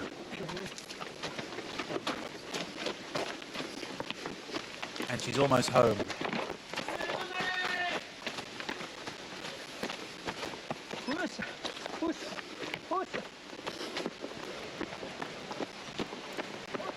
So close. as she continues to ping pong with the male runner there, but now she sees the road. Yes. Now she can stretch her legs. Now she can relax. Almost there.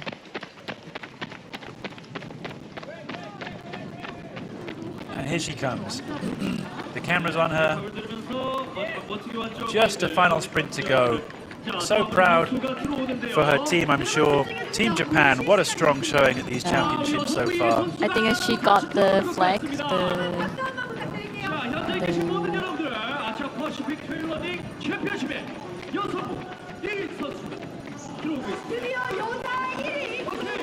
Past the welcome centre. Just one left and one right turn to go. There's her teammates with the flag. Yes, but she got the flag. One turn left, one turn right, and an incredible Otsukare-sama deshita. Yes, she finished. Our women's champion,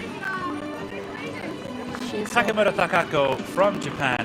She lay on the floor. A thoroughly deserved lie down for Takamura-san, who we have seen pushing and pushing and pushing throughout this race. So consistent. There's her team manager giving her a well-deserved pat on the back. Yeah, she's crying now. Perhaps she can't believe it. She's just become the female champion for the Asia Pacific Trail Running Championship short course race. What an achievement. 좋습니다. 이제 여자 2위 한번 기다려볼까요? 자, 우리 꼬마 친구들 안녕하세요. Back on her feet, flag back around her back.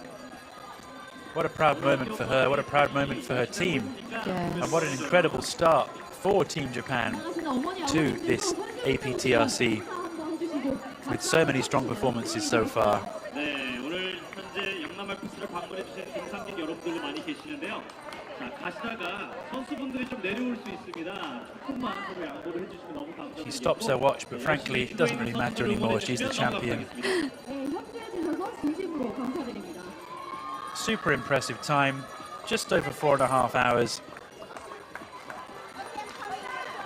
Irrespective of her victory in the women's division, which is of course amazing, her overall time is truly amazing. She's among the top finishers of the race overall. There's her teammates, some of whom will be competing in the long form race.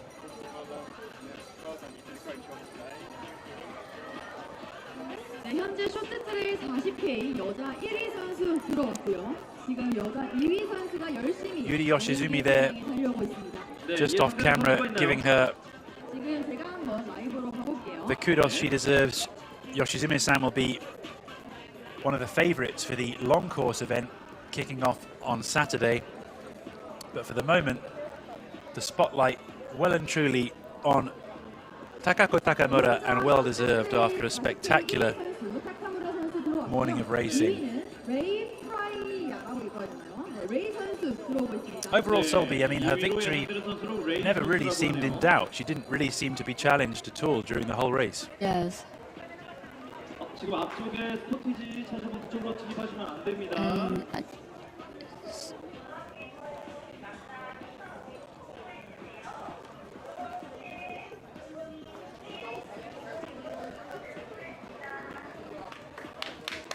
As compared to the like a male race, like in the woman race, she just keep a leader place like all the time during the race. That's why it's so impressive.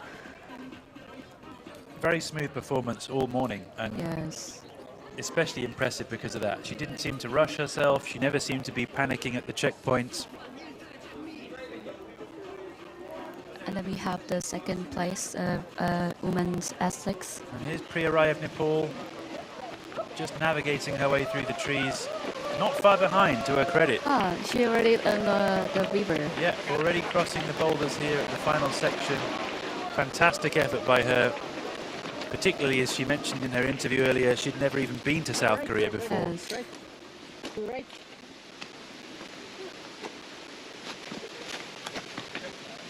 Pretty tricky figuring out which boulder to to choose when you're hopping across this river section.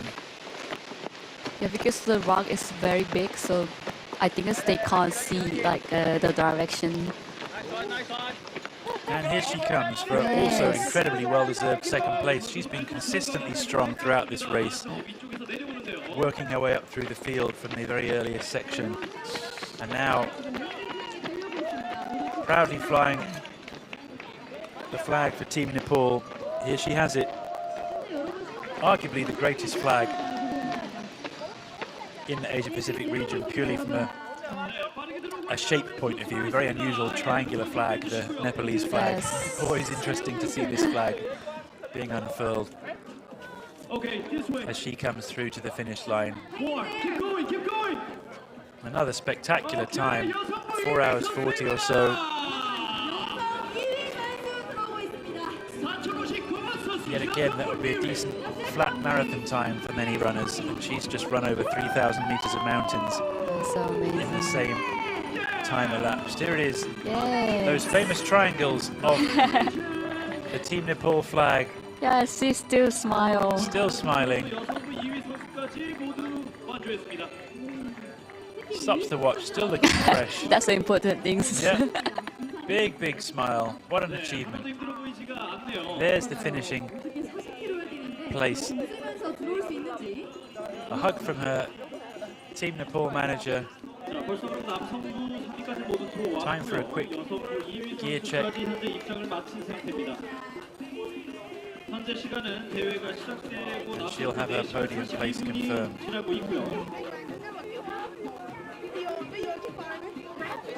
So pre-arrived Nepal taking the second place in the short trail women's event with Takako Takamura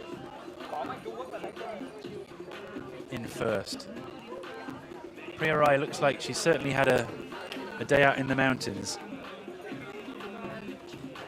Back up on the mountain of Shimbu-san, the final mountain for the runners to navigate in this race. The weather's cleared up a lot, Selby. Yeah, it's a totally changed from the 10 minutes ago.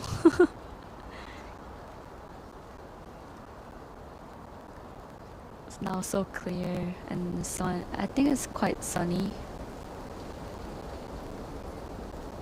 That's right, clear views in all directions. The full-scale 360 panorama for these runners as they enter their final descent to the finish line.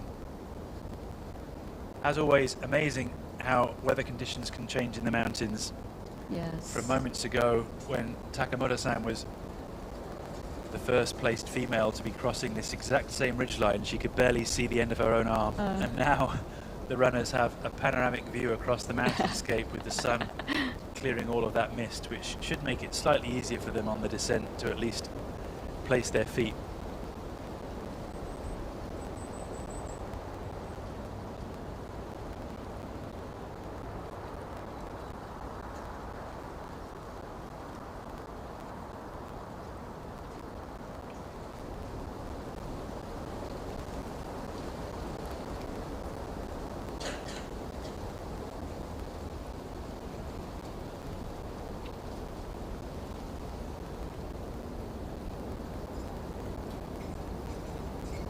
Down through this beautiful trail that leads down to the city here. Slightly more runnable sections once you get off the rocks at the top.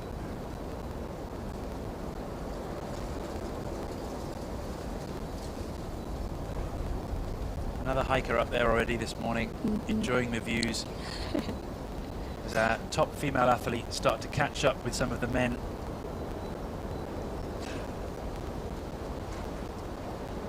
Back in the around the 20th position, 25th position male at this stage, perhaps, as the lead females start to work their way through the field. Some hikers enjoying the viewpoint right up there. So close to the town, aren't we? But you'd never know because it's such a different landscape up there on the top of the mountain.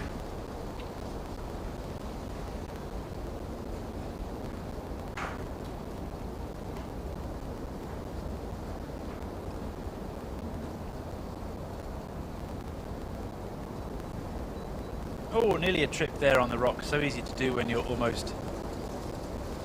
So they are also going to the downhill to the finish. We've seen everybody pick up the pace here, haven't we? As they finally end that technical rocky section and enter this longer, flatter, more runnable wooden staircase. Must be a very rewarding feeling now coming across the top of this mountain range and looking down at the town below and knowing all the work you've done has brought you to this point with only a few kilometers to go, and it's all downhill from here. Truly spectacular race course, this one. It'll certainly encourage many people watching to come here for a hike when you can access this type of scenery so easily.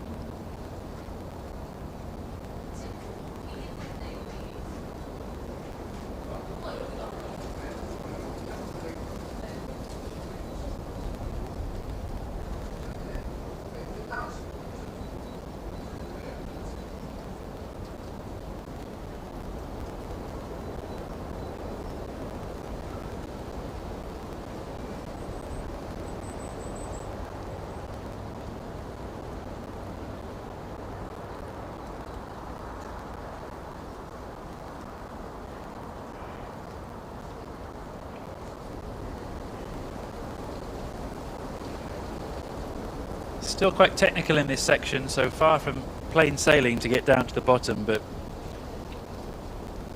the knowledge that it's all downhill from here will certainly be carrying many of the runners to the finish line after what's been almost 5 hours of extremely hard work to get to this point.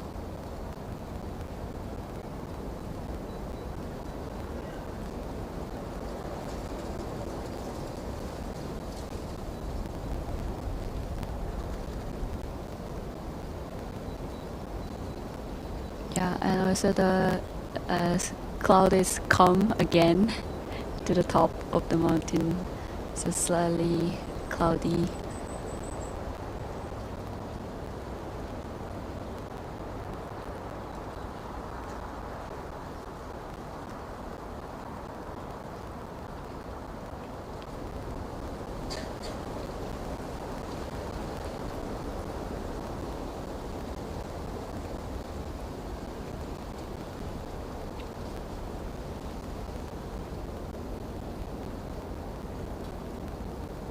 I think it's another like female athletes has come to the symbol sun.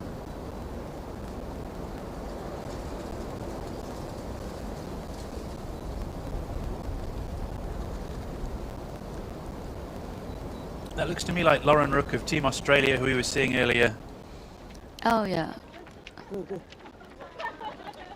Now with the ground camera.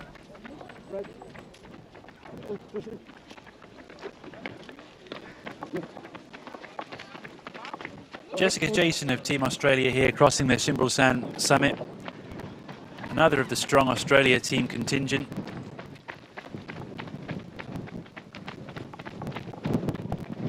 Intra-performance index of 648 for Jessica Jason. And she starts to hit the road descent off Shimbrelsan. Checking the watch there to make sure she's still on time for what was probably her planned target for summiting the mountain. Reaching into her pocket perhaps to adjust something for a more comfortable descent, or maybe to pull out one more gel for the final push to the finish line.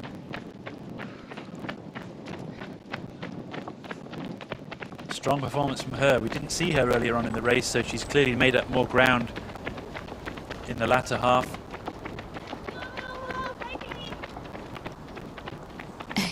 Just hear somebody in the background cheering. Such a traditional form of encouragement here in South Korea to hear people say "fighting." Yes, right. Something that we all get used to when we come here and race as overseas runners. Has that always been the case, Solby, as far as you remember? Everybody's used that word to encourage one another? Yeah, I think it's most common, like cheering in Korea. Even this is from the English, but I think it's very common. So if you want to like cheering someone in the Korea, you can just use fighting. Certainly very common, isn't it, whenever you're racing here, to hear people cheer that for you. Yeah. I remember when I first raced here, I didn't really understand what they were saying for a while. And I was quite confused because they kept shouting it at me, and then I finally realized that was actually what they were saying.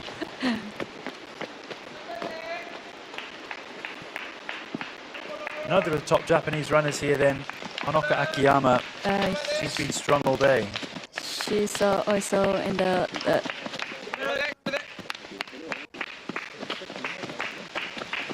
she almost to the finish line. This is a really last bit of the race.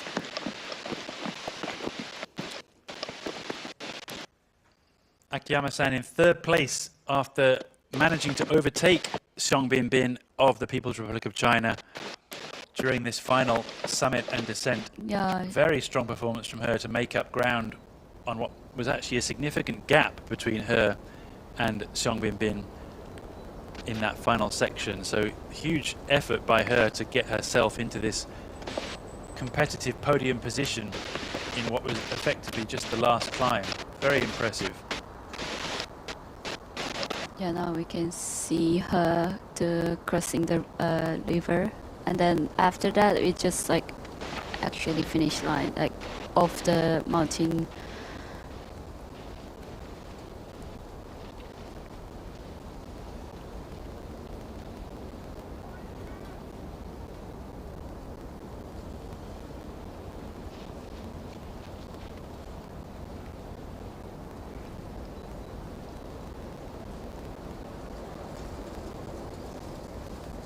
So here we come, third place female approaching the finish line in the women's short course 40-kilometer race at the Asia Pacific Trail Running Championships. Another incredible performance from Team Japan. Honoka Akiyama, the top-ranked female on the ITRA Performance Index in the Japanese team at this race. Proving her ranking is worthwhile by coming in a very strong third position and rounding off two Japanese elite athletes in the top three in the female division. An incredible performance considering there were also two Japanese athletes in the top three in the men's division. Superb day out for Team Japan as Akiyama-san sails her way to the finish line as the sun comes out right on cue to celebrate her performance.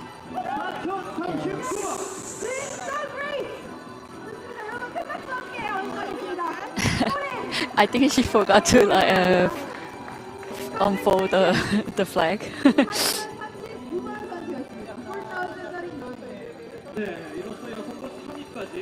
Bravo and otsukare-sama deshita to Akiyama-san for an impressive race overall and a particularly impressive last 10 kilometers where she's made up at least one place, if not two places, if not potentially three places over that final mountain where perhaps the other runners began to fade and began to struggle. She found an extra gear and kicked herself into a superb third place.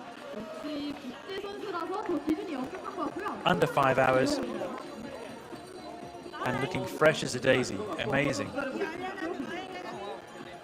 You'd never imagine she's just run 40 kilometers with 3,000 meters of climbing on trails she probably doesn't know at all. Really impressive performance from her. Another great contribution to Team Japan's overall performance so far and puts Japan in a very strong position at this stage, knowing that there is, in addition to the individual prizes and the individual placings, there is also at stake a highly prized team award for the country who has the best results overall across the different distances over the big races.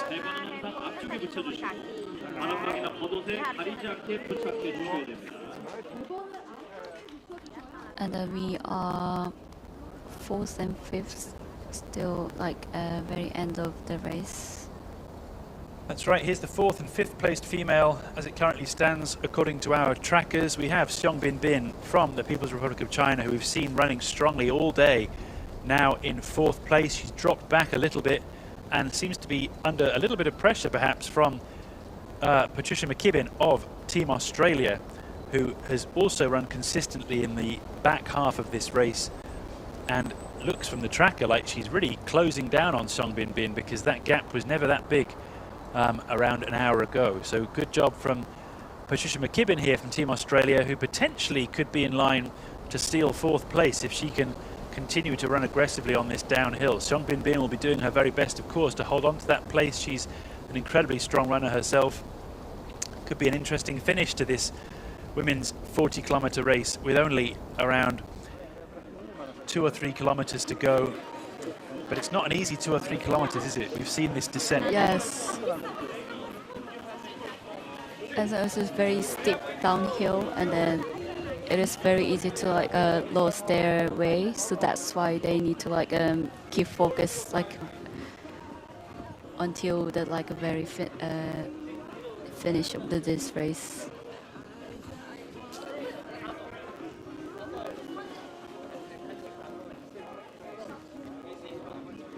Standing by then for the 4th and 5th place finishes in the women's division. As we can see from the trackers that the 2 runners are almost next to each other now. Looking at a very dramatic end to this women's race.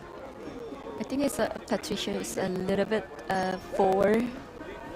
It does look that way, doesn't it? Potentially stealing an extra place in the last couple of kilometers. That's an incredibly strong effort, and certainly will be very rewarding for her if she can sneak into 4th place with only the final descent to go. Song Bin perhaps struggling in the last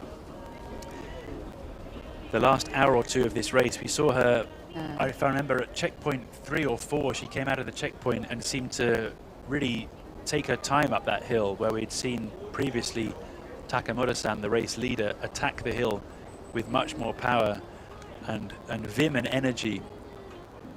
Song Bin seemed a little bit more exhausted at that point, so let's see if she can hold on. She's a strong competitor. Anything could still happen here. Sat down there. Team Australia celebrating their fantastic efforts at this race so far. In the foreground, I believe that's Mikey Dimuantes, who will be the lead runner for Team Australia in the 80-kilometer long course race starting tomorrow morning. Hopefully he'll be inspired by his teammates' performance in this race.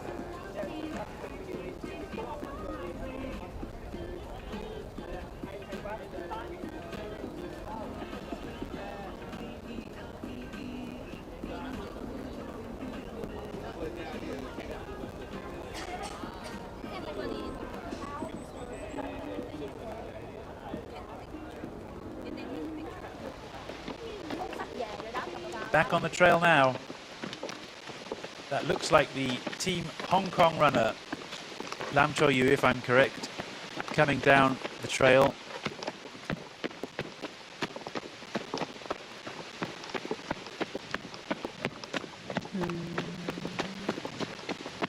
Towards the finish. We'll catch up with her soon if the cameraman can keep up, and we'll be able to identify if that's the case. I believe that's true. That is indeed Lam Cho Yu of Team Hong Kong China. She's doing a fantastic job of bringing it home for the proud contingent of Team Hong Kong China runners. She almost finished her race by crossing the river. This will be very end of the road.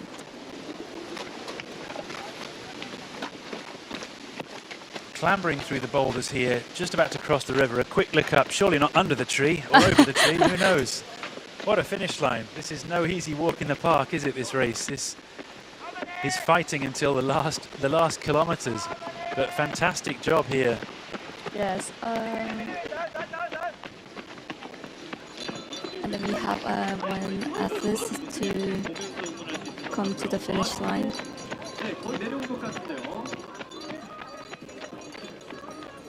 보입니다. 들어오고 있습니다. 우리 선수분들을 원격으로 저희가 보고 있고요. 마지막 순간까지 또 응원해 보도록 하겠습니다.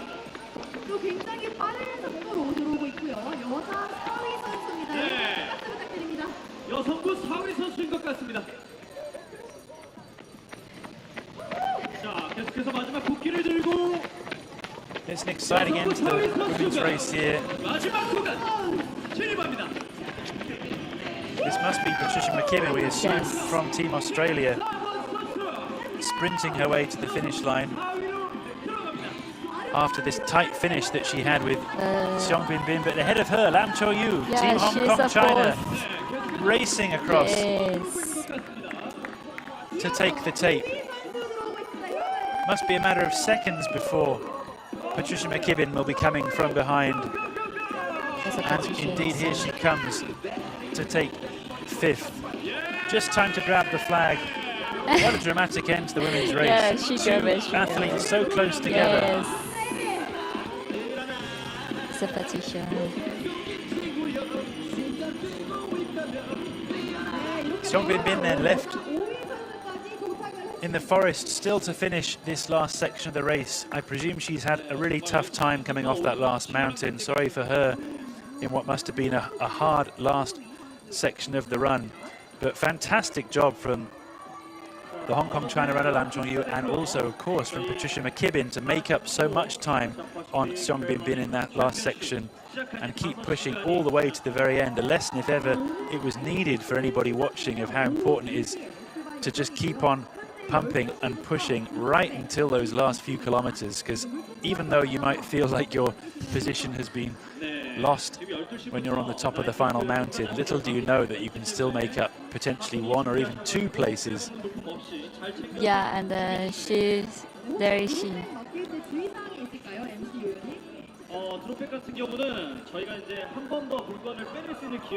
And here she comes, Xiong Binbin, finally, and so close behind the 4th and 5th place runners for a hard-fought 6th place. 네, 여러분 뒤쪽을 보시면 또 다른 선수 열심히 들어오고 있습니다. She's fought so hard today. She was looking in a very strong position after the first couple of sections, but perhaps then started to suffer as the race wore on. But she's certainly got an extra gear, picking up speed for this final sprint finish. Congratulations to her for finishing so strongly, rounding those final bends into the chicane, and here she comes. Yes, here is she. 네, 여자 선수도 이제 많이 들어오고 있는 상황입니다. Looks like she's limping on her right leg slightly, perhaps a muscle strain, perhaps an injury. She looks slightly disappointed with herself. She shouldn't, it's an incredible time. But I can see that having been in such a strong position earlier in the race, perhaps she feels she can't help but think about what might have been, knowing that she was in contention at one point, even for the lead, and has now finished in what by her high standards might be a disappointing achievement. But I hope she gets the support she deserves from her team. I'm sure she will. She's still amazing. To know that she's really produced an incredible result today in an incredibly impressive time. And that's racing. It's a tough sport. Her team manager there already offering her words of encouragement, I'm sure. But when your standards are so high for yourself in this sport, it's hard not to be hard on yourself if you lose ground in the last section and end up in a position you never thought you'd be in with only a couple of kilometers to go. But yeah, it's true.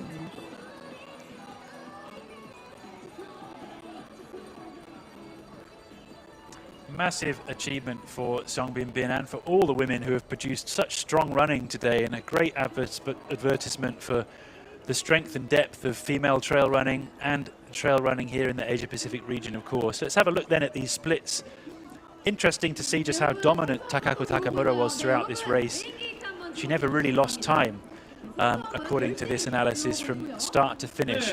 Priya Rai in second place from Team Nepal, gained some time, it seems, in the final section.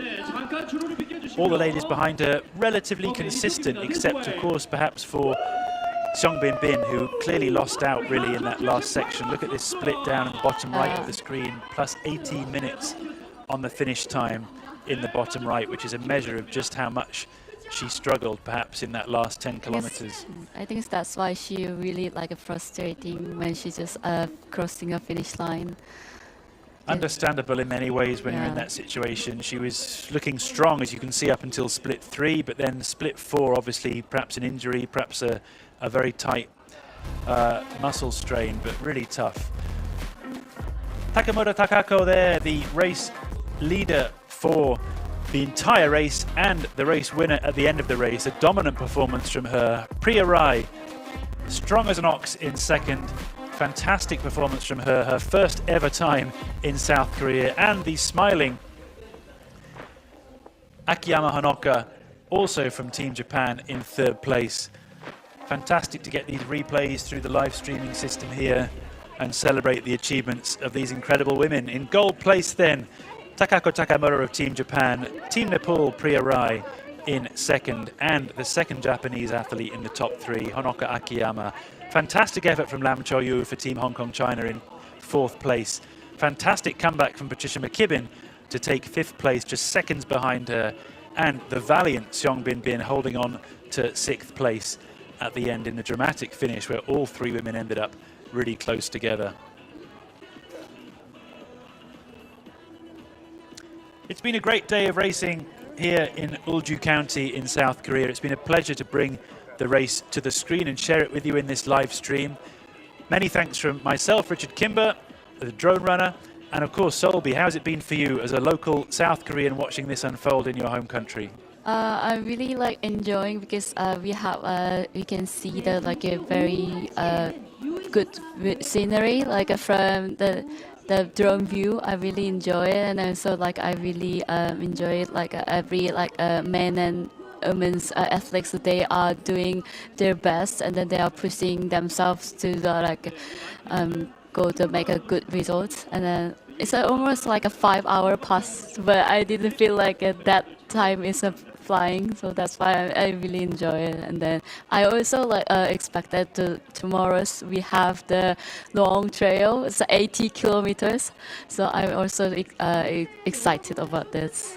Absolutely, it's been a really exciting morning for us here in Ulju in the southeastern part of South Korea. Thanks also to all of the team who have brought this live stream together. We have Raphael, we have Yanis over in Europe making this all happen. We have their team on the ground here, Alex and Marvin, and all of the team here working so hard to make this happen. All the camera crews who have been out on the course today, particularly the running cameramen who have been navigating their way through the trails and trying to keep up with the incredible athletes. Huge thanks to them and all of their efforts, and to all the other local organisers. Thanks to ITRA, the International Trail Running Association, for helping to organise this event, and to Jayseno, the local organiser of the Ultra Trail 9 Peaks event, which this whole Asia Trail race has been based around in order to make the logistics possible. It's been an incredible morning of racing here. We look forward to welcoming you back for the next big race, the long form race of this APTRC, the 80-kilometre distance, which will kick off on Saturday morning local time here in South Korea. Be sure to tune in for that next big live stream. We'll be sat in exactly the same seats, yes, Selby and I, trying to stay awake and stay energized throughout another incredible day of racing. So do tune in, tell all your friends to tune in, keep messaging us with comments telling us where you're watching from, and keep enjoying this live stream brought to you by the Live Motion team, and we're proud to be part of this whole enterprise. So thanks so much to everybody. The Asia Pacific Trail Running Championships, the first time this has ever happened here in South Korea, and for now it's goodbye and time to get some rest. Bye.